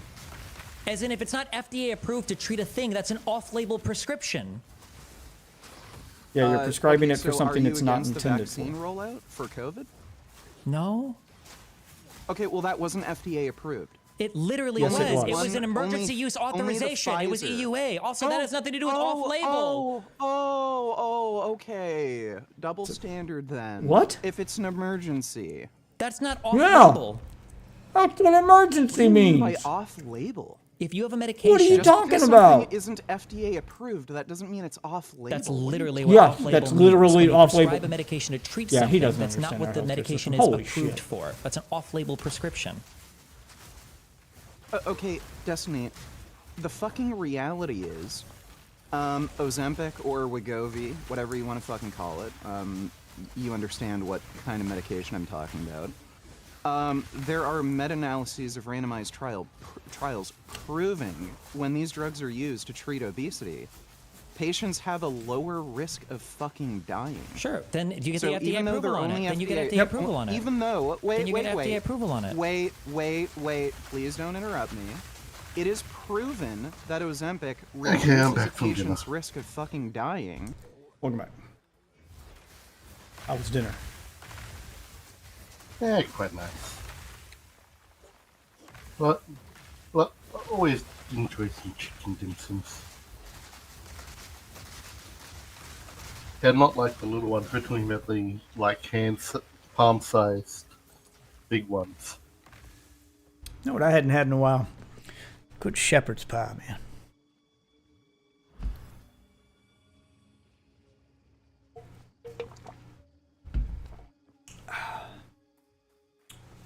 I was listening to. I'll tell you, what's a good shepherd's pie? I mean, I know what a shepherd's pie is, but Well, like a good homemade shepherd's pie. Like I tried the other day to get one real quick. I bought one of those frozen shepherd's pies, like one of the pre-made frozen ones you bake in the oven. It's not the same. Like I'm talking a made from scratch homemade shepherd's pie. A good one. Not like a store-bought one. Pathetic. Yeah, it's the same thing with like lasagna. Like, yeah, you can buy those Stouffer's lasagnas and you can throw them in the oven. You can, bake them. And they're okay. But if you buy the noodles, you buy the meat, you buy the sauce, you make it all yourself from scratch, you get the cheeses, so much better. So much better. And probably better for you because it's not all pre-processed and shit too. Speaking of health stuff, I'm sitting here listening to Vegan Gains. You know who Vegan Gains is? nope. Oh my god, you are in for a treat. How do you not know who Vegan Gains is? I mean, Vegan Gains is obviously a YouTuber. Obviously. Is that like someone that complains about their games? So he's a vegan. He's an aggressive vegan, who's also like real into health and fitness stuff. So I mean, he's a fit dude, hence the Vegan Gains. He's gaining muscle, gaining weight, and most of his channel is about him preaching about how I don't really watch his channel, but most of his channel is about him preaching about being vegan and preaching about going to the gym and working out and staying healthy and blah blah blah. The real good content from Vegan Gains comes from, and why he's really famous, isn't for any of his vegan shit and isn't for any of his health shit. It's when he shows up on other people's streams. He likes to debate stuff, and he has some really wild out there views. He's the type of like aggressive vegan that believes animal lives are more important than human lives. He doesn't give a fuck if humans die, but don't you dare hurt an animal. Yeah, like he has said some wild shit. So he's debating right now over the killing of the CEO, and he's Canadian. And I'm wondering, like, you to listen to it specifically to see if you understand more than what he understands. About 15 minutes into it, it's about an hour long though, but because it's clear listening to him argue about why he doesn't care that the CEO died and that he thinks the CEO is evil and that insurance companies are evil. And he's going through why he thinks all these things are bad. And the more he talks about the stuff that these companies do, and then he gets corrected on, well, no, they couldn't do that. He's just like what he thinks they're doing, and then he gets corrected. He doesn't seem to understand our healthcare system. And I get it, he's Canadian. But he doesn't, like, you can tell that he's just going off how he thinks it works and not how it actually works. And I'm wondering, like, if you listen to this, like, how much of this do you know? Okay, for instance, let's see how much you know about our healthcare system. So Vegan Gains thinks that these insurance companies, like United Healthcare, the one where the CEO died, he thinks that these insurance companies try to deny as many claims as possible, insurance claims as possible, so that they can make as much money as possible. And that's why the CEO deserved to die, because he's denying people claims that are legitimate because in the name of profit. Do you think that happens? To a degree, but probably not as much as people think it does. It can't happen. That's already been addressed. Okay, so you don't understand our healthcare system. Yeah, and don't feel bad. A lot of Americans don't understand. So that's not how that works. That's a stereotype. Yeah, so that's not how that works. And he was just explaining this in this conversation. That was addressed decades ago. That used to be the way it worked, like back in the 90s. But it's not the way it works now. Laws changed. So an insurance company at this point now can never make more than 20% profit, period. So denying all these claims wouldn't make them more money. If they deny enough claims that they've made more than 20% profit from their premiums that they're charging their customers, then they have to give that money back to their customers as a refund. They cannot keep it. So it does not benefit them in any shape, form, or fashion to deny as many claims as possible. Serves them no purpose. There's no reason for them to do that. That does not happen.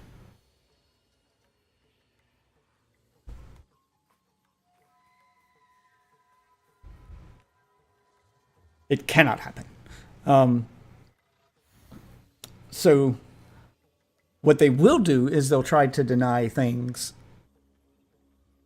in order to, like, make sure that they're not overpaying out.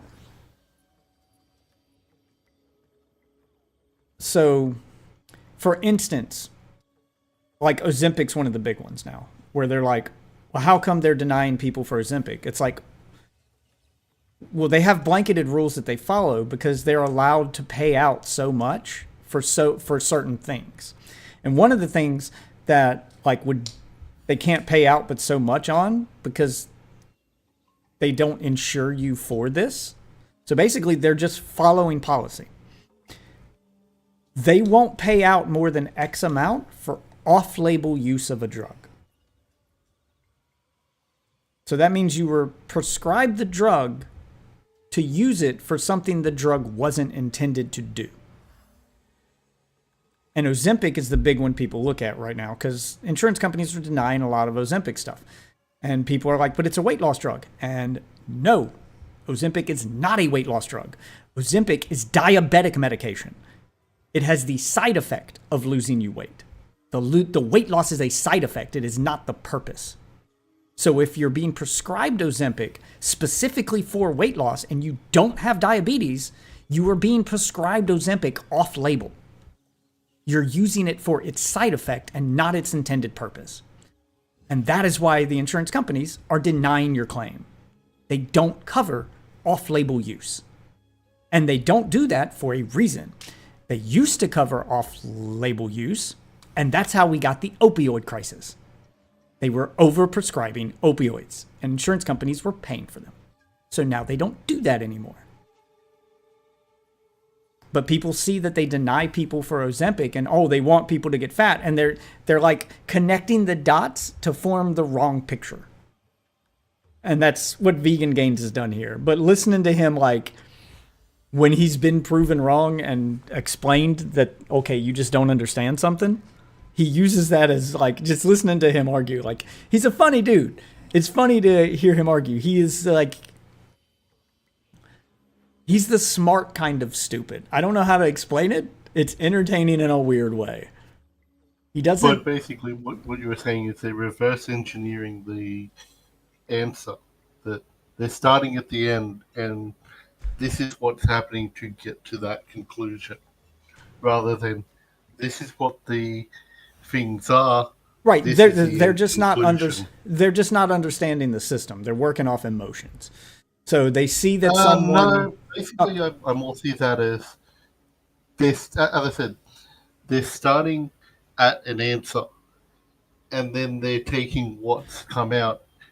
Well, no, in someone like a Vegan specific Gains. view to get to that answer. Yeah, but it's emotion based because someone like Vegan Gains, his conclusion for why they would be denying these people drugs that could save their lives, that could help them lose weight like Ozempic, that could save their lives. The only reason anyone would do that is because they're evil. That's emotions based. There's you got no evidence that they're evil. Like they're not fucking supervillains. But he doesn't They're not Lex understand. Luthor. Yeah, but he doesn't understand how the system works. He just sees what kind of person could do this bad thing and not feel guilty about it. Well, A, you don't know if they feel guilty about it or not, but they are running a business. But you assume that they're doing it because they want to, not because they have to. Like, it's just lack of understanding of the system. And then instead of trying to learn how the system works and trying to get to the real answer, you just go, these people are evil. These people are disgusting. And you direct your anger at the people instead of at the system, which is how that CEO ended up dead. That is exactly how he ended up dead. Because the guy who killed him didn't understand that the CEO is not the guy personally telling his employees to deny claims. Like, he thinks the CEO is calling all the shots. And no, the CEO is, A, bound by law in some regard, and B, like, there's rules he has to follow, there's systems in place he has to work within. Nothing abnormal really happened with that CEO's healthcare. Like, if you look at the average number, they were slightly above average, but nothing extreme. So the average, like, rejection rate for insurance claims on medical stuff in this country for any insurance company is around 15%. About 15% of the claims get rejected. And United Healthcare was like at like 20%. It was a little higher than normal. It was like 18 to 20%. It was a little higher. But instead of asking why are they higher, you just assume that, oh, they're evil. They're worse than average, and the system's already broken, so they're taking advantage of it. Like, that's, people just go off emotions. But it's fun to listen to Vegan Gains misunderstand the system and then get corrected on it and then not understand how it works again and just double down. If they're using these medications to treat obesity, you're telling me an insurance company should be able to deny that And kind as you of said, use? it's probably also more emotion as well, that they rejected my claim, so this is... Yeah, like he's asking about the obesity thing right now. He's like, if they're rejecting these claims because they're being prescribed for obesity, you're saying that that's off label and that that's why they should be yeah, like he's not understanding that them being prescribed Ozempic for obesity is the reason why they're being denied. You're not... Ozempic has not been approved by the government for obesity. It's not obesity medication. It's diabetic medication. A doctor can prescribe it to you for obesity, but you're probably going to pay out of pocket for it because the FDA hasn't approved it for that use, for that purpose. And since they haven't approved it for that purpose, in insurance company, it's a liability thing. Like, insurance companies don't want to be liable for what could happen to you for taking a medication the FDA says you shouldn't be taking. The government is going to hold them responsible if something goes wrong, because this medicine hasn't been approved for this purpose yet. And if you're using it for this purpose and it doesn't work out, you're using untested medication, basically. And no insurance company is ever going to pay out a claim or approve a claim for experimental medication. And that's what's happening with Ozempic. It's experimental. It is approved. It's proven to work on diabetes. But as far as its like will it cure obesity? Well, that hasn't been proven yet. So if you're prescribing it to people for obesity, you're basically experimenting. It might work, it might not. So far it has, but there hasn't actually been clinical trials and stuff to prove it yet, so it hasn't been approved. And until that happens, no insurance company is going to fill out a claim for it, because they don't want to be on the hook for you being that one patient that it goes wrong. Most patients it seems to do well with. But we don't know for certain how everyone's going to react to it. There hasn't been enough testing yet, specifically for obesity. So if you're prescribing it to people without diabetes and it can't do its intended purpose, it can't fight diabetes, and then it's in your system, and there's no diabetes in there for it to fight, and the only thing it's going to do is try to lose you weight, well, we're not 100% sure that it's not going to do something else too. So far it hasn't, but there hasn't been official trials yet for the FDA to approve or not approve. That's the reason. It's not greed. It's not evil. That's the reason. And that's the part he's not understanding. Anyway, you can pull my stream up and listen along. I'm going to listen to him be explained this for the third time and see his reaction again, because he's very emotionally invested here. That is permitted and recommended by a doctor simply because it isn't FDA approved. So you're telling me they should have a right to deny covering a patient's medication that would save their life simply because of the arbitrary decision not to approve coverage of medications that don't have FDA approval? That's not arbitrary.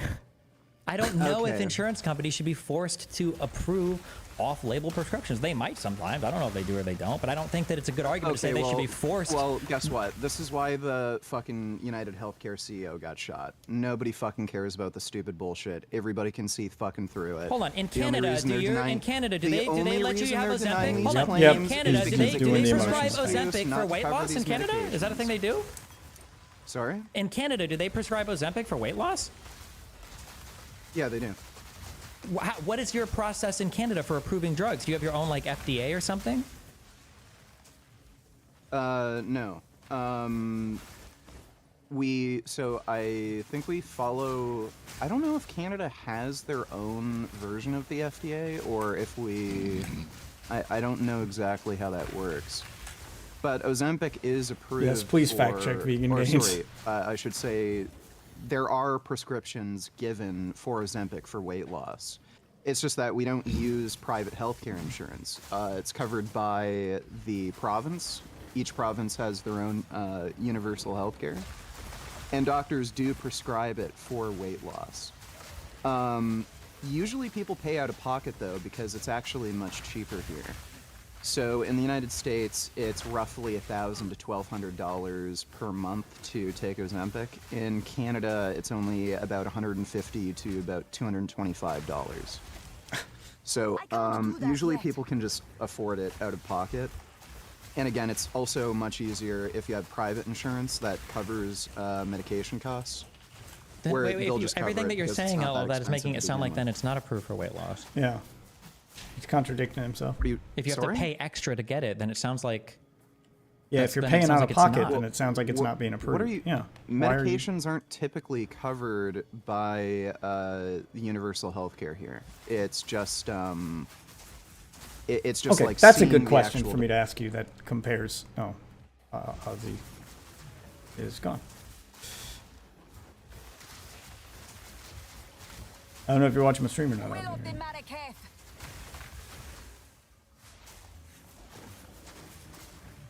Hang on, I'm still here.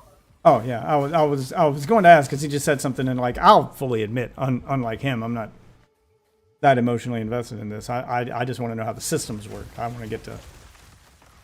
I'm fascinated by universal healthcare and our healthcare system in general, so I'm curious how universal healthcare works because I'll admit I don't know. So he said, and maybe your universal healthcare works differently than Canada. So I'm curious to see like how different countries do Okay. it compared to us. So he just said that universal healthcare in Canada doesn't typically cover medication. So they pay out of pocket for medication, which is why he's saying people are paying for Ozempic out of pocket in Canada. but they also have private insurance, which is how they do medication. So private insurance is only used for medication, but universal healthcare covers all of your, like surgeries and healthcare and things like that. All your checkups and all your doctor's Yeah, visits. somewhat same but, here. But medication's done with insurance companies. Yeah, same thing here. It's basically you pay a small amount for, like, if you're going to get cold and flu tablets or the drugs that the doctor prescribes you. Yeah. However, they're usually also heavily subsidized by the actual government as well through the. Yeah, so he said there, because you mentioned that, he said there that they have like different, what did he call them? Provinces? Yeah, provinces. That there's different provinces based on where you live, and that they typically subsidize. Yeah, so he said about the same thing you just said, and that's how they cover them. But basically, the way that universal healthcare works is if you need to go to the doctor, you go to the doctor. You don't pay. You go to the doctor. The doctor then bills. You give them your Medicare card. They basically put the bill on that for this visit to that bill, which goes to the government. Yeah. And you basically pay for your Medicare stuff through your taxes. Yeah, so the difference between like your system and our system. Like we go to the doctor and the government pays for nothing.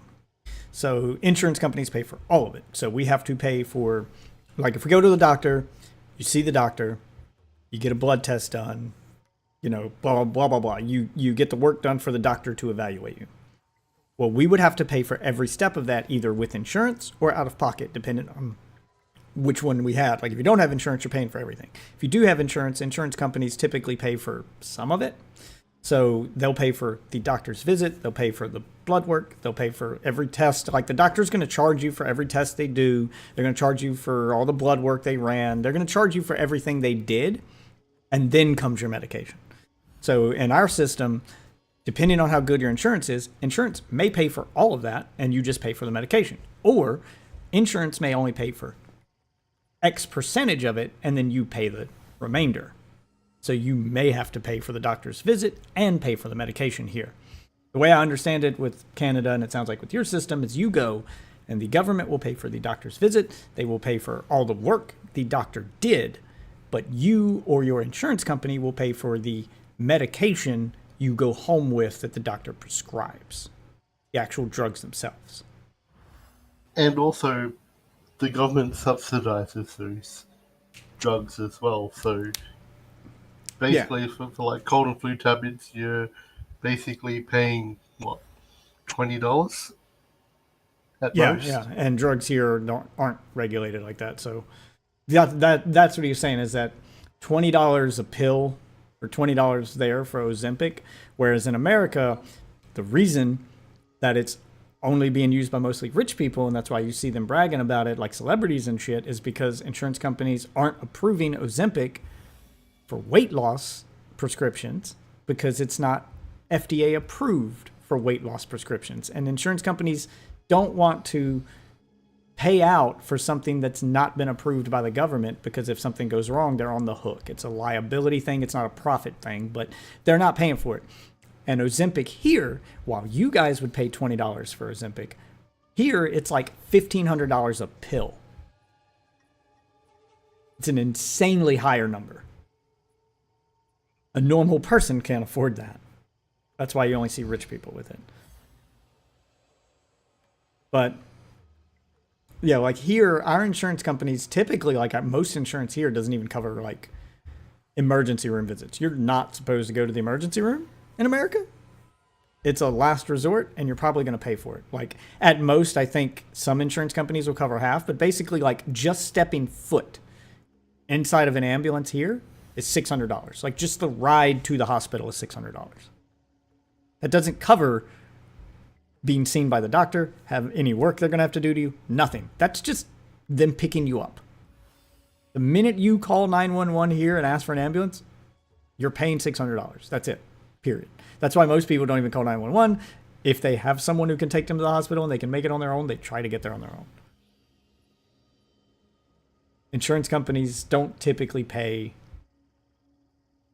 At least none of the ones I've had through my jobs have ever really covered an ambulance ride, or if they do, they only cover X number of them a year. So hope you don't get in too many accidents, I guess. Yeah. Welcome to America. All right, I'll continue with what he's doing here because ambulances are privately owned. Yeah, but they shouldn't be. That's kind of the point. A lot of this healthcare stuff is privately owned. Like that's not a reason why it should cost more. That's just highlighting a problem. That's highlighting the problem, not explaining. Yeah, go ahead. Back in 2005, I got jumped outside of a nightclub, knocked unconscious, and had to go to the hospital by ambulance. You know how much I paid for all of that? I'm going to guess in Australia you paid nothing? Exactly. Yeah, not the case here. Not the case here. Oh, it's exactly what I said. It's bullshit. Yeah, I mean that's our privatized healthcare system. That's unfortunately like the guy on the headset with me and the guy arguing in the debate we're listening to that I'm about to go back to. So back vegan.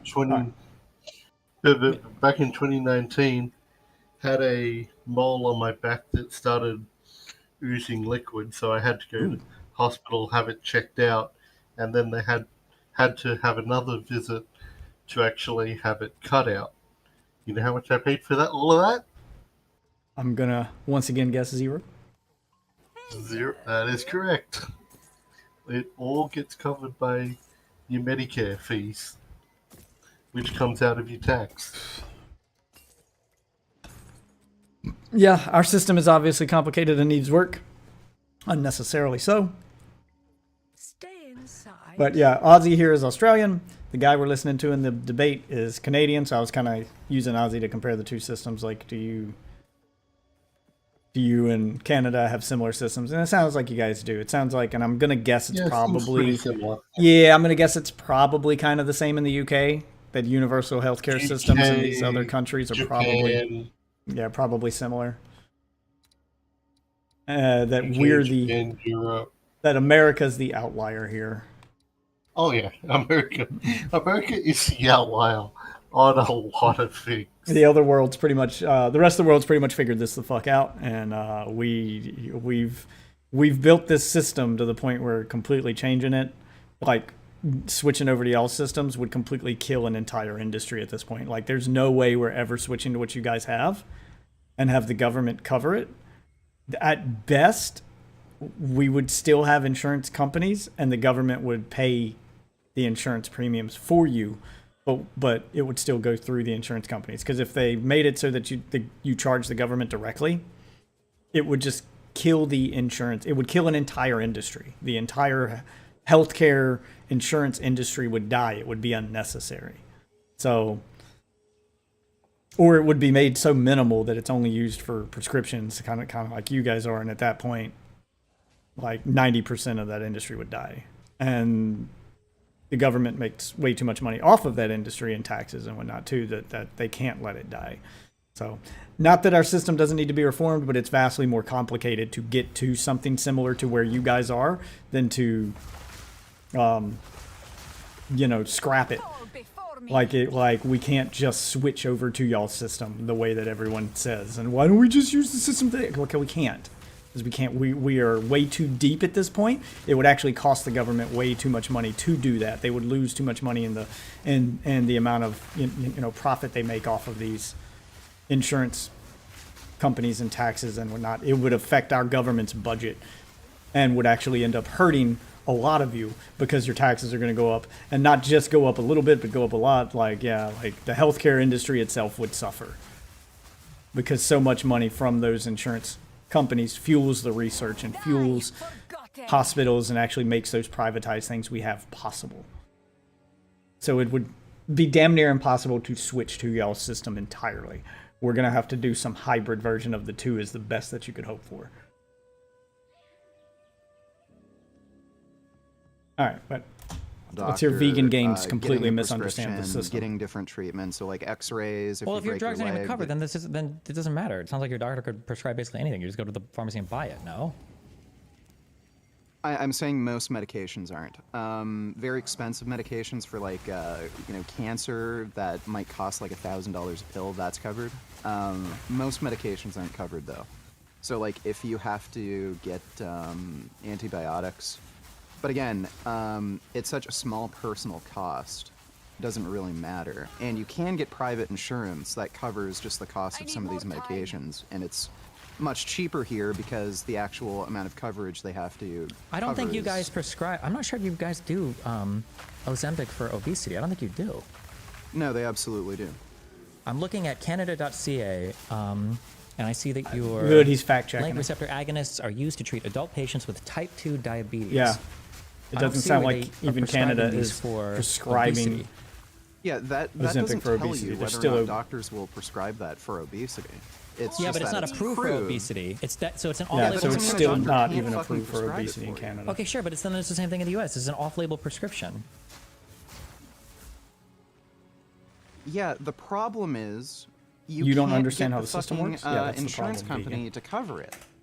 That's why they won't Hold cover on, it, is that because it's not true that approved. No insurance company in the United States will cover off-label prescriptions. I'm not saying no insurance company is willing to cover it for obesity. I'm sure there are, but many of them won't.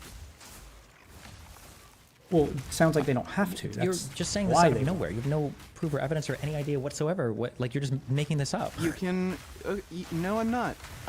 You can go through the different healthcare providers, see if they will cover Ozempic for obesity specifically.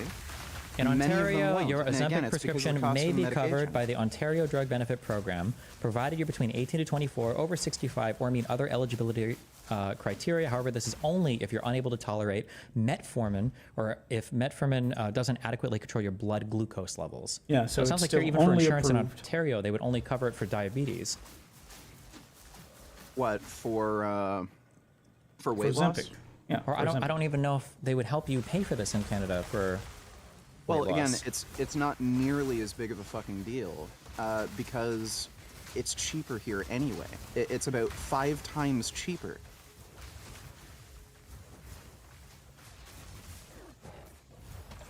Yeah, but just because it's cheaper, like being 5 times cheaper is still not as good as being free. Okay. So why wouldn't people want it approved in Canada? Just go, well, we don't need it approved. It's cheaper. But So, okay, so then what is the claim? want What it is your issue in the be United States? Do you free. think that no insurance company covers? You're just kind of proving his point. Ozempic His for point weight is that loss? it's not That's approved not what I for said. weight I loss. It's literally just approved clarified for this. diabetes. Okay, what is your claim? Can you Most restate it? insurance companies, And even in Canada, it to my doesn't sound like it's knowledge, I approved for believe weight it is the loss. It's only approved for majority. diabetes. People are using it, and there's more people that using it will for weight not loss because cover it's cheaper, Ozempic for but weight they're paying for it loss out of pocket. It's still not covered. because of the cost. That's the point he's making. And they lie saying it's not because of the cost. It's because we won't cover medications that don't have FDA approval. Or cover the cost of a medication for a particular use that does not have FDA approval. Why would that be a lie? Which I Why believe couldn't that is just be actually like the, also... Why couldn't that just be the answer? Well, that's bullshit. There's a What? lot of medications that don't technically have FDA approval for a certain treatment, but they do have actual proven efficacy, and insurance companies have no trouble paying that. Name one. So I they was pay for actually- some, but they don't pay for others. Why? Name one. Yeah. Make him name one. What do you mean why? Like people have done the calculations. If Link some. every Yeah, like, show your if work. every obese person or morbidly obese person were to get a Ozempic prescription, it would literally bankrupt some of these healthcare providers. Okay, Just so because of we're the How? insane on amount the- of cost and them having to be on it indefinitely. If it would bankrupt Like them, that's why there's this big push. Well, hold by on. the If it way, would to bankrupt make them, these if it medications would bankrupt them, then it sounds like that's a good reason for them not to Yeah, do for off-label them prescriptions for them because not they to would go bankrupt. approve it. No. Well, yeah, but they're lying about why they won't cover it. Where does it? If it's Yeah, where's the lie? They said they don't cover I off-label. don't It's understand why they would off-label. just cover it and raise premiums. Well, that's Like you're very you're just good like you're question. narrativizing. You're like there's no evidence for any of the claims. I can't even falsify your claims because they're not even falsifiable. You're just like saying random stuff Like, you think that if everybody prescribed these, they would go bankrupt, and that's why they don't do it? Like, what is there any evidence for any of this Well, ever? I don't like, know if raising premiums would really make any sense because, like, practically everybody in the United States is either overweight or obese.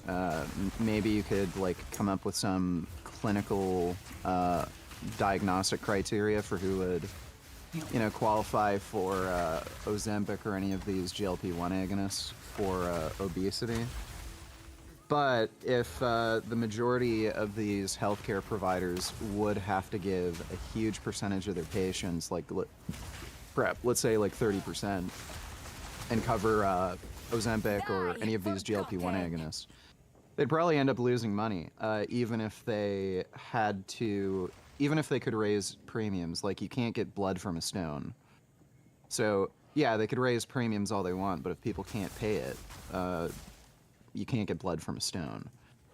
But what I'm demonstrating here is that, yeah, they will not cover certain medications and they'll come up with arbitrary reasons that are just based on cost cutting, and they'll lie about that.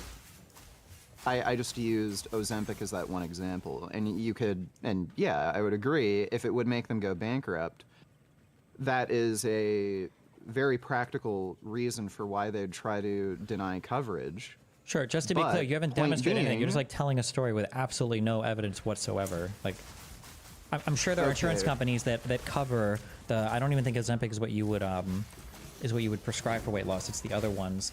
But I'm sure there are insurance companies that cover some of these drugs. Well, yeah, the other ones are more expensive, by the way, so Tirzepatide is one of the new ones. I think it's actually significantly more expensive than Ozempic or Wegovy. Okay. That's because but it's if a being drug is more prescribed for expensive, weight I mean, loss. that would be a reason potentially not to cover it, no? Like, if you're not paying for, like, the most expensive insurance, right? Like, like companies in the United, like, people don't have infinite money, yeah, no? so listen,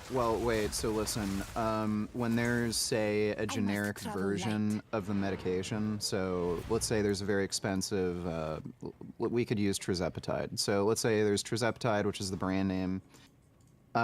If in a few years it ends up becoming generic and the generic version is half the cost, then yeah, obviously an insurance company would prefer you to take the generic version, because it's literally the same medication for half the cost. That's totally reasonable. What I'm saying isn't reasonable is when healthcare providers will try denying treatments that are recommended by a doctor that are clearly necessary or highly, highly beneficial for a patient. I think necessary can be a funny word. So let's just say they're highly, highly beneficial. Chances are it would make the patient live longer, have a better quality of life.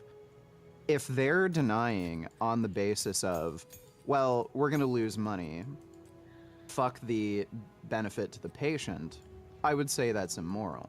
Okay, so you think that in an ideal system, health insurance companies would be obligated to always authorize or always allow every single person who's insured to have access to the latest, like, cutting edge drugs for weight loss at all points, for every type of condition at all points in time. That you think that's a realistic financial model for anybody?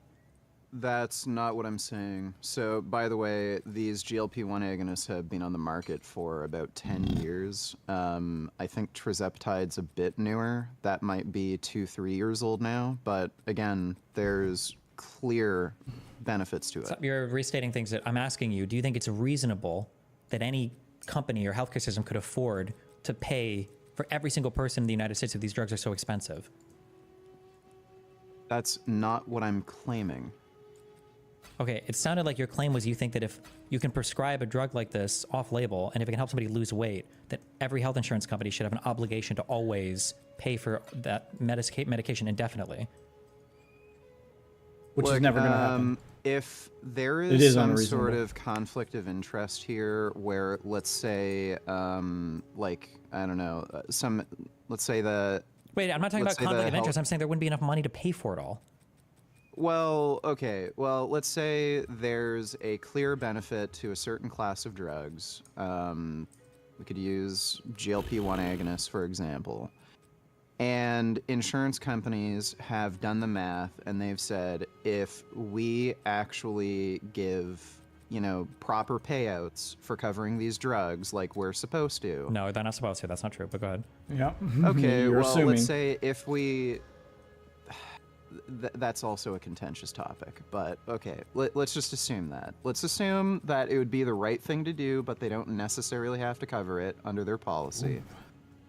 And if they've done the math, okay, if we cover these drugs, we're gonna go bankrupt.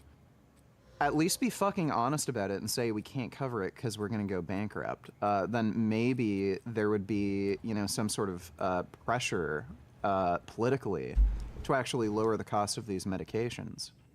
How are you gonna? First of all, rather wait, than doing firstly, that, there's Yeah, a they're ton not- of pressure to lower costs of medications. Yeah, there's already that. Number It's not gonna one. happen. Number two, I mean, what would you even?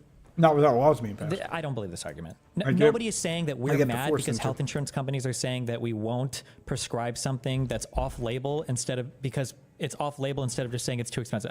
I don't believe this. Nobody actually believes Look, this. Nobody that there's complains a about health insurance is clear- complaining about this. Number one. no, Number two, what you're suggesting is not possible. You cannot have a healthcare system that works, and there isn't one in any part of the world, where every single person is entitled to the latest cutting-edge drug at all points in time, regardless of their ability to pay. That's not what I'm arguing. These are new. This is a Yes, straw these. man. No, it's not a straw man. That is not what These I'm are arguing. new and that is a straw medications. man. These are new medications. That is not what I'm They arguing. The cost a lot of GLP-1 money. agonists have been around for 10 years, so they're not a brand new fucking medication. So Formulated that's for just a weight lie. loss and not just used for diabetic treatment. They've been used for weight loss for about 10 years now. Off-label. I don't care. Okay, That's just because great. The off-label something part doesn't have matters. FDA That's approval the for certain point. Treatment that doesn't mean it's not efficacious. That's like, fine. Just look I'm at so, the data. It's not if you about live data. longer, I'm sorry, but you're making being emotional. medically inaccurate statements because you just don't know what it means for a drug to exist. Okay, drugs are not things that you take and they magically improve your life. Okay, every single drug you take probably induces some side effect, and the goal of a therapy is to say that at a given. Well, I have to explain this because you don't understand. Okay, because you think that No, I off-label, you do. think it's just No, good to I take it. understand very The whole well, and point you're of going off prescribing a topic. drug, I'm not going off topic, is that you know You're that going over a long so period of fucking time, far off over a topic. long period now of you're time. talking about what drugs have like. Oh my God, the he can never risk just to, admit he's like, wrong. benefit you have ratio. Just to know admit that. you don't know a what to thing, do. man. Because what is the risk-benefit ratio of prescribing a person without diabetes, Ozempic? He doesn't or know those Semaglutide or whatever numbers the because fuck it else hasn't drug? been You don't tested know yet. the That's answer why to it's that. off-label. That's the risk-benefit Really? ratio. Do you want They to might get bet? a Do you want to tummy bet? ache. Do you want to bet $100 million, your entire fucking life's worth, that there won't be any other side effects discovered for these drugs in the past 20 years? And would you be willing to stake your entire country's They've health been on on the the line for market that? for 10 years. Been on the Destiny. market for weight loss? No. Yes, they've been on the market for 10 years, and they've been used for weight loss for about 10 years. That's not what he asked. Okay. It's not what he said. So you can look at the side effects for these medications. The most common side effects are basically just a tummy ache. You don't know the side effects if basically it's an just off-label tummy prescription ache. for weight loss Okay. versus Yes, for somebody you that's do. been. Then it would have been No, you approved don't. already. No, You you don't No, know you that. don't. Yeah, No, you he's don't. just- You don't he's know. just- he's just going off emotions. Yes, you do. There's- Just He's hold going on. off of, Wait, they wait, don't, wait. There's it's a not as randomized bad as they trial. say it is. They're Wait, wait, wait, gaslighting us, wait, guys. They wait, just wait, want us hold to on. be You sick. think there are They're randomized evil. Yeah, trials that's what where he's they doing. give the Effects of medication. Moderna COVID vaccine because it's not FDA approved. What does FDA approval have to do with knowing the side effects? Do you think that there are randomized Everything. trials for That's a why we have diabetes approval. drug given to patients that don't have diabetes? Yes, FDA approval means yes, it's there safe for are. this use. That's what that's for. Holy Because shit. there are weight That's why we loss have a Food and trials. Drug That's Administration. you just this is Some make our patients food may have and diabetes, drugs but they safe to are use. used in weight loss trials, and not every obese person is diabetic. Okay. I So don't know, my again, wife listened to most this of the side She effects worked in for the these healthcare field. drugs This is gonna drive her are insane. basically just nausea, tummy ache. In some, they do cause She worked in gastric the hospital. She knows slowdown, how this shit works. so they can increase risk of constipation. One thing to note, though, is a side effect of eating less is also constipation. So if the drugs are blunting your appetite significantly enough, it may not actually be a direct effect of the medication. It's the Yeah, it may not. It's just the drugs are effective for. But it blunting may your also be appetite, an effect. and That's why you actually have the FDA causing, approval. The constipation. FDA approves it to say it's safe for this because it doesn't do this, but it will do this. Yeah, that's and I what mean that means. extraordinarily rarely, they can cause complete gastric stasis, That is where fine. no Test stool is stuff. going Just make through sure you your know what intestines at all, and the then actual that effects requires are gonna surgery. be. But I think that Yeah, might what he's not understanding is that a drug being around for a really long time and not being approved doesn't mean that it should automatically get approval. Because he's like, well, it's been around for 10 years and nothing bad has happened. Yeah, but it's been around for 10 years off-label, meaning it hasn't properly been tested. It's only been approved under very, it's only being prescribed with caveats or under very specific circumstances. When you start approving it for everyone and not just those specific times that they think it's safe, then you have to make sure it's tested to say, okay, well, we've tested it on long-term, like it hasn't been through trials yet for this use. It's been through trials for diabetes, and they've monitored what it does there, but they haven't monitored what it does to people without diabetes and, for weight loss, and they haven't, you have to, try it out on a large group of people across a broad spectrum of things in order to make sure that it could be approved and that it could be safe to prescribe to just the general public. So basically you would go, okay, well, we're going to prescribe this for weight loss, so we need to test it on 1,000 people who are healthy but overweight. Now we need to test it on 1,000 people who are overweight and have a heart condition. Now we need to test it on 1,000 people who are overweight and have this, or are overweight and allergic to this, or you have to test for all these areas to make sure it doesn't interact with anything else. That's the point. You don't just say, well, it's been around for 10 years and they've been prescribing it to a bunch of people and they're fine. Yeah, but maybe they're avoiding prescribing it to certain people because they don't know what it'll do. That's the point. Yeah, they've been prescribing it for 10 years, but have they only been prescribing it to people who are healthy and just happen to be overweight? Are they avoiding prescribing it to people with a heart condition who are overweight? Because if so, why? Those are things that you have to have answers to. He doesn't seem to understand that. He's got the very emotional, idiot take on it, which is, it feels like people should have it. It feels like it would help a bunch of people. It feels like this is something they should approve and they're not, so they must be evil. He's not thinking about all the little things that go with it. It's a very simplistic point of view that he has here, and a very, just showing that he doesn't understand the system, which is fine. Most people don't understand the system. The mistake he's making, and the thing that's driving me insane with him, is that he doesn't understand how it works, and when he's corrected and they try to teach him how it works, he argues with the correction.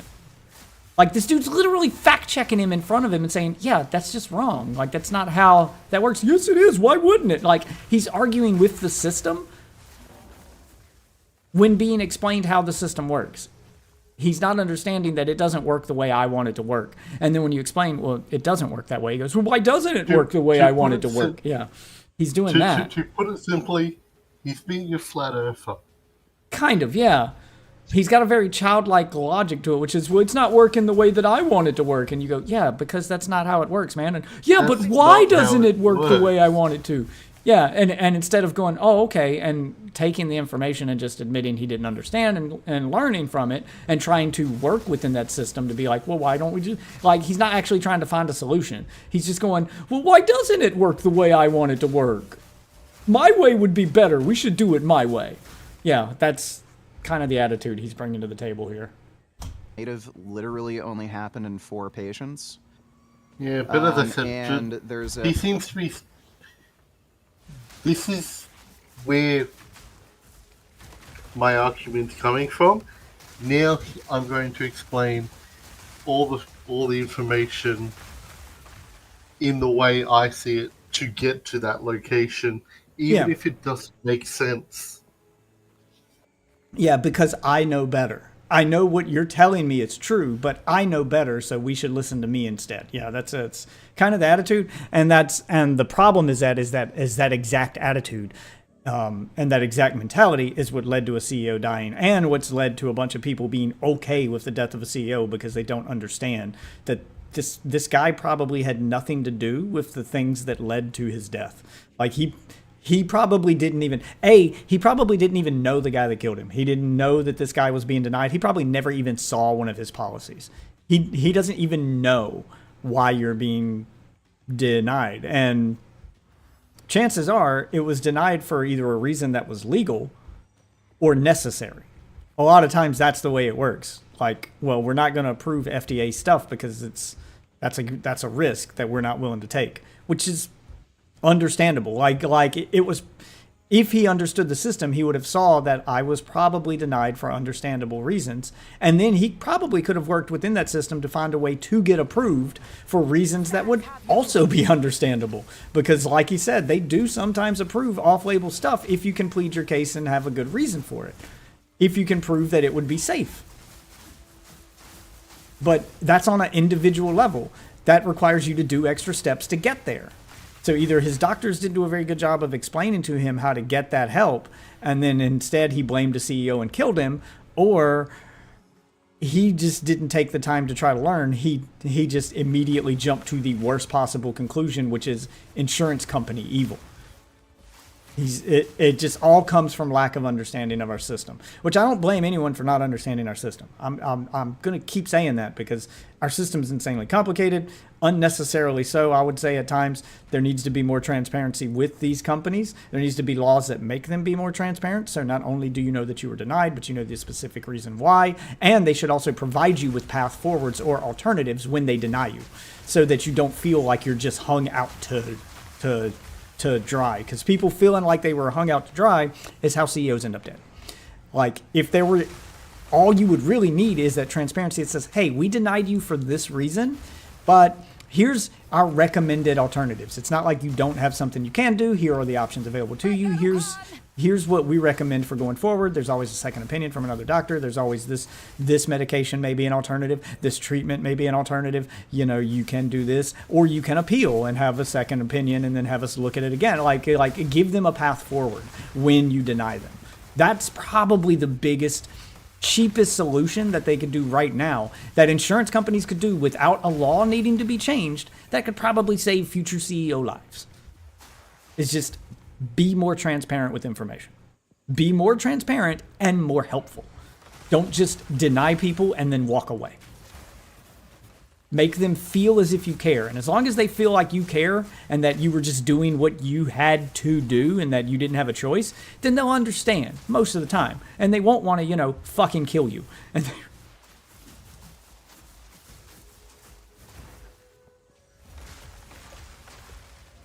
because that's what's led to Vegan Gains having the attitude that he has here, which is just fuck insurance companies. They're not only evil, but they're doing this maliciously and they're doing it intentionally. And then you've got no proof of that other than how you feel when you got denied. Yeah.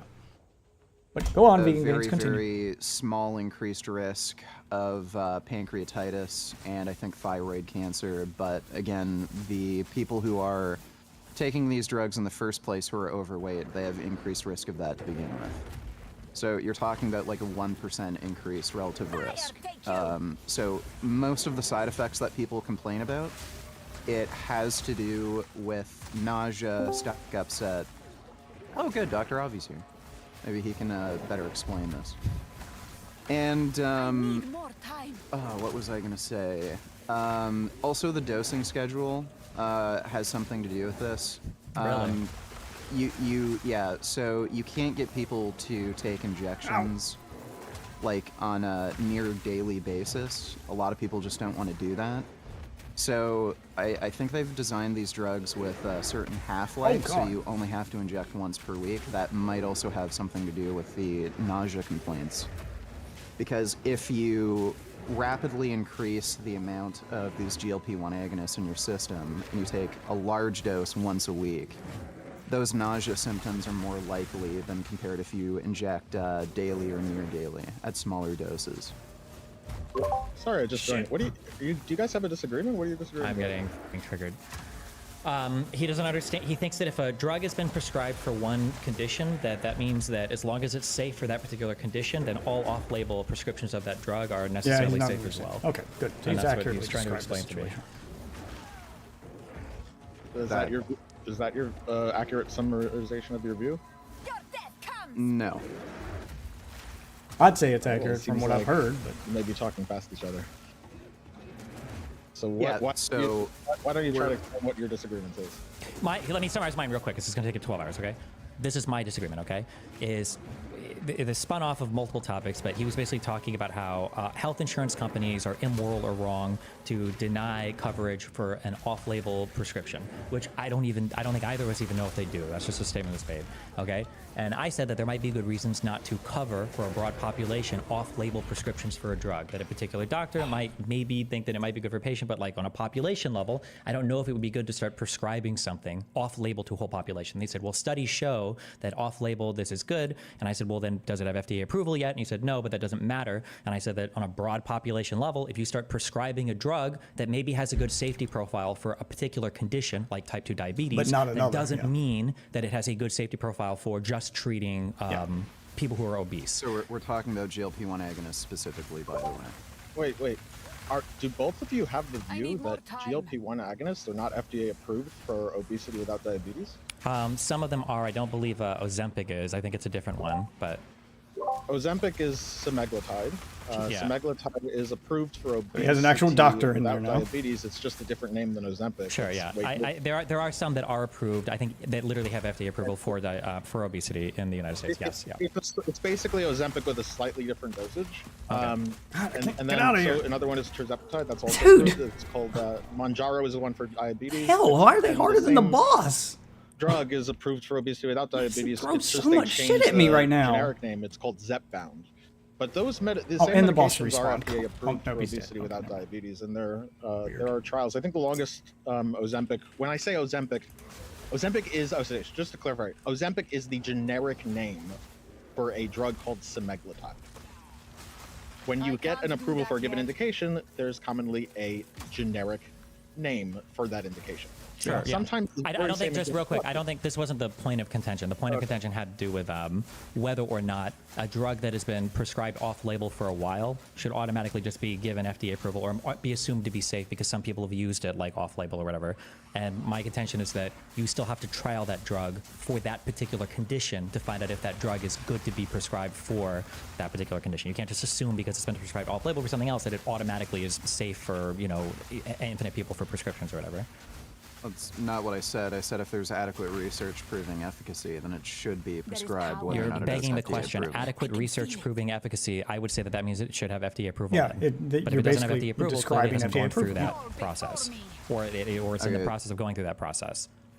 Right. So the Pfizer and Moderna vaccine had proven efficacy, but didn't get FDA approval for quite a while. So one, they had by emergency that use definition- authorization. No, it's not by that definition because we're not talking about off-label. Number one. Number two, they were emergency use authorizations in response to Which is an still an emergency. authorization. So it's not comparable to this as well. So no. Well, Now, you why just would you go to the claimed if it vaccines? doesn't have That is FDA a approval, then it completely doesn't have different efficacy. situation. I It's didn't never claim if it happened didn't before have on the FDA approval, fucking it didn't planet. Have efficacy. I said that FDA approval means something, and just because something has been safe off-label for people, An emergency doesn't FDA mean that approval it is should still automatically be approval, by the considered way. safe and can be prescribed as an FDA-approved drug. There might be other issues that are lurking or different hiding kind that of were approval. prescribed en masse to people that Well- don't have diabetes that could pop up when you do your trialing for it. Okay, well, by the way, the beginning of this whole debate conversation was about whether or not health insurance providers arbitrarily Before we deny hold on, claims before we do so that, they can cut Avi, can you tell costs. me if I'm right or wrong on that? That just if something has been prescribed off-label and seems to be safe because off-label, it should still get trials specifically for treating the condition. Yeah, obviously. That has been, no, stop. You didn't agree with that. Avi, you just told me for my own brain. No, you didn't agree with Vegan, it. You you fought said that him there on was it. an adequate amount of research, so therefore everybody should be getting prescribed this. That's what you said, right? So just the contention here is that just because something has FDA or doesn't have FDA approval does not mean it does not have efficacy for a certain treatment. That doesn't That's even all make. I Hold on. said. Wait. My position would be that if something isn't FDA approved, that it can't be efficacious for treatment. You realize every single drug in existence was at one point in time not FDA approved. That doesn't even make any sense. Your claim was that if it's been off-label prescribed for a long time, it's basically safe that everybody should be off-label prescribing it. That was your claim, or do you not? Or is that not your claim? No. Okay. I Well, in said that if case, then there's we have no adequate disagreement, and this was research- all. This was all what? pointless. Adequate research. What I does said that if mean? there's adequate research proving that it Yeah, has what does adequate efficacy research mean? for Proving? a certain type of treatment, You're using so many regardless of whether or loaded not it's words. FDA approved, You're using so and many doctors loaded should be words. able to prescribe it for You're such describing the treatment. FDA process in your argument that it doesn't need to be Why do you FDA guys approved. agree? It doesn't make sense. No. Okay, what else? Are we good? Are we done? Is that everything? Well, no. The fundamental issue with this debate was whether or not health insurance providers arbitrarily deny claims to cut costs. Which they don't. I think that the original claim was whether or not the majority of denials were because they were arbitrarily denying claims just to cut costs and save money. Yeah, they're definitely not arbitrarily doing anything. They have reasons, and they'll usually give you that reason. Providers. Hold on, wait. You just don't Can we agree have a with the disagreement? reasons. And we completely agree on this. Is there any other topics then? Because if you're going to walk this all the way No, back we to maybe don't. 1% of We claims are cut don't. arbitrarily, then we don't even have a disagreement. I never said 1%. Well, then what is the estimate? I'm not saying it Because never before happens, but you made yeah, it sound like, like what's there the was a percentage? huge percentage of these, like over 50%. There's a huge percentage of these that were being denied arbitrarily. Oh my God. Okay, can you just stop, like, assuming what I'm saying and just let me fucking talk? Okay, So, I'm pretty sure you said so- most or majority before, but okay. go ahead. Oh, okay. Well, how about you he let did me say the talk rather than being pretty sure? Okay, so. But now he's gonna it rewrite may history depend on the and health change what he insurance said. company. Some have a lower denial of claims. I think some go to around 5% denial. Some go well past 30%. Now, when you have an outlier like United Healthcare, where they deny over 30% of claims, where I think the industry average is around 15%, that may suggest that yes, they at 30? providers are denying a very significant proportion of claims for completely arbitrary reasons. I Or also that they're don't just know getting an what abnormal we amount of mean fraudulent claims. necessarily by claim See? denial, because health insurance There could be companies more also than give one you a answer to that runaround. question They'll as to ask why you to get they're a doing second that. opinion, or a third opinion, or a fourth opinion, and then go see some other specialist. You're assuming and the they'll answer try to from the problem. run out your time so that you just give up and then don't bother proceeding with seeking treatment. So I don't know exactly how we're defining claim denial, but again, maybe Avi could, since he's a doctor, could give his perspective on that. I'm still not understanding what do you want me to give my perspective on claim denials? And what the Yeah. word- Like He said, what, so the central disagreement here was whether or not it was reasonable to just assume that if a company denies more claims than another company, they must be for arbitrary reasons. And I said, there could be other reasons why they might deny claims rather than just arbitrary cost-cutting measures. We would have to investigate that. So it'd be good to have like at least one cursory glance at why claims are even denied rather than to just assume that if one person's denials are higher than the other, it's because they're evil and denying claims arbitrarily. Yeah, and that should be done across different insurance companies, obviously. And you know, I haven't done a deep dive into the different rates and what they were adjusted for. I've seen that graph with United Healthcare and the other insurance companies listed, like UHC being put at 32%, industry average being put at 16%. I'm not sure what caveats went into that. I'm not sure what adjustments went into that, and I'm not sure if I don't think appeals were taken into account, and I'm not sure from what I've read thus far in my preliminary investigation. I don't think that's been like verified. I'd have to look into that more to see if I stand by those figures. As of now, I don't. Sure. I'm not. And even on that same meme graph that gets passed around Reddit, the very bottom was Kaiser The meme at graph. like 6%. But I don't have first-hand experience with Kaiser, but from what I read people saying, I don't know if it's true or not, but people were saying that Kaiser is like a very strict, like in-network, like they have like the insurer, the pharmaceutical element, or like where you get your drugs from, like the doctor and hospital, like all of it is like crazy tightly in the same thing. So like the approval rates are incredibly high, but like it's because you're in their system the entire time from start to finish. So like the benefit is that it's all probably going to work. It's also how and does you their might be a lot system more work, restrictive too. on like coverage and where you can go to the hospital at as a result of that. If So, they're very like, expensive, pros and very cons to everything, inclusive potentially. insurance that forces you to go Like to your their data own gathering doctors and process in-house and and stuff, then of course their approval rates are going to be more high. This is Similar all type of stuff claim he's not person taking into to account. person or patient population, and there's ways of doing that, but I doubt that whoever made that graph has done that type of robust data. But yeah. I could be wrong. Yeah. So you guys agree on everything then? No, we don't, because he thinks No, that not he thinks it's really. reasonable to assume that any extra denial percentage like that we can just assume that it's being done for arbitrary or malicious reasons. Well, I think there certainly are. Well, you say that with no evidence and no significant data. amount. Yeah. You have no idea though. Yeah, No way of knowing I'm that at all. pretty damn sure. I'm there pretty are damn a sure. lot of Why are you claims pretty damn sure? that Can't are say. being denied for arbitrary reasons. Based for on what? cost-cutting measures. Yeah. What's made you so sure? What are you well, basing this based on testimony that I've heard from a lot so of people just who've been word of going mouth, through okay. the private healthcare system. Hold on, would you doctors I accept that know. standard More of evidence in feelings, any other other people's feeling statements. argument? I've heard people say this. Has How gotten many an hundreds of emotional millions reaction of out people of are you. covered by healthcare. You can probably find stories, that's like tens of thousands of stories saying good or bad things about both sides up and down Plus, the entire system. yeah, he's right. Everyone's covered. There's hundreds of Well, millions I of people see a covered. lot You can more probably bad find stories that cover whatever narrative you want to push. Right, but Just you statistically understand, though, speaking. that, you seeing Hang on, more stop there bad for a stories sec. than good stories. Stop it there for a second. Yeah. That's not.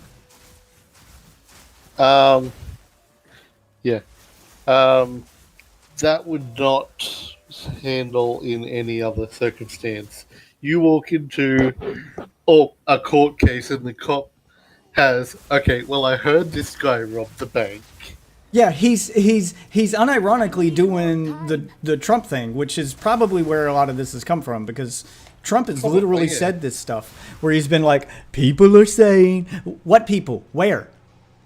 Like, he never gives you a source. He just says, people are saying, we know this to be true. Like, no, we don't know any of this stuff. But saying things like that triggers an emotional response out of people. It's how he got the following he's gotten, and it's how this guy has gotten brainwashed the way that he is, because he's gone down a rabbit hole where he's heard sob story after sob story, he's read sob story after sob story, and it's painted this picture that the healthcare industry is evil. And sure, that probably does happen sometimes, but it's probably not as bad as you think it is. Like, just statistically speaking,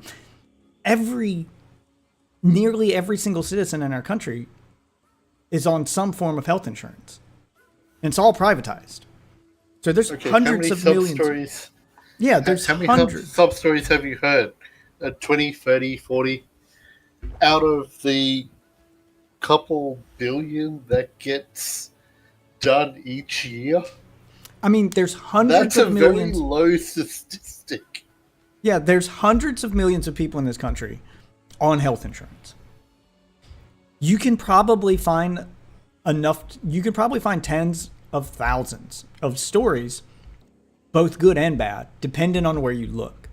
So you'll find thousands upon thousands of stories very easily of people who felt like they were left out to dry. I say felt like because those people usually don't give you the exact reason why they were denied and don't understand the system that denied them. All they know is, doctor said I needed this thing, insurance wouldn't give it to me. Insurance bad. Why would they disagree with my doctor?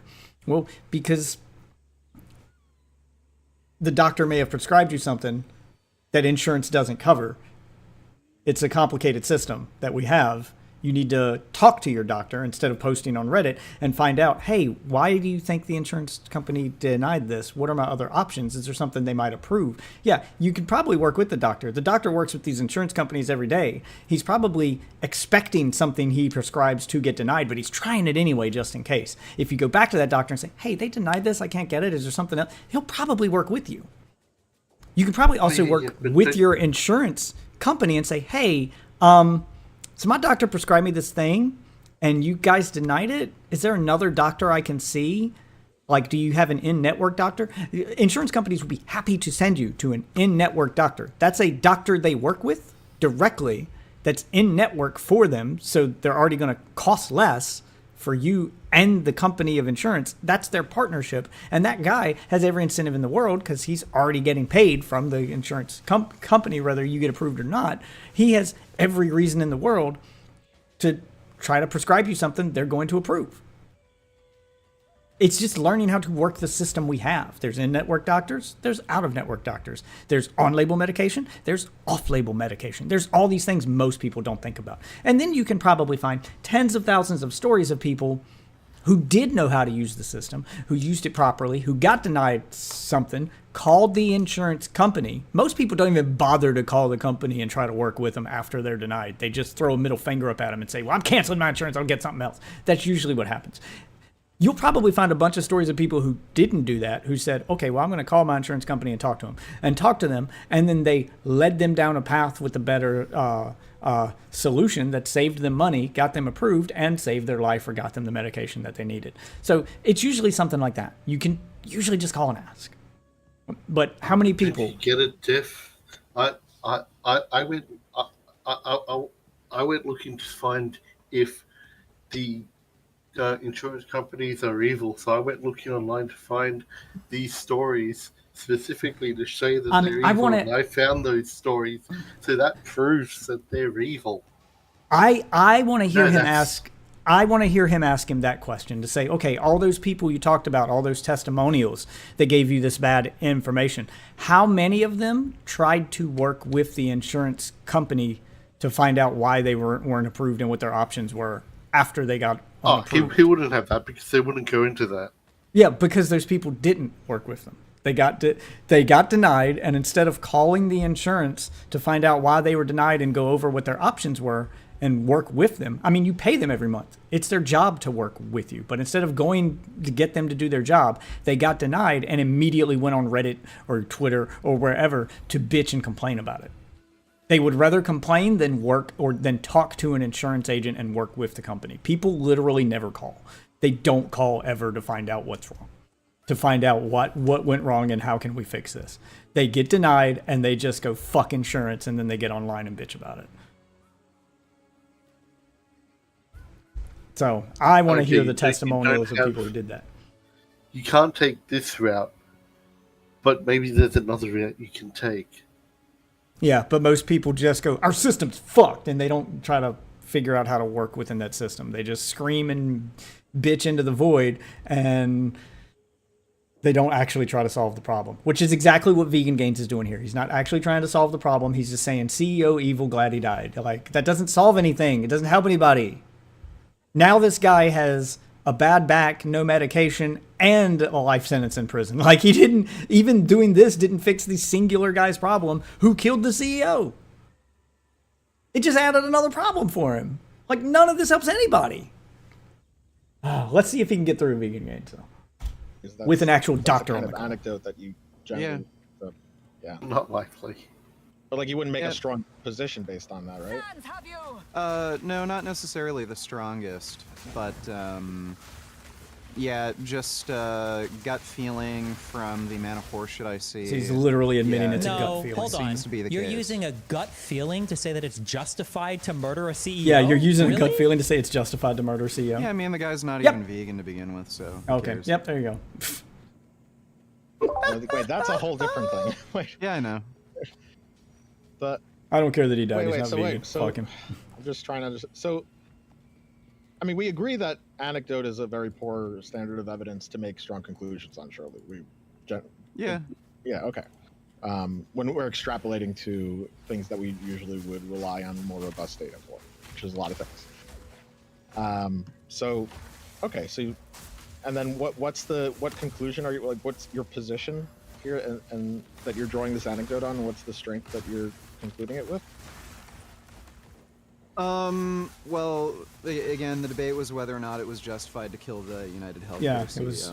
The debate was originally about the CEO. That's a whole different discussion. Okay. I didn't know Yeah, that. the doctor's like, wait, Well, that's that what was we're the talking topic, about? but then it was Take on that. based on like whether or not, like eventually, obviously, you get to appeals or denials, which is what everybody gets mad about. And the assumption I think that people are making, even though they don't say it, although when I ask, it seems like they are forthcoming with it. The assumption is that every single denial, or at least a majority of them that are made by insurance companies, are just done arbitrarily and maliciously, just to like for people to die, LOL, and to make money. And so that's the foundation Which that people doesn't use make to any justify the sense, fact but that you can yeah. basically kill your entire executive board or whatever of any given company because they're just like literally sentencing people to die for no reason other than profits. Because all companies are run by For some doctors. reason, hospitals never get held accountable for this, which is very curious. But it's only the insurance companies, even though it's the hospital that is literally the provider of care and is choosing not to treat you because you can't afford it. But whatever. Yeah. No one thought about that either, did they? Yeah, you can tell he didn't arguments think about that. The fact why that don't we they blame the make so hospitals money because off they're insurance is it's their also, job to treat like, you and they're it's refusing kind you of treatment because you ridiculous can't pay for it. how much these Why don't they like, just treat you CEOs, and then board of bill you? directors, Put you in debt. the amount Instead, of, they like, sentence you to death. Weird, but we're not mad at the hospitals. We're mad at the bureaucratic insurance and corporate companies. costs they have, the way they spend their money, where they rent out these huge fucking office buildings, the advertisements they pay for, like the amount of money that they're making and wasting on ridiculous shit and passing those costs on to the consumers. That's also So this is just another a big feeling with pet peeve of absolutely a lot of no people. evidence and no Don't nothing. just This is spur just online. like a Yeah, but that's feeling what people that like we to. have. God, Well, insurance costs are fucking ridiculous. It's poison. highway robbery. And again, Insurance you costs can are look at ridiculous. the- Wait. Do you think that hospital costs are ridiculous? Do you think that drug costs are ridiculous? Yeah, they end up being ridiculous because of the private healthcare system. I hate that all. Okay, so then where should costs be cut from? Everything Dark Souls style. I'm just trying to get to Well, something again, on the if map. it was a single-payer system, that would massively reduce cost. I don't understand where the enemies even it came would from. also I already probably cleared the mean map. that Where the fuck did they come hospitals from? make less money, doctors make Damn less it. money, administrators make less money, right? So that you wouldn't have access to the latest drugs all the time. That Well, look at every country that has adopted a socialized healthcare system. I don't see too many doctors complaining about, not being able to afford their rent. you literally, that's so, like one of yeah, the dumbest possible things that you could say. You don't think that, I'm sorry, Abby can do this. I don't know. Never mind. You tell me. I might be. I don't know. I was under the impression that medical staff in other countries, I'm over selecting for the UK here, but they complain a lot about the amount of money that they make. But I don't know. Maybe I'm fucking retarded. I don't know. I do have to say though, being against, I would never want to work in another country like as a doctor. Sorry, not because I'm afraid of paying my rent. Look, I'd probably be able to make rent, but it wouldn't. My compensation wouldn't even be close to what I'm making now. But that's even. Look, there's going to be there's advantages and disadvantages of single payer. You mentioned some advantages. There are disadvantages. Like single payer healthcare systems, they have longer wait times. They have less availability of certain interventions, medications to patients. I mean, we have a more expensive healthcare system. There's no denying it. We do have certain advantages because of that, and we have certain disadvantages. We also subsidize R&D because we don't have the type of drug negotiation for pricing that other countries do. If we went single payer, there would be also a lot less R&D incentivization for risk taking among insurers. Among pharmaceutical. I already found the camp. Because it's not grayed out. a whole bunch of the return on the investment of pharmaceutical companies is United States. It's like, oh well, once we get approval, we get to sell to the United States, and they're not going to negotiate prices like these other countries. So that's where we recap our profits. Then what will happen is either R&D is going to go down, and you just won't have that type of innovation, or the other countries are just going to have to pay more, their share. So I mean, look, I'm not sticking out a position on what policy is best. I know, crazy. There's nuance I haven't to done a this deep shit. dive on every single advantage or disadvantage, but there clearly are disadvantages of single payer. Yeah, I agree. And I think it'd be better to have like a public option or something. Times, by the way. Sorry, I didn't. What? I think I would disagree with the wait time argument. I think the main disadvantage is just compensation for doctors and maybe some other staff. You don't think there's a wait time difference? So it depends on how you. Oh yeah, I heard how that. you're That was a big calculating problem wait with time. So with people, universal healthcare too is the wait time. So with a It can private be kinda system, long you sometimes. may not be able to have coverage for hospitals that are outside your But network. yeah, it's free, but sometimes it's So booked up that because everyone has influences access to wait it all the time.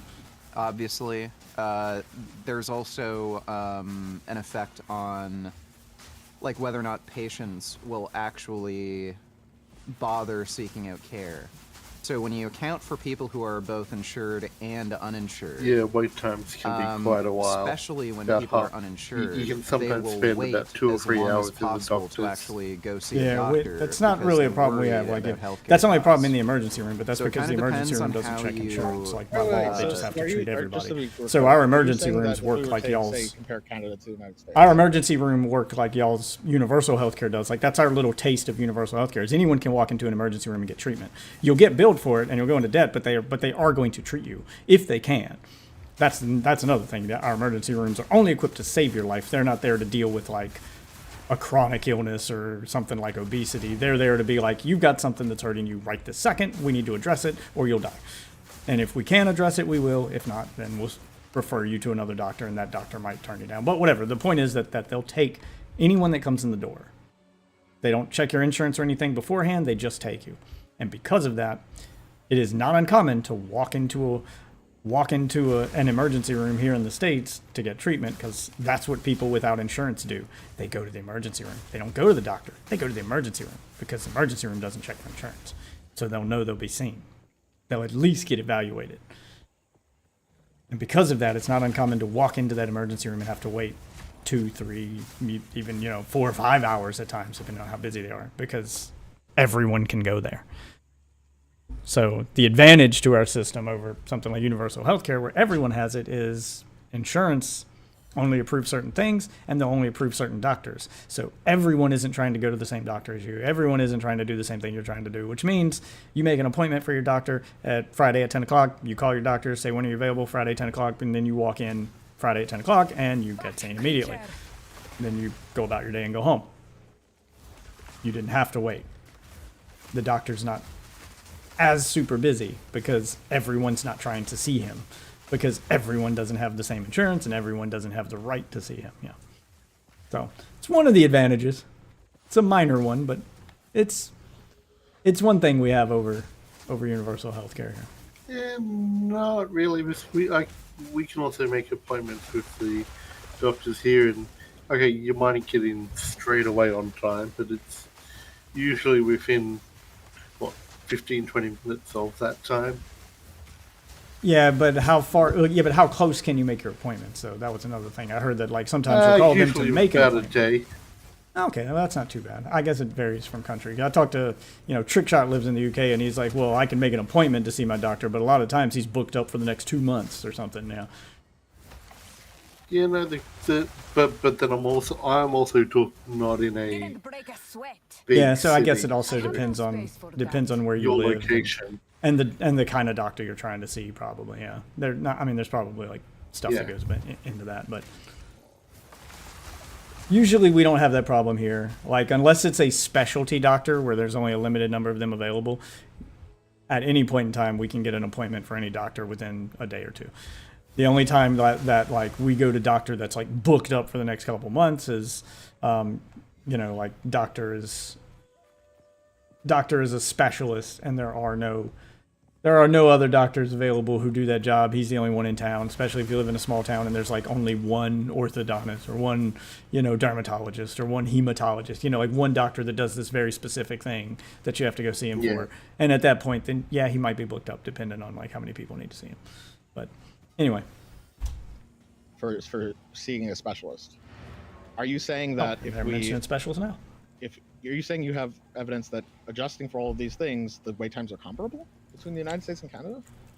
Yeah, I'm pretty sure I can't remember where I saw this, but I think when you factor that in, both insured and uninsured, and patient behavior, wait times end up being comparable. Okay, so I'd love to see that because the Canada. Yeah, I'll try to look for that. And that what that would mean is that because Canada's like what 27.7 weeks or something to see a specialist. US is, I think. less than I will say that you're wrong on that. 27.7 weeks. That was the data for 2023. This year it's 30 weeks. So yeah. So he's going over the data for Canada right now, which is Canada's universal healthcare. The wait time to see a specialist in Canada is like 30 weeks, and I think it's less than that here. Let's see what he says it is here. Okay, so yeah, but so what you're saying is that basically what's happening in Canada is that what's basically the Canadians are just saying, oh, I need to see a specialist. Let me just wait on that, and that's why the wait time is higher. Like, I'm not. Or then what do you? So in Canada, if you have to see a specialist, it's based on like a priority thing. So depending on the condition, so if it's cancer, you'll be pushed to the top of the list. If it's something more minor, that can wait. So I don't know, treatment of some. But we're talking about overall. Okay. Yeah, I know. Yeah, I know. What accounts for the overall discrepancy? Sorry. What accounts for the overall discrepancy? Well, what I'm saying is it kind of depends on how you're doing data collection, because if you're only looking at insured individuals in the United States, and you're seeing, I don't know, whatever the average wait time is. Wait, what percentage of Americans do you think have health insurance? Yeah, it would be the majority. What do you think? I'm just curious what you think that number is. I don't know. Okay, it's like 92%. 92%. Yeah, it's a pretty high number. So when you Most people only have look health at insurance. insured individuals, and I don't know if you're looking at every insurance company. On top of that, like if you have a situation too where you can only get insurance from healthcare providers or hospitals within your network, and you wait, like say you're out of state and there's no hospitals around your area that are in your network, and then you wait until you get back to your state, like that would also technically be a wait time. So it kind of depends on how you're actually calculating I'm pretty sure when they calculate wait times in countries, they calculate the time from like when you make like if you go to a general practitioner when they do specialists, it's after you need an appointment, like how far in the future that appointment is scheduled. I'm pretty sure that's how they do. Right. It's not like, oh well, Yeah, sure. yeah. So I'd like to see this data. Like what? So just so to be clear, what type of data are you saying you have? Are you saying? I just want to be clear. Like, do you have data that basically suggests that all like things considered equal, there's a comparable wait time difference? Yeah, there might be. Wait, I'll no, I have to don't. look. No. Not that there might be. Like, are you saying? Do you have that position? trauma trial. Are you saying yes? I've seen data that adjusting for the relevant factor. No, I don't have that hard position. I'd have to look into it, and it would also depend on the type of illness you're talking about as well. But it's okay to kill healthcare CEOs. Ooh, that's Yeah, the maybe. question. Yeah, maybe. He's trying to be edgy. He can't Kind of really mean depends. that. I don't know Yeah, okay. exactly what why they're denying claims and shit like that. He's giving I you feel a like bunch that's of a good thing reasons. to know. Yeah, I feel like that's a good thing to know before you kill a guy, but okay. Yeah, well, at the end of the day, it wouldn't matter anyway because the guy's not vegan. Do you If actually the know guy that? was Wait, do you vegan, know that then he's that not would vegan? change things. I'd do more research. Do you even know that he's not Do you vegan? know that he's not vegan? I mean, look at the guy. What? How do you know? How do you know? How do you look at him and know that he's not vegan? Well, he was wearing leather shoes when he got shot. Oh, how do you know it wasn't faux leather? It was authentic Yeah. leather. How do you know it wasn't pleather? Yeah, the chances are that guy was wearing You're fucking guessing. leather shoes. You're So talking we're about gonna kill him some, based on you a know, chance? millionaire CEO, nice suit, and all that shit. Like, no way. What if he's not a vegan? What if he's a freegan? What if he found the leather shoes somewhere? He's a freegan. If he found them like in a dumpster or something, then I'd give him a pass. I don't think this is motivating you to come on here and say it's okay to kill him. I mean, you may have that position, but I get the suspicion that, I mean, you don't just go around saying like, hey, this person, he deserved to die because, you know, he wasn't vegan. I mean, you may have that view, but I suspect like something's getting to you that's more than that, over and above him not being vegan, that you're... Yeah, well, I'll definitely say shit, so I you just hit the have ground running a here. massive bias against insurance companies just in general. I think they're all fucking scammers. Is there like a personal backstory to this? You don't have to give any details if you don't want to. I'm just curious. Well, he's Canadian. What do you mean? I've never had to deal with healthcare, like private healthcare, and I've been pretty happy with the socialized care in Ontario. Jesus Christ! But it's just like vehicle insurance. I think they have fucked me over with costs, like absolute bullshit, especially when I first got my license. But just even mad at still, insurance companies, the which is rates I'm most paying people. are just fucking ridiculous. And just talking with friends that are paying for private healthcare in the U.S. too, even when they haven't had to make too many major claims, like it's just the costs are so ridiculously enormous. Compared to the taxes that you pay in Canada for healthcare? We pay less in taxes than you would pay for just privately through insurance. What insurance plans are your friends on? Good question. I'm not sure, but I know a few people who are paying around $500 a month. What? Are they like regularly getting prescriptions and stuff? Yeah. What is? How are? Why Some is of them are, that some of their them aren't. premium? What kind of plans do they have? To pay $500 a month? That's insanity. So I think my your friends are understanding either is lying to you, it's like the personal exaggerating, interaction or you've had they're with on insurance some companies crazy that shit. generated They're a lot not of the this, and norm. That's like the I can tell you that from additional experience. motivation for this these feelings toward this insurance company CEO. Yeah, kind of. Like, look, I was looking at insurance costs for like some hypersport bikes, Like, even if you wanted to, so they'll just Sounds like he's got rich arbitrarily friends charge you who more have the if same you coverage. want to cover a Yamaha. Doesn't even matter if it's like a super sport or hyper sport or anything. We're not even talking about an R1. They will automatically charge you more just because it's a fucking Yamaha. Like, it's fucking retarded. I was paying $10,000 to insure 2 motorcycles. He when I doesn't first understand got why my motorcycles are more fucking, expensive to insure. License. Like, that is fucking retarded. It's a pop quiz question, Ozzy. Do you have any idea why motorcycles would be more expensive, sometimes 3 to 4 times more expensive, to insure than a car?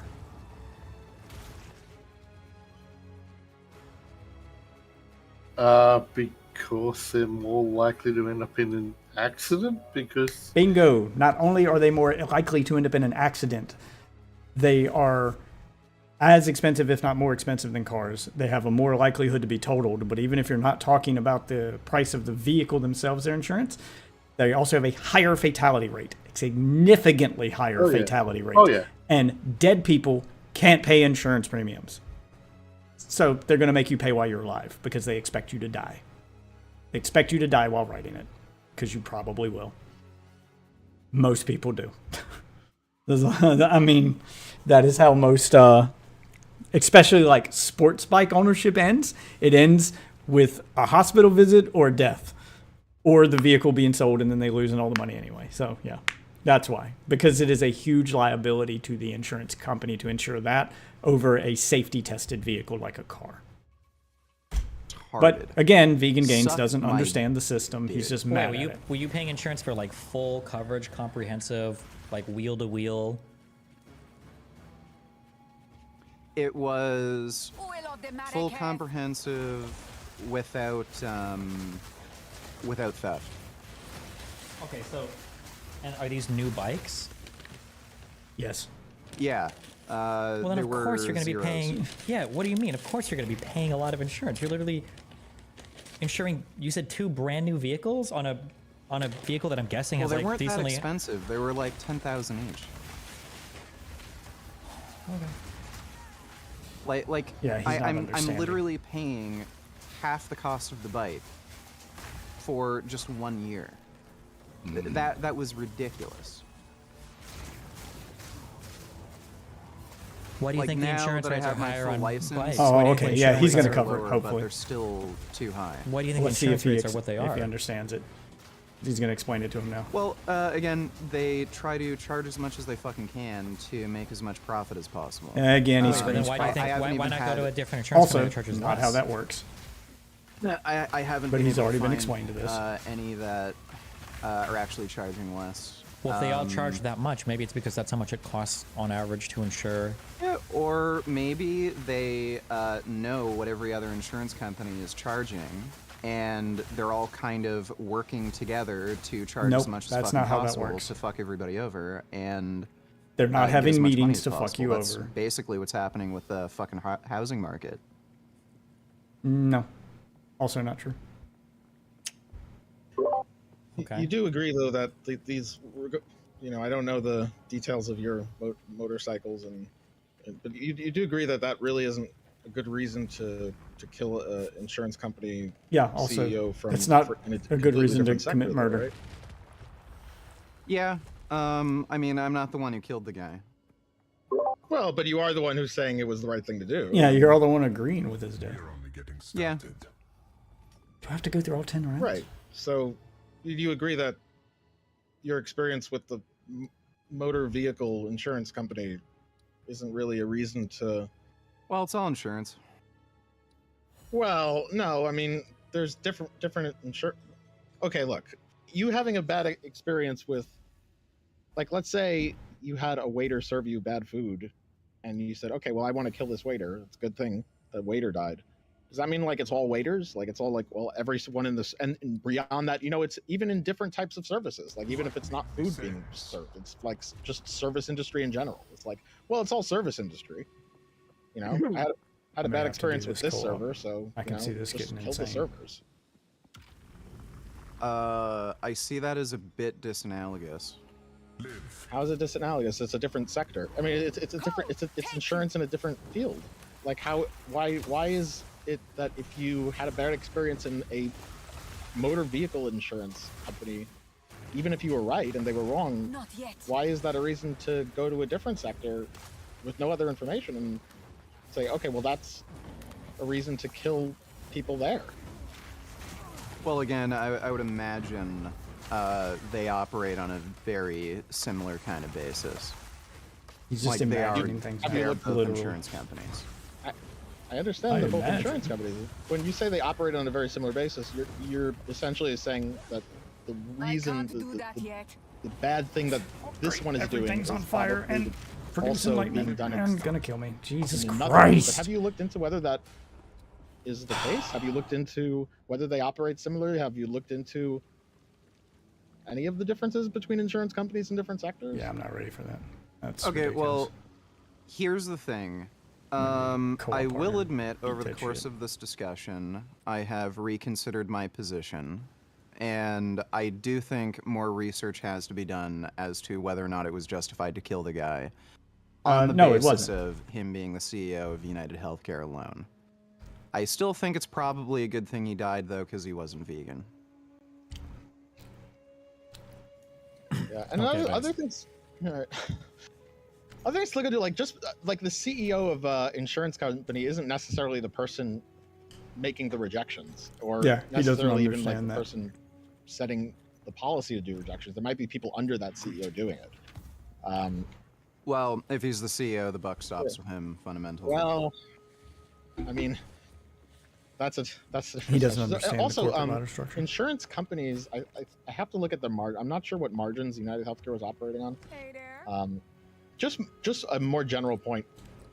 Healthcare overall, it's not just U.S. doctors.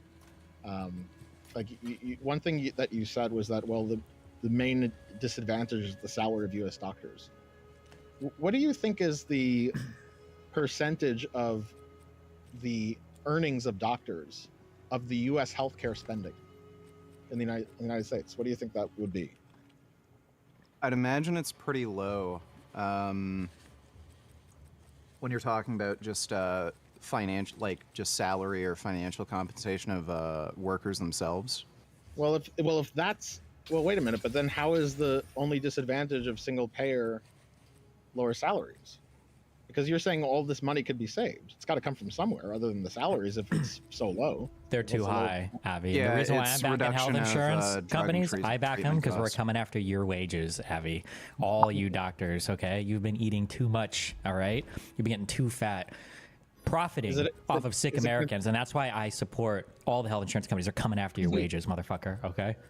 Is it going to be okay to kill me like Luigi did? Are you going to send Mario? Not at kill me? you, but you are going to see significant reductions in your wages right after they put an exit tax up on all physicians too, so you can't leave the country either. Okay, we're going to plan for that.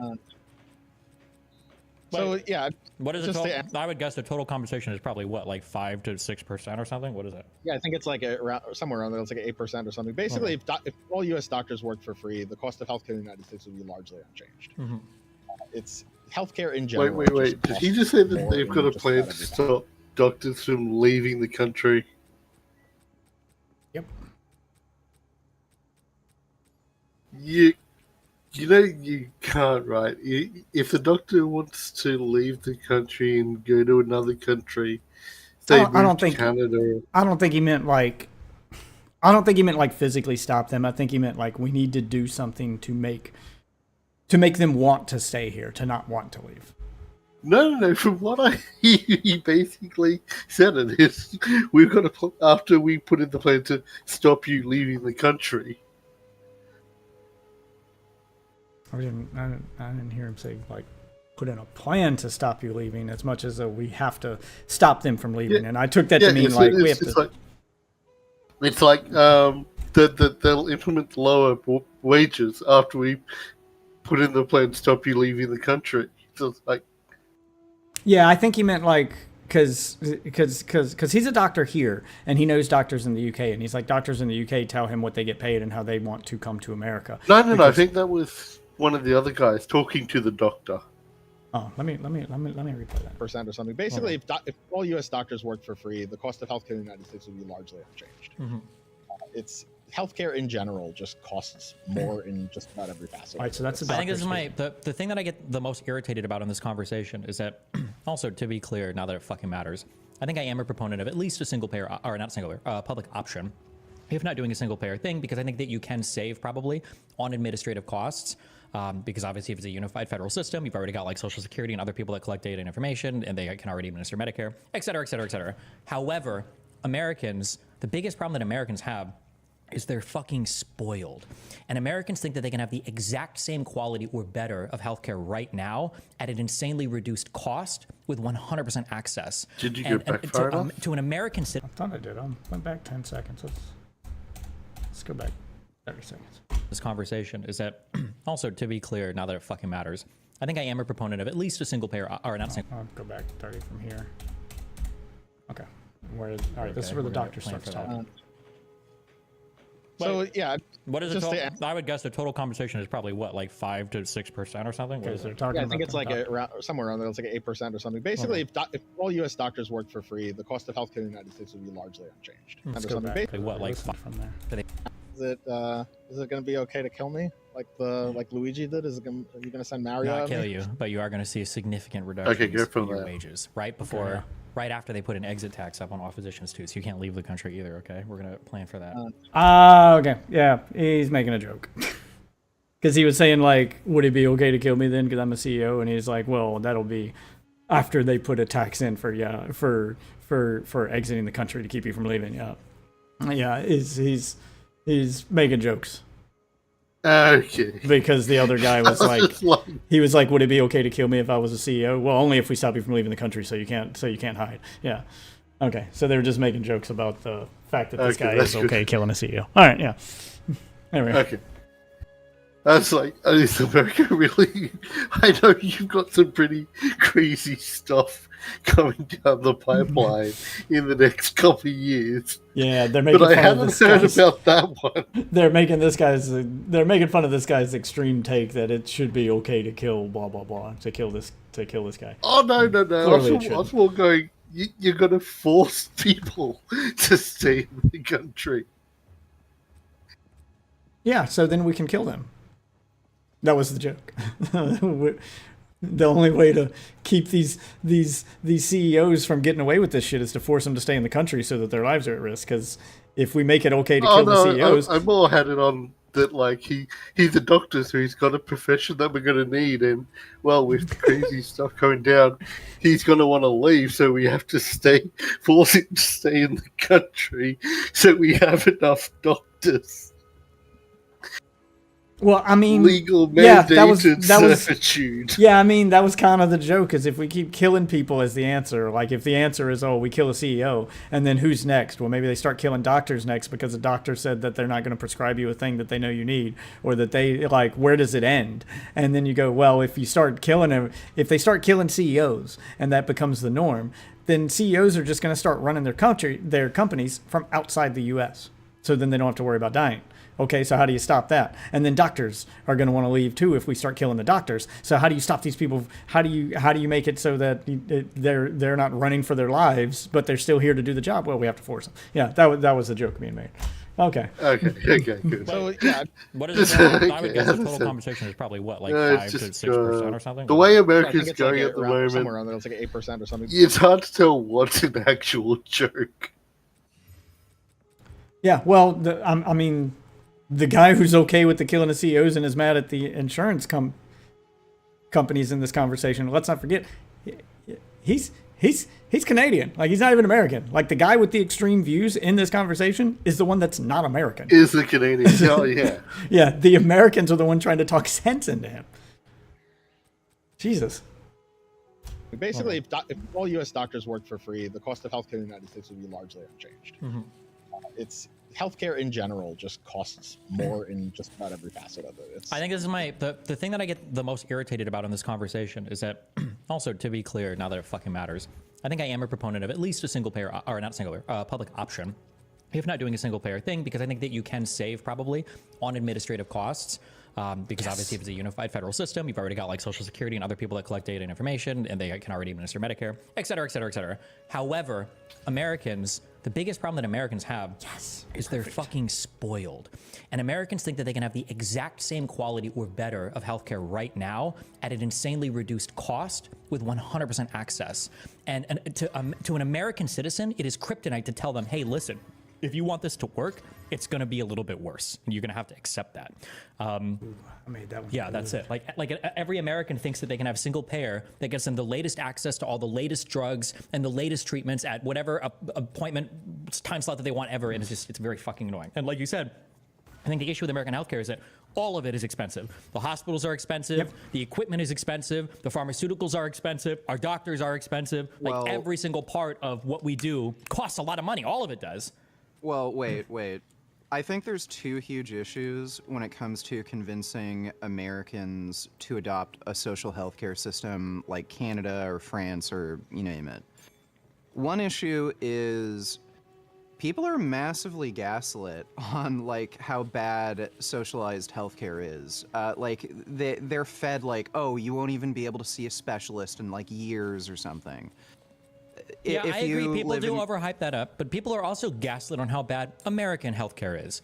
Most people, nobody wants to hear this, but you can go look at all the polling data. Most people in the United States are actually happy with their health insurance, and they're happy with their healthcare coverage. Most people are. Over 50% are. Most people get insurance through their work, and most people are happy with the insurance they get through their work. That's just a fact. But every single person on the internet thinks that like 98% of Americans fucking hate their health coverage. That's just not true. That's a Reddit opinion and a Twitter opinion. There's no data to back that up. When you do this sort of polling data, they also don't know any better. Like I mean, that's the only experience that a lot of these people have is insurance through their work or something. And when you look at like how bad it can get, so like people are literally saying, no, don't call an ambulance because it'll cost them like $5,000. When in Canada, if you have to call an ambulance, they'll literally send you a bill for like $20 or $50. I had to call an ambulance a couple of years ago when I tore my adductor longus. I couldn't walk, couldn't even get to the car. Ambulance workers had to scoop me up off the floor and put me on a one of those stretcher wheel things to get me to the hospital. I only had to pay $50 for that, but then like Americans are paying $5,000 for like a fucking ambulance. So $5,000 would be an extremely expensive ambulance ride. Yeah, I think the average is under 1,000. It's still expensive. It is more expensive, sure. Okay, dude. That's That's still a around- huge around difference. 600. But yeah, I mean, so they But don't that's have an assuming no experience coverage. with a That's assuming socialized- no coverage as well. So I Yeah. mean, That's what. Right, but point being, they don't have an experience with a socialized healthcare system, and they're massively gaslit on how many downsides there are and aren't aware of the benefits. And on top of that, there's like this kind of dad logic thing where why should I pay for somebody else's healthcare? Everybody should just pay for their Yep, own. that's where everyone's attitude when goes. He got it. ultimately He got it would there reduce eventually. their own costs anyway. But it's just dad logic. I don't care if I have to pay less. If I'm paying for somebody else's health care through my taxes, that's bullshit. I should only have to pay for myself. I don't even care if it's more expensive personally, but everybody should pay for their own. Like, it's dad logic bullshit. And there's also this issue where everybody thinks they're like a temporarily embarrassed billionaire where, oh, but what if I get rich? Then I'd have to pay more in taxes to cover other people. Like, I think that's fundamentally the issue of convincing Americans to get socialized healthcare. They're just gaslit on the downsides when I think there's mostly upsides, at least for most individuals, and just dad logic. I mean, we could say that, but America Oh, hey, funds Willie most Max of in the chat. What's up, Willie Mac? America funds most of the like R&D when it comes to pharmaceuticals. Like America is like a world leader still in creating new drugs, and a lot of that, like Abby said, unfortunately, I would say we do need to charge these Euro cucks more for our fucking drugs. Okay, a lot of that is based on the fact that you get access to the U.S. market after you develop a new drug. You're guaranteed access. You have a patent for some period of time, and you can charge American healthcare providers a fuck ton of money to prescribe these drugs to patients. Isn't a lot of the research for that no technically no, socially funded though? No, Nope. that's bullshit. There is a lot of general research that's done, but like bringing a drug to market is where your average cost is like $1 billion per pharmaceutical product, and that is not publicly funded. Yeah, definitely not publicly funded. There would be ways of reducing that cost though, because don't they have to go through like stupid animal testing and shit, and they just recently removed that requirement? Very, very small proportion of the cost. Most of the cost to bringing a drug to market is from the randomized controlled trials in humans. Probably your phase 2 and phase 3 bullshit. Phase 2 and phase 3 trials. The animal trials aren't that expensive. Is a massive endeavor. Because we don't have those regulations on animals he's complaining what about. If they did what you if wanted, it would be more we expensive. got like anybody who's being convicted of, I don't know, Oh, that's right. I don't have pedophilia, the thing for this and yet. just force them to go through these trials. Would that reduce the cost?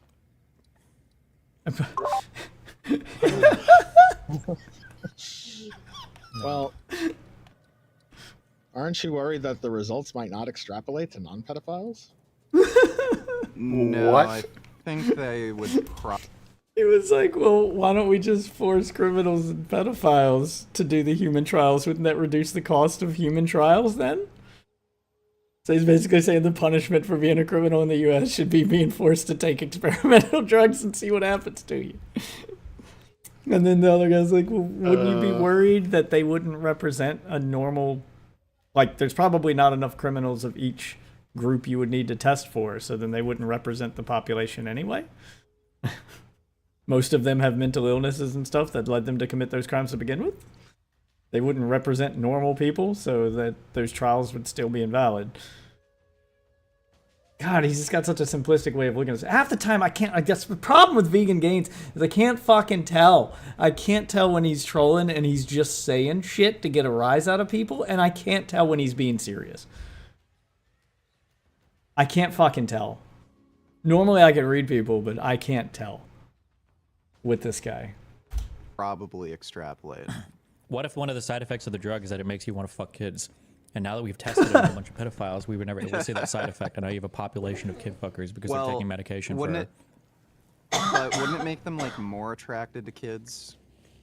Oh my god. Are you going to control like for maybe that in your they're only into experimentation? 10-year-olds, but now they're into 5-year-olds or something? Well, I should call Alva. How many pedophiles do you think you could round up to do this? Oh, a lot. Oh, I'm sure there's a fucking lot, dude. They're everywhere. You know, there's like oh my god, trials that have like 50,000. Oh, why am I frozen? In each arm. Yeah, I can guarantee you can find enough pedophiles to. You know, there's do like these trials. You know, there's like thousands of trials concurrently running. Well, we might have to get some pedophiles from like China or something, but I'm sure we could do Yeah, it. okay, he's So we're trolling gonna at this point. go into China, and then go door to door and extract pedophiles from China and bring them to the United States. why don't we just go to Israel? I thought that's where all the pedophiles retreat to. Yeah. Yeah, he's trolling at this point. Okay. Yeah. All right. Well, look. you admitted you've made lost me this debate reconsider yet? my Oh, that's how I position on the answered first. topic, so I appreciate that. That's one of the reasons why I do these debates. So yeah, my current position on the United Healthcare CEO Oh, did they actually change his mind? is, I do not know if the killing was justified based on the preponderance of evidence. Oh, So okay. I would Yeah, say so it maybe would it's not a good idea to probably kill be an people? immoral action to kill him due to the lack of knowledge. That we shouldn't play judge, jury, and executioner because we didn't get our way. Cool. All right. Maybe that's on, not a good idea. Whether or not his healthcare It's not a standard we want to set in society. doing something ethically. We don't want to alone, cause the but purge. Since he's not vegan, I. It's just a good thought. riddance. But he should still die because he's not vegan. Okay. All right. Well, good chat, guys. How do you not have any opinions on this? On what? You Dr. Fucker. Opinion? What opinions on what? Yeah, he I brought thought I was you in giving there my for backup, opinions. and you On just kind of sat insurance. there. This guy, don't let these doctors fucking fool you, okay? Okay, they are not here for the patients. They're here for themselves, okay? That's why he doesn't have shit to say. This. He's being quiet because he's like, yeah, Right, these what? insurance companies are fucking evil. Meanwhile, this guy probably has like a no Medicare, no Medicaid policy. This guy has never accepted public insurance in his life, okay? I know I'm on to you, Dr. Abby. We know what you're up to. He is Jewish after all. I know. Yeah. Oh shit. Well, We're no, going there I, with it. I mean, my view on the. I mean, The I don't memes have- are I don't- strong in this I stream. take the view that killing was justified. I In this think debate. that there's a case to be made there. At least from what I've seen, I don't think there's any. I mean, I haven't seen any good evidence that he's been engaged in the type of malfeasance that I would say. Do Yeah, you like do you say publicly if you work for like a hospital or if you're part of like a smaller clinic or private practice or whatever? I work for a hospital. I currently work for a hospital. When you're doing like prescriptions and dealing with insurance or whatever, is that like the hospital deals with all that shit, or do you have to deal with that like firsthand? I've dealt, so it's been a combination. I've dealt with that firsthand a lot, and in some cases I've been fortunate enough to have certain administrative staff that have dealt with that. Almost every doctor I know of, at least in the comparable field, has at some point dealt with prior authorizations and put in extra administrative time on their own as a provider to deal with prior authorizations. Do you do you have a stance on like whether or not it's easier or harder to deal with like Medicare, Medicaid, and if the reimbursement rates, is that something? I don't want to load the question too much. Yeah, do you have opinions on that? In terms of getting a certain medication approved? Yeah, I guess, yeah. Or actually, you're not biased, I guess. So one of the complaints that I hear is that like some doctors will say that the only way that they can accept Medicare or Medicaid, because the reimbursement rates are so low, is that those patients are kind of in a way subsidized for by private insurance payers, and that they'll take the other patients because it just expands their base or whatever. And then I've heard some people say it could be more annoying, and I've heard some people say it's less annoying to deal with government insurance. I don't know what the reality is there. I'm just curious what your experience is. I imagine it varies depending on what your field is. So what I will say is that there are certain Medicare, Medicaid programs that you will have a harder time getting approval for certain medications on, other than compared to private insurance on average. And there are certain plans in particular that have been pretty brutal. On average, I generally take the view that compensation is probably going to be lower on Medicare and Medicaid compared to private insurers. There are some characteristics that that may be easier. For example, if your patient clientele is more Medicare and Medicaid, if you know things are more standardized, you already know what is covered, what's not covered, you already know what the procedures are, and in that way you might have a more efficient system than if you're dealing with a whole bunch of different private insurance companies with different rules. So it depends, but overall, there probably is a general trend of things are a little bit somewhat more annoying, but not to the point where I would say like, okay, I'm not taking Medicare, Medicaid patients or anything like that. Sure. When you're prescribing drugs to patients, are you ever thinking about cost of the drug? Do you think it would be even ethical to do so? And I'm not necessarily just saying like a generic versus a brand name, but even like all my experience is in ADHD, but even like prescribing like methylphenidates versus like amphetamines because you think that on average like the methylphenidates might be cheaper even if they're maybe not as effective. Like, do you think about these things at all, or are you generally always like prescribing the best thing, or what do you think is ethical insofar as this goes? Yeah, so here's what I do and here's what I don't do. So what I don't do is I don't say, okay, well, here's the cost of the medication to society or to the insurance or to the to the taxpayer, and so for that reason I'm not going to prescribe that patient this medication. That's something I don't do. I do think about the cost of the medication insofar as, well, if the patient is going to have to pay a percentage of that medication, or if the patient's not going to get covered and will have to pay for that out of pocket, then cost plays a big factor. I'm like, okay, well, ultimately the patient needs to get treated. Yeah. And if there are two options on the table, one is cheaper and one is more expensive, and I know that the patient is not getting covered, or even if they get covered, they're sub-covered, then of course it's a factor. And a suboptimal treatment that the patient is actually going to be able to take is going to be a superior option than a more optimal treatment that the patient's probably just not. I'm just going to say, okay, if this bill is ridiculous, fuck this. So in that sense, it does no good to prescribe them a medication they can't afford because they're not going to take it anyway. If there's situations where I'm like, yeah, he weighs okay, that in. This is the best treatment for the patient. However, I could give the patient a suboptimal therapy, and it wouldn't cost that patient, it wouldn't save that patient any money, but it would cost the healthcare society less. Sure. Do I do that? The answer is no, I do not. Okay. Do you? So I've been emailed this by physicians and nurses, but I don't know how true it is actually, but nobody's corrected me on it. Do you think that on average, do you think that Americans tend to get prescribed to them, or the doctors tend to prescribe, or that Americans pursue generally more like expensive or like kind of, I'm saying like cutting edge, but I just mean like latest medication treatment as opposed to people in other countries around the world, say like European patients, that like an American patient is more likely to get prescribed to them like a medication that might be 10% more effective, but like 2,000% more expensive. Do you think on a trend that might be true, or do you not know, or do you have any, yeah?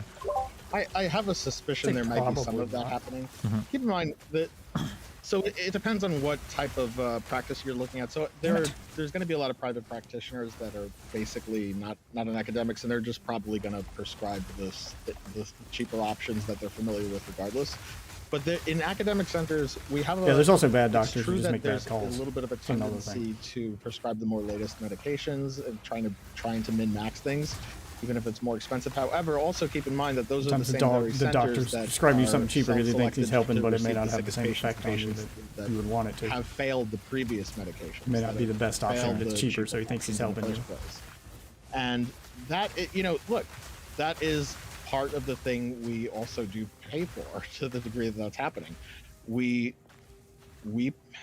is more expensive, but you should see patients when they failed the cheaper options, and we're saying, okay, well, sorry, we're not going to get you this new latest cutting edge medication because we've decided that for society's purposes, that's just not going to be an option. We can negotiate it with the insurance company to pay at these prices, so that's just not approved in our country.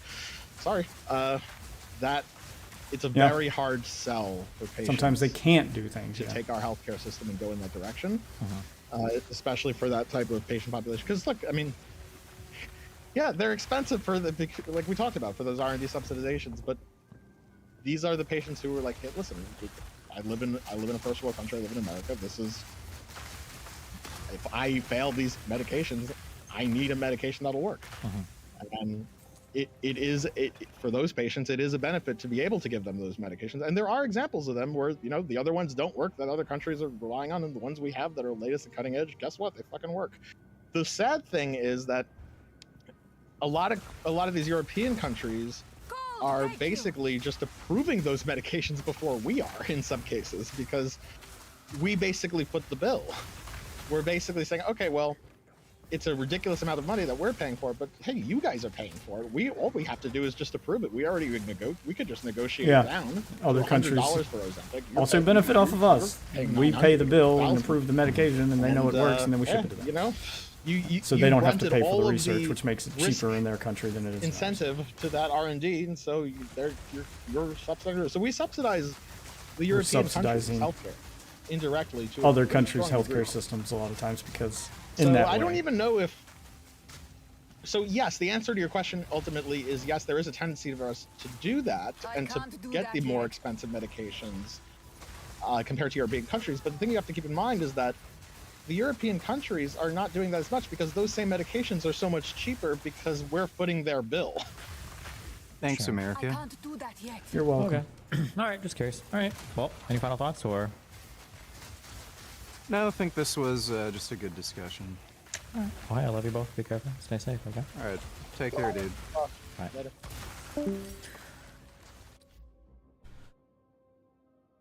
All right. Well, that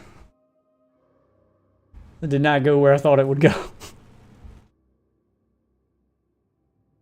Holy shit.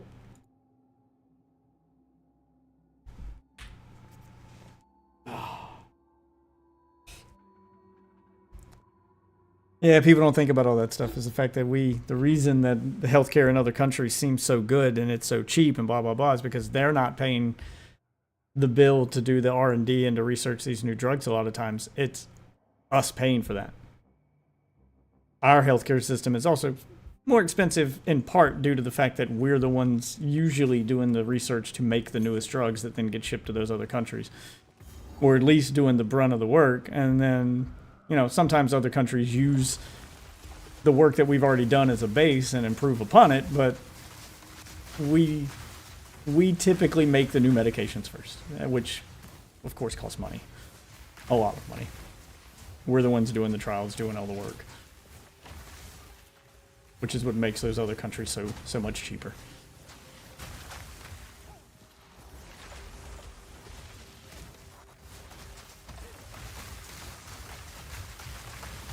Victory is mine. So, you know, you're welcome, Ozzy. Thanks, man. But no, I think there is that in part, but there's also the drug regulation in America is so far out of whack. It does need to be brought out under control. I mean, there's a lot of aspects to it, but to act like that isn't probably a big part of it, because it's definitely a big part of it, because that's the biggest. It's a part of it. Yeah. That's the biggest bill that comes in the act of approving a new drug or getting a new drug to market. That's the biggest bill, the biggest hurdle that has to be overcome.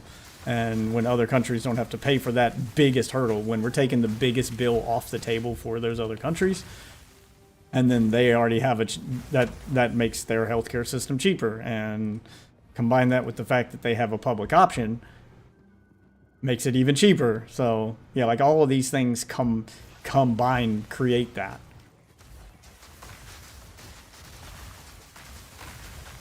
And if we switched completely to a system like you guys had, it still wouldn't be that much cheaper. Like our taxes would be insane. And they go, Canada has that option and their taxes aren't insane. Well, Europe has that option and their taxes aren't insane. Yeah, but they're also not creating the new drugs. They're not doing a lot of that R&D, that billion-dollar research. You know, they're letting us do it.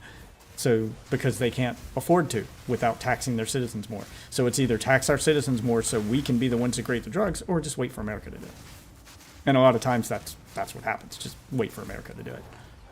Becomes the answer. I need more time.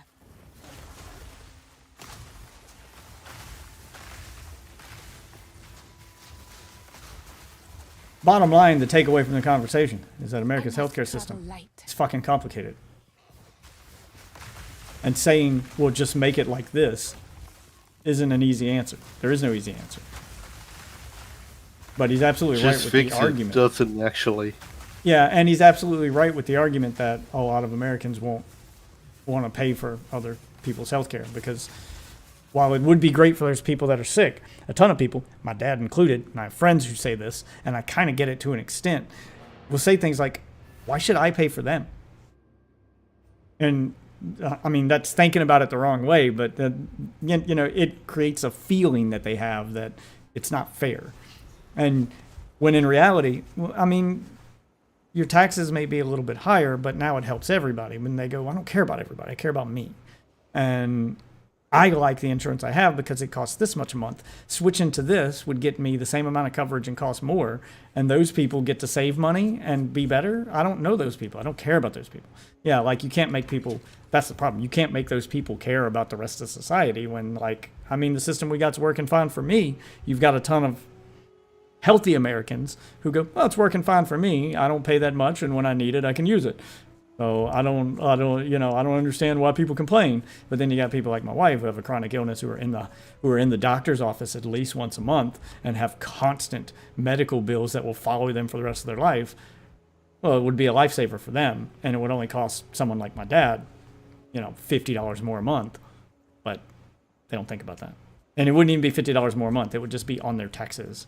It would automatically come out of their check, or it would be in the taxes they pay at the end of the year. But they don't think about all that. It's just. And here's the thing about it: you don't even notice it. Yeah, but they don't think about it.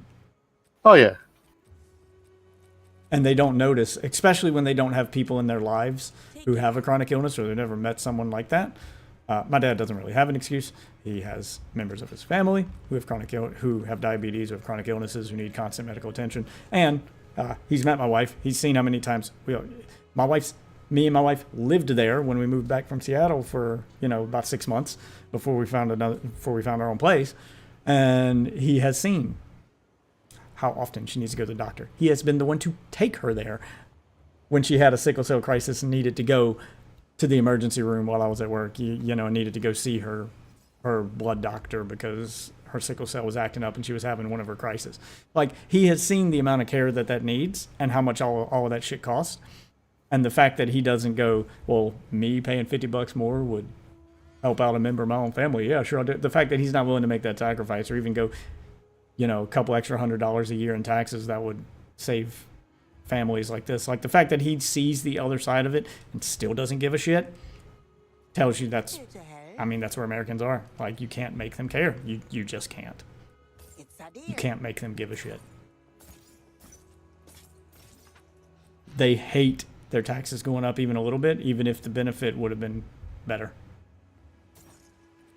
They just, that's just one of those issues that as soon as you mention taxes going up in any shape, form, or fashion, they want nothing to do with it. It's the quickest way to lose voters in an election. Yeah, like, it's just nothing you can do.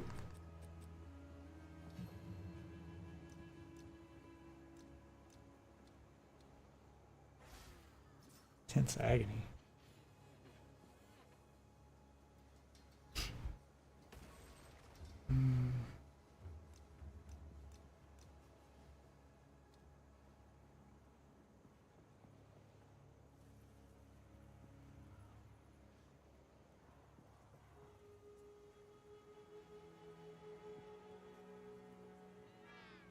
What is energy?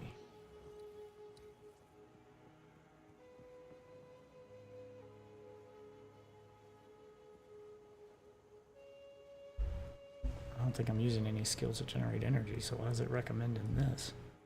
See what else we got.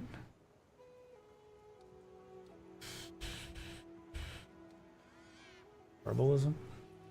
Increase recovery from life loss once skills active? Okay, well. No, none of those are good. What can I give to Cold Snap to make it better? What its skills generate cold resistance?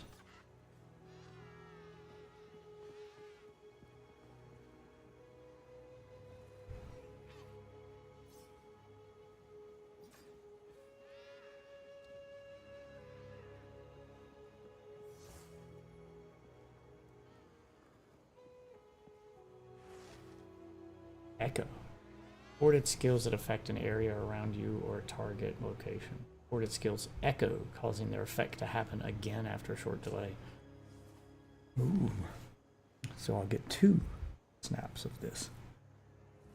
I'll do echo.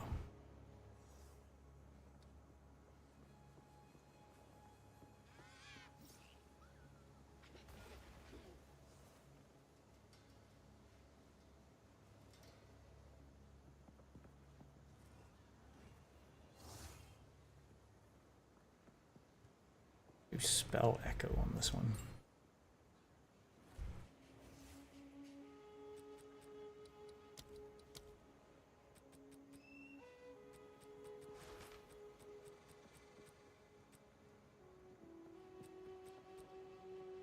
Echo. So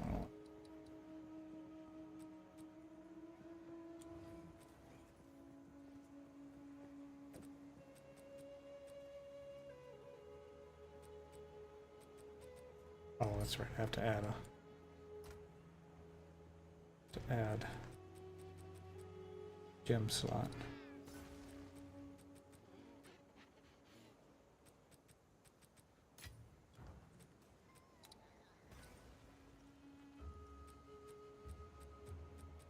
Cold snap.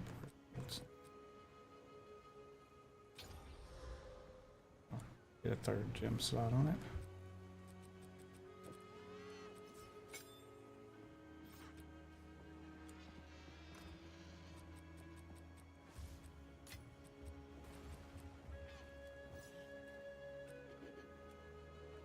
Now the Cold Snap will hit twice, so I'll do double damage with it. That should fix the Cold Snap problem I was having. I should call Alva.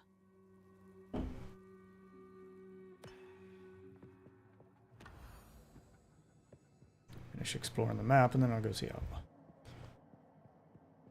Alva. Okay. We'll listen to the game for a while and just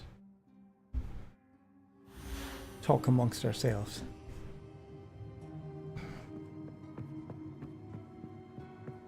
Should probably be going to bed anyway. Finish this.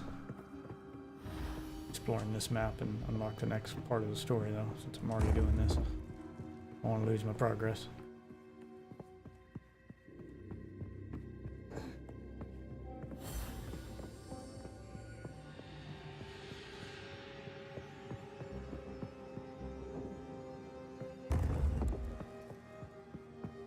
It's a dead end.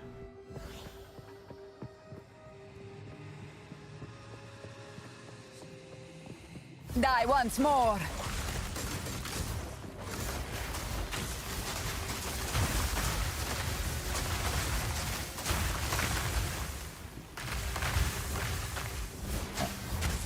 See you. Wait, what's that belt do? Increased charm effect duration? Yeah, worth it.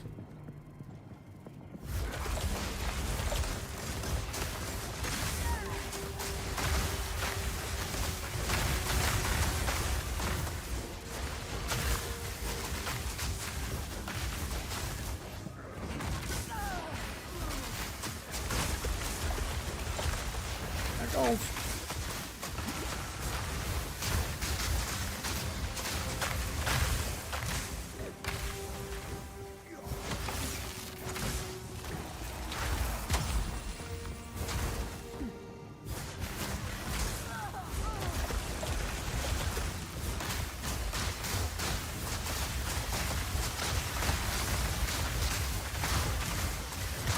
Didn't break a sweat. Oh, okay. Another uncut skill gem. Level 10. Hello, baby.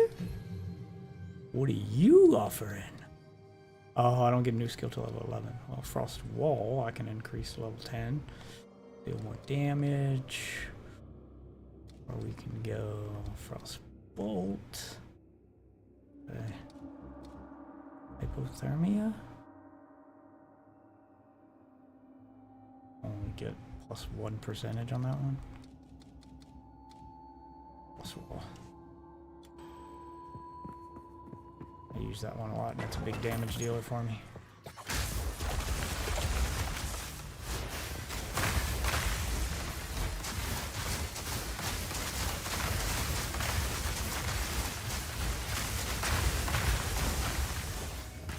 Shatter.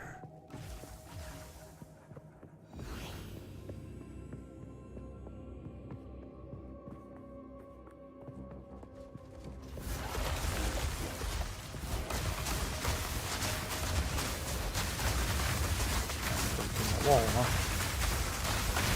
Oh my God, Trump was right. Walls work. Good thing we elected him again. Man's gonna save America. Yeah, let's not even joke about that. Look, he's got concepts of a plan. I'm dying to hear what they are. It's gonna make America great again. Again. So, you know, there you go. Alright, here's some lore stuff. I don't know a way out. If we fail and the Empire falls, I have one last resort. I fear it, but it is my last hope. We imprisoned Iklotil the Black Jaw in a soul core, alone for his crimes. Isolated like that, without any other souls in the lattice, his stone form seemed to retain much of his personality. Do I dare drain my own lifeblood into something we used as a punishment worse than death? We have toiled so long to defeat okay, that's death. going to be the boss of the area. All I know now is fear. If the sky turns to blood, if flames consume Utsal, only then will I decide. Yep. Yeah. Awakened and imprisoned god I'm going to have to fight. Cool. That's the omen here being told. Death calls. Freeze, bitches.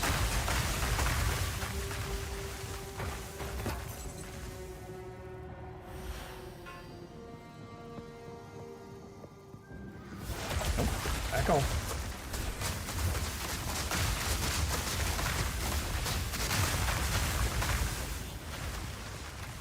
Anybody left alive in that ice? No? Okay. That's good.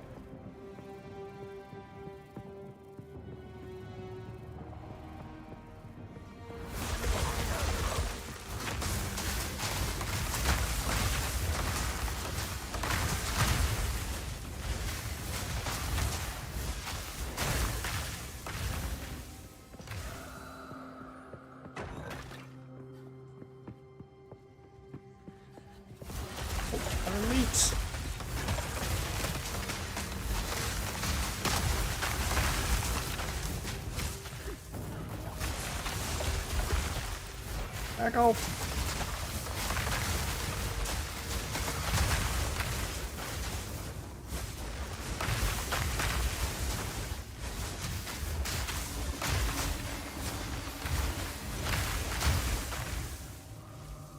Ugh.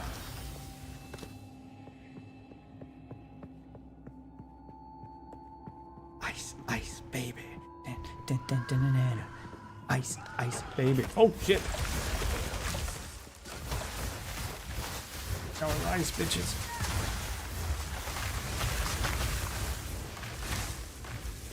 Fuck off.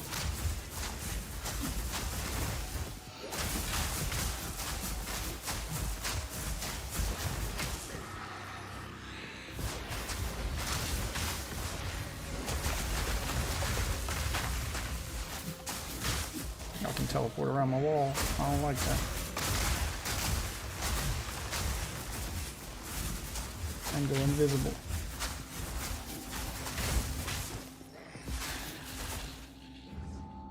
Okay. Hate those things.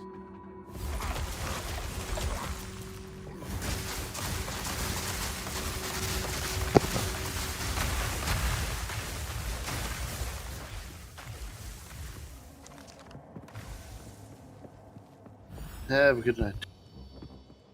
You out of here? Yeah. Yeah, I'll see you tomorrow. Yeah, fun discussion. I might have something else for us tomorrow. Later, man. Well, as said, you got to learn what a bogan is. Yeah, and hopefully the wife will. Got to remind me when the wife's on, because she doesn't stay up as late as I do. I've been staying up later each night, but I need to fix my sleep schedule at some point too. Oh, it'll come up within the video as well. What Centrelink is basically like our social services. Gotcha. Like Dole and that sort of thing. Gotcha, gotcha.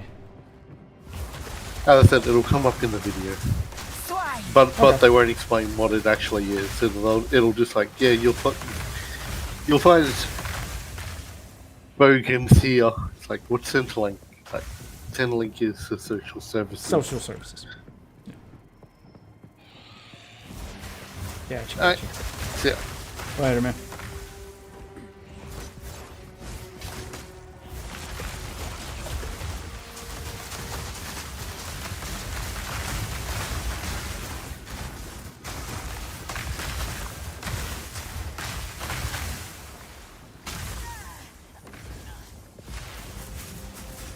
I hate these things. Cold resistant. Packs don't do a whole lot to them. Should be using fire when I see them, because they're weak to fire.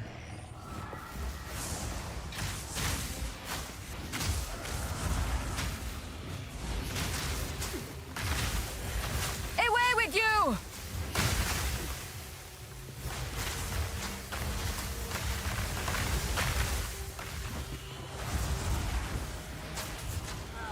Damn it. God, I hate these things. Such a pain in the ass.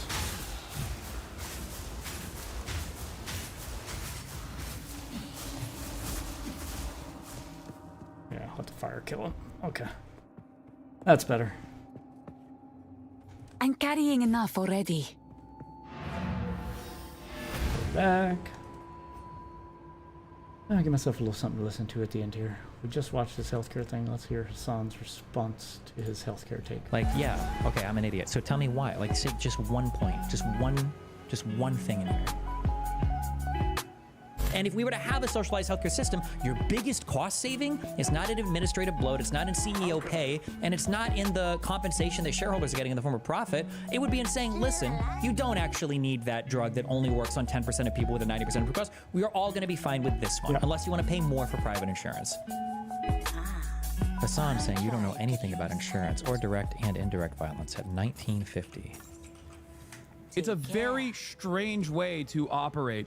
But I guess... Lil bro still talking about me? And Yeah, it looks like their, anger What is this? His ass You is guys getting just cooked in his fuck own already. house. Jesus. This guy, some people here think that he has good policy ideas. He's making a complete strawman in order to defend the U.S. insurance system. This, okay. Let me know. You sit at your computer, and this is what happens. A thing comes in, and it goes, oh, doctor is requesting this, okay? And then they have another screen, and it says, here are our standards of care, and here's what we provide. And then you look at this, you make sure there are no contraindications for the prescription or the treatment or whatever, and then as long as everything matches, then you click OK, approve, or you see there's a contraindication or there's some other thing you suggest first, you go, oh, okay, denied. That's how it is. The CEO is not walking up and down the aisles and being like, oh, that, but, no, we need to make more money on it. I oftentimes wonder, like, who this is. There's also probably a lot of automated systems. It's not everybody. Yeah. Denied. That's how it is. Probably The CEO is not walking automated up and down the systems aisles that are and being like, denying oh, stuff, that, but, honestly. no, we need to make more money on it. I oftentimes wonder, like, who this is for. Whenever I hear commentary like this, where I just don't understand it. Like, what's the purpose here? Like, I literally have a friend, and this was literally her job, and I've literally watched her do this before, but I guess we can... Okay. Because becoming a hyper-specific, ultra-autistic process guy in this situation doesn't change the dynamic, doesn't change the reception. It doesn't, like, people still have their claims denied. And the CEO in this situation is just a standalone figure that is signing off on all of those actions. He's at the...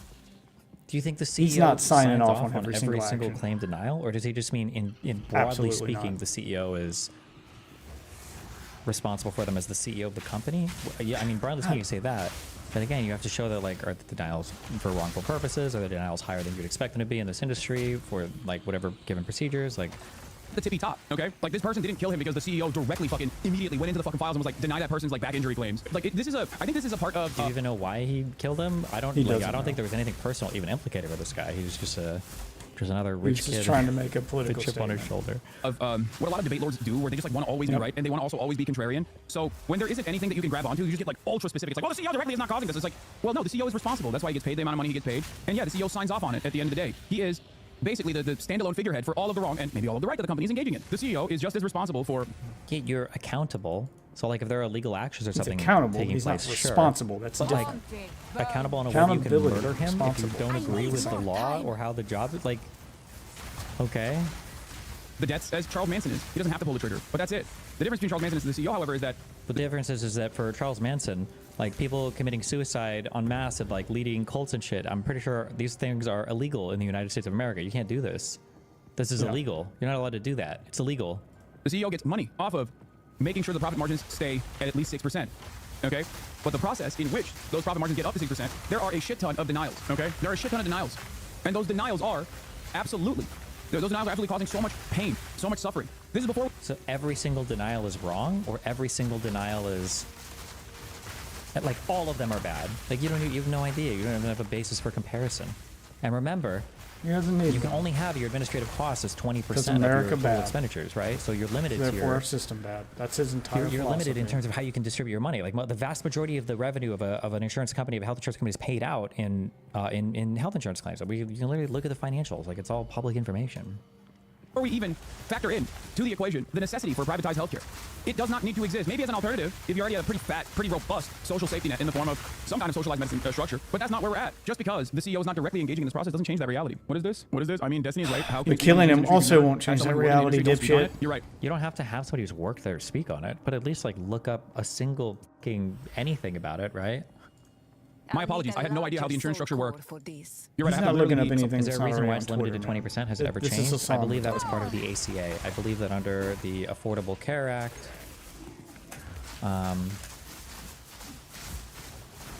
the 80-20 rule, I think, is where it came from. The healthcare law provides 2 ways to hold insurance companies accountable and help keep your costs down. Rate review and the 80-20 rule. Rate review helps protect you from unreasonable rate increases. Insurance companies must now publicly explain any rate increase of 50% or more before raising a premium. This does not apply to grandfathered plans. 80-20 rule generally requires insurance companies to spend at least 80% of the money they take in from premiums on healthcare costs and quality improvement activities. The other 20% can go to administrative, overhead, and marketing costs. It is the medical loss ratio.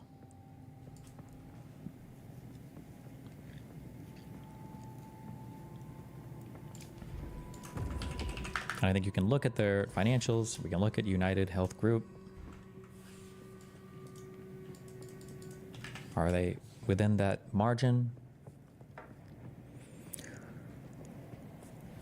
We can see their total operating costs. So I believe that the medical costs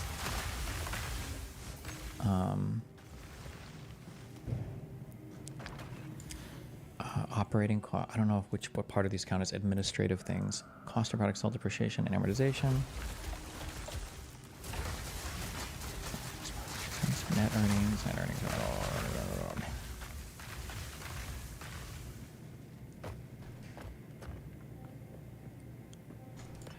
On another This is what I need. This is Back to the total generator. income and the total expenditures, right? Here is the UHC doing all financial this doc before from you're pre-ACA if talking you now. want to compare before the ACA roll. Wait, hold on. Hey, if I can clear the whole map just to make my mission objective easier, why the fuck not, right?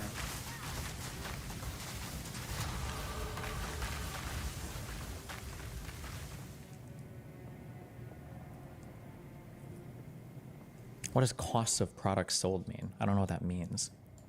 Costs of products sold. Operating costs. Wouldn't it be income from products sold? Or is this cost of like drugs that they cover or whatever? If the medical costs are 241, 20% of this would be, it's 24 and 24 is 48K.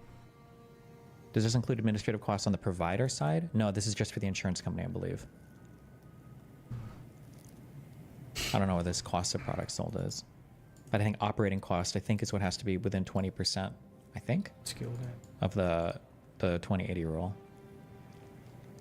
Medical and operating costs. Oh, it was on the same line item. It might be in more details over here somewhere.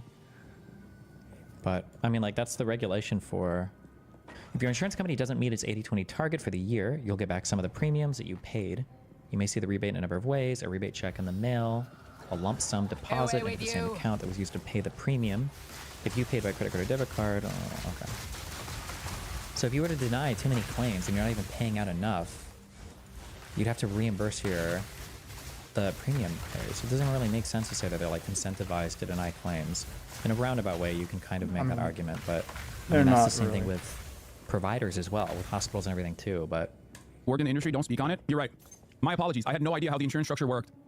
You're right. I have to literally be someone who works in the insurance industry. It seems to me like you are someone who works in the insurance industry, and although you are a low-ranking employee, you somehow feel the pain of this CEO. I don't understand what the fuck's going on there. I'm not a part of the Israeli occupying force, nor have I ever been a part of any sort of military structure, but I think I can offer decent analysis on all of the war crimes that the Israeli government is engaging in. I am not a chicken, but I know how to make a fucking scrambled egg. This is not a decent counter-argument, chatter. This is yet another major issue that I have with debate lords, where they're just like bad. They're bad at arguing, but they think... Why? It's okay. It's all theater. It's all theater. It's all theater. It's just Trump. It's just Trump. Like, if you're saying I'm bad, then why not, like, give a counter-argument? Or, like, act... This is the largest soul core I've ever seen. With this, we could power the mechanism in the waterways. But it isn't charged. There is still latent energy residing here. From what I can gather, these lines in the stonework should lead to generators. You might need to find some more soul cores to spin them up, but everything looks to be in surprisingly decent condition. Maybe the constructs have been maintaining all this. In any case, let's hope it still functions. We'll then have to remove that large soul core from the wall, of course, but that shouldn't be a problem. Keep looking. Okay, activate generators. Actually base it in some kind of... Like, if I watch the rest of this, do you think he gives, like, a single counter-argument to anything I'm saying? Like, why not just, like, give, like, one... Like, Stuff's one gonna wake singular... up on these generators, isn't it? Counter-argument. Like, just one thing. There ain't gonna be one. Think they're good at arguing because they think that they can LARP like the person that they're watching. It's very strange. That is the dumbest fucking comment you can make. Like, yeah, okay, I'm an idiot. So tell me why. Like, say just one point. Just one thing in here. Oh, shit. Hold on one second. Okay, sorry. We're right to the part of the video where he tells me why we're wrong about whatever we said. But You're he's not talking not. to me. You're talking to him, right? He doesn't It's have a a crazy reason. thing to say that, like, well, you don't work in the insurance Again, industry, this so you have is no the idea how this song. stuff works. You could turn around and tell me what is wrong about my analysis, but just simply hitting it with this blanket statement might make you feel like you have made an intelligent point of contention, but it's not. It's very stupid. It is directly at odds with what I do as a political commentator. Insurance is just a collateralization of risk. Profit should not be a part of it at all. It kind of seems like what you're telling me is we should socialize it. Like, also, the irony here is this conversation. Like, the irony here is you think I have never talked to someone who works in the insurance industry, when perhaps one of the people that DM me the most frequently is Warren Gunnels. Like, literally nonstop. Warren Gunnels is the majority staff director for Health, Education, Labor, and Pensions Committee chairman for Senator Bernie Sanders. Warren Gunnels, in his past at least, was an insurance executive. Like, literally, perhaps the person who DMs me the most frequently. You shouldn't speak on matters regarding trust busting because you're not the chair of the FTC. Yeah. I don't know why this person has not responded. You trying to debate or chatter? Yes.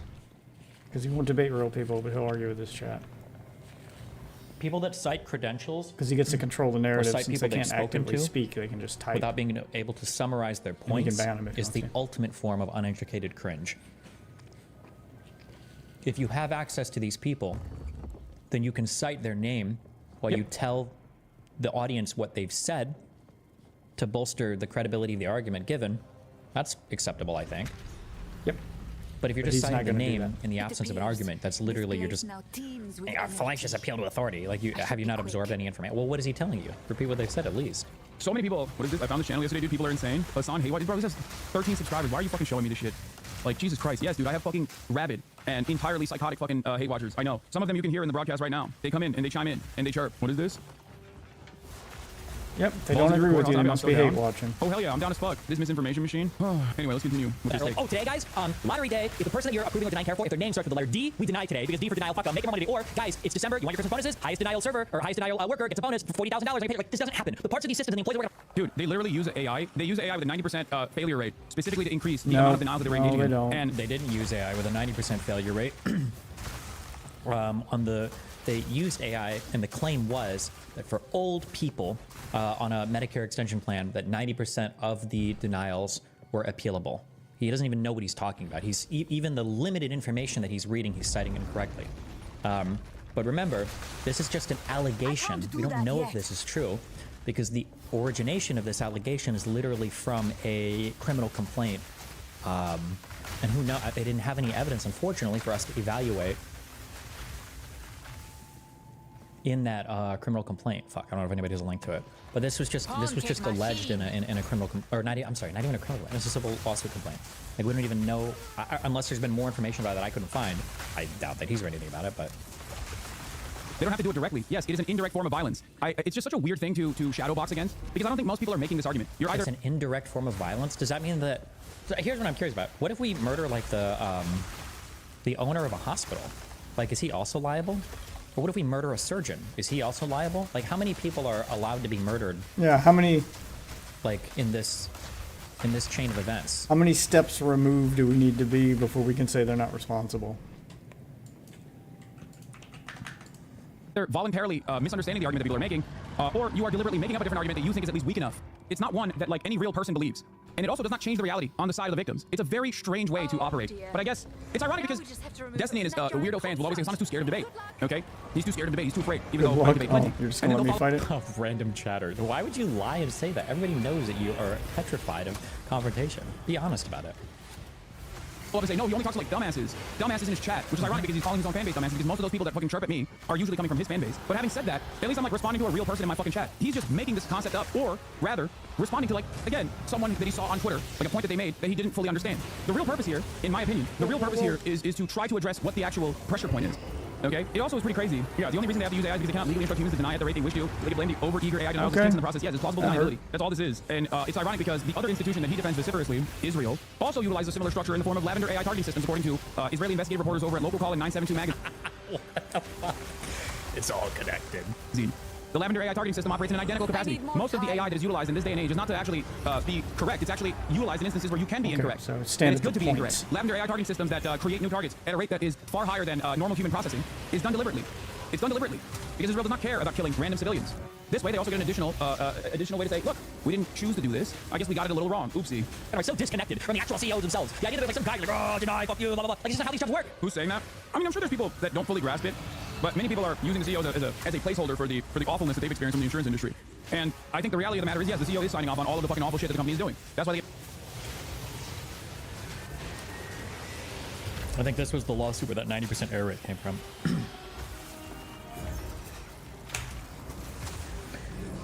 This putative class action arises from defendants' illegal deployment of artificial intelligence in place of real medical professionals to wrongfully deny elderly patients care owed to them under Medicare Advantage plans by overriding their treatment physicians' determinations as to medically necessary care based on an AI model that defendants know has a 90% error rate. I don't know where they get this 90% number. They never really... it doesn't show up in this lawsuit at all.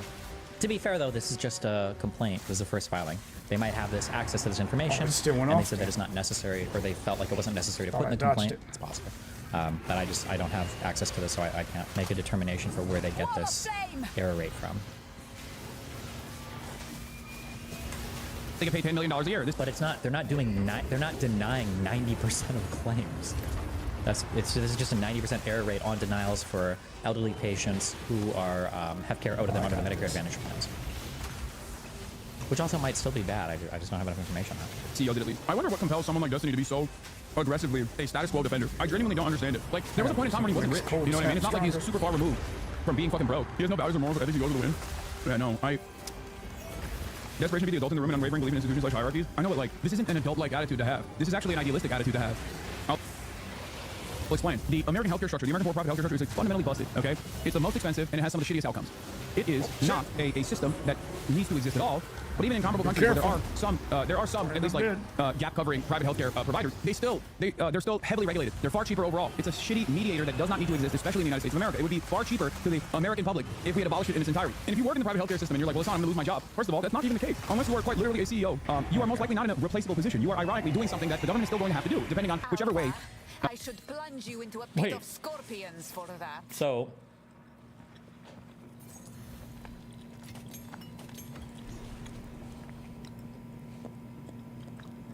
oh, she just like portaled out. So Just, like, every noped single out. person in the private health insurance industry is going to be able to keep their jobs, but somehow we're going to save a whole bunch of money on it by socializing it? By Garukan! Where's the saved money going to come from? What? Yo, you are most likely not in a replaceable position. You are ironically doing something that the government is still going to have to do, depending on whichever way we change the healthcare structure to be more ethical, or rather, I'll use a term that people care about, efficient. CEOs are replaceable too. Yes, they are. Trust me, I know. I'm just saying that like CEOs in that situation would most likely not exist, whereas the paper pusher still would. Someone still needs to process claims. Someone still needs to file paperwork. So your job, regardless of the private or public structure, would most likely still exist, or at least some form of your job would still exist. Corrupts an item, modifying it. Just so you know, the CEO is also a paper pusher. Like when you talk about the profits of a company, that's not CEO compensation. The CEO is not getting paid the profits. The CEO is also an employee who is like, that's a cost of doing business, is the wages that you, or the compensation that you have for the CEO.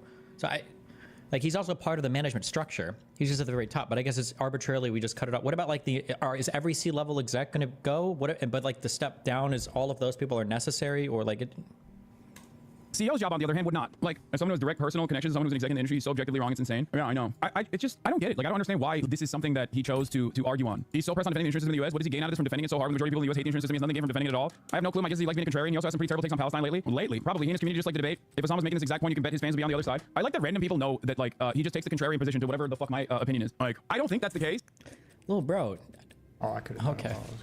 I don't fully understand what the ambitions are here, what the motivations are here. I don't think I'll ever understand it. Can you explain how a CEO gets paid?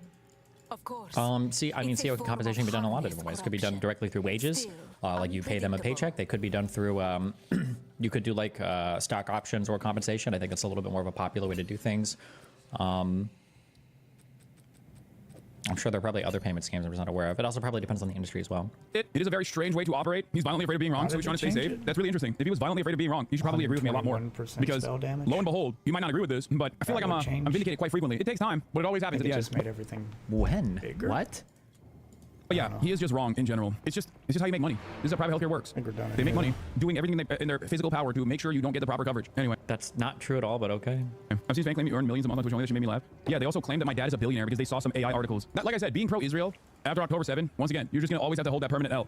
You might over time try to restructure your opinion, but you're holding that permanent fucking L. And that's not the only, that's not the only L that Destiny has held. I mean, he's held other things too.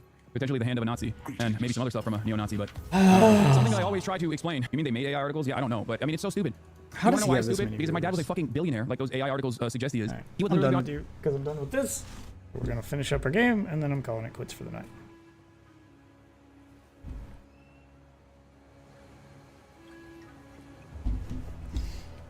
All right. Hey there. Hey there, how you doing, man? What we got here? Armor and energy shield.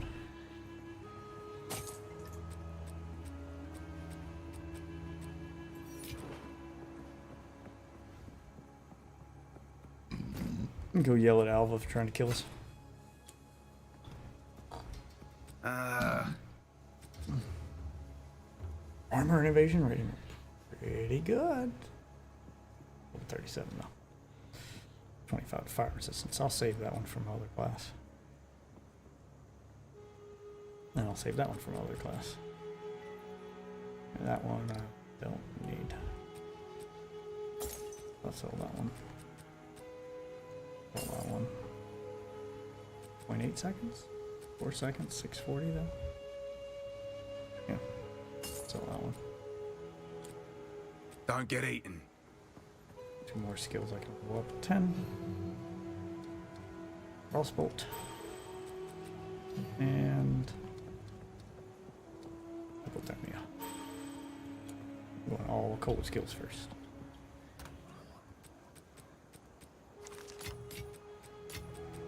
There we go. There's also a ton of gray area. Yeah, maybe.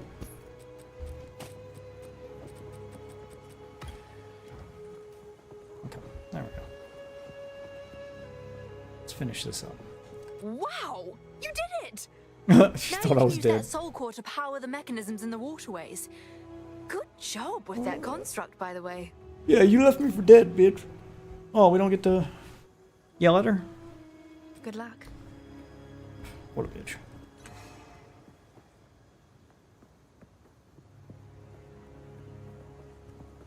Where do I have to put it?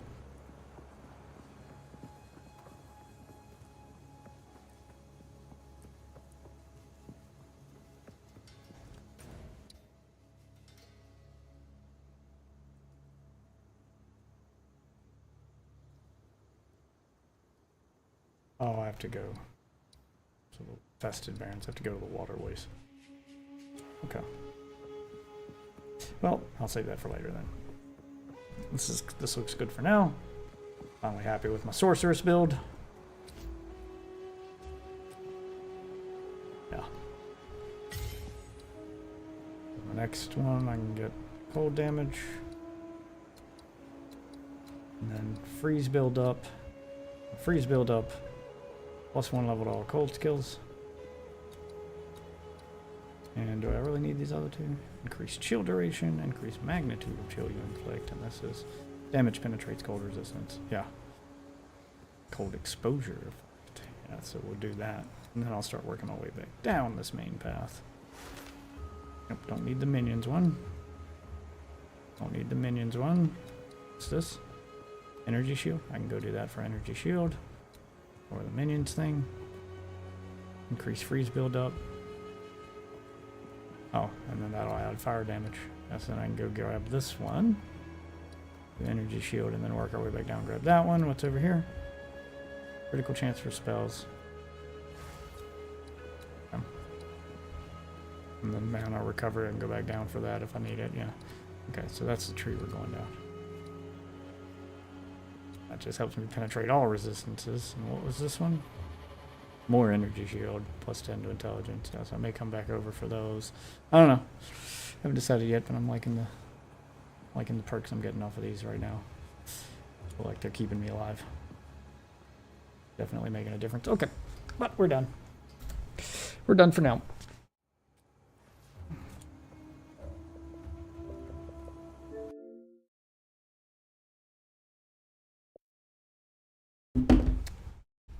Fun game.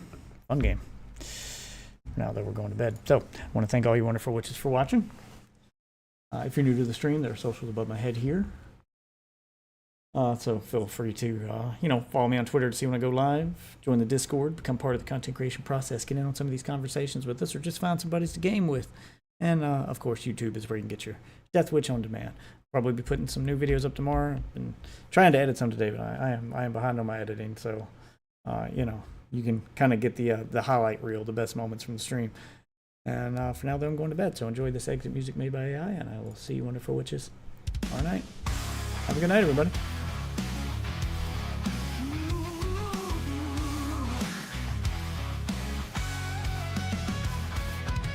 Death Witch in the spotlight, bright lights in his eyes.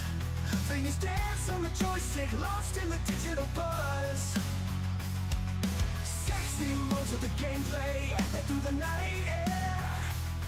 Screens light up with desire, fans trapped in this snare.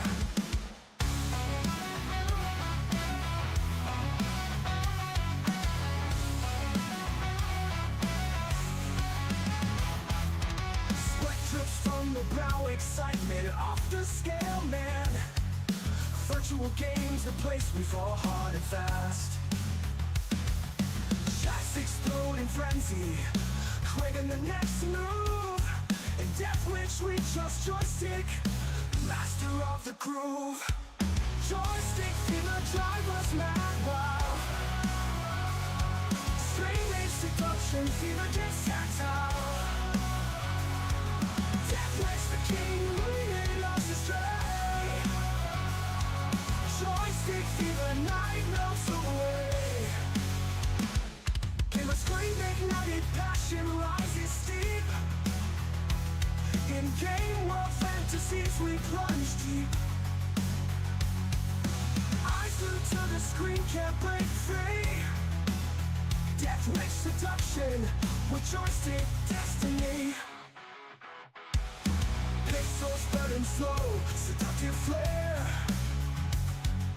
Lost in the madness, no need for prayer. Together we ride in this electric storm. Joystick fever, our hearts reborn. Joystick fever, drive us mad wild. Streaming seduction, fever gets tactile. Death Wish the king.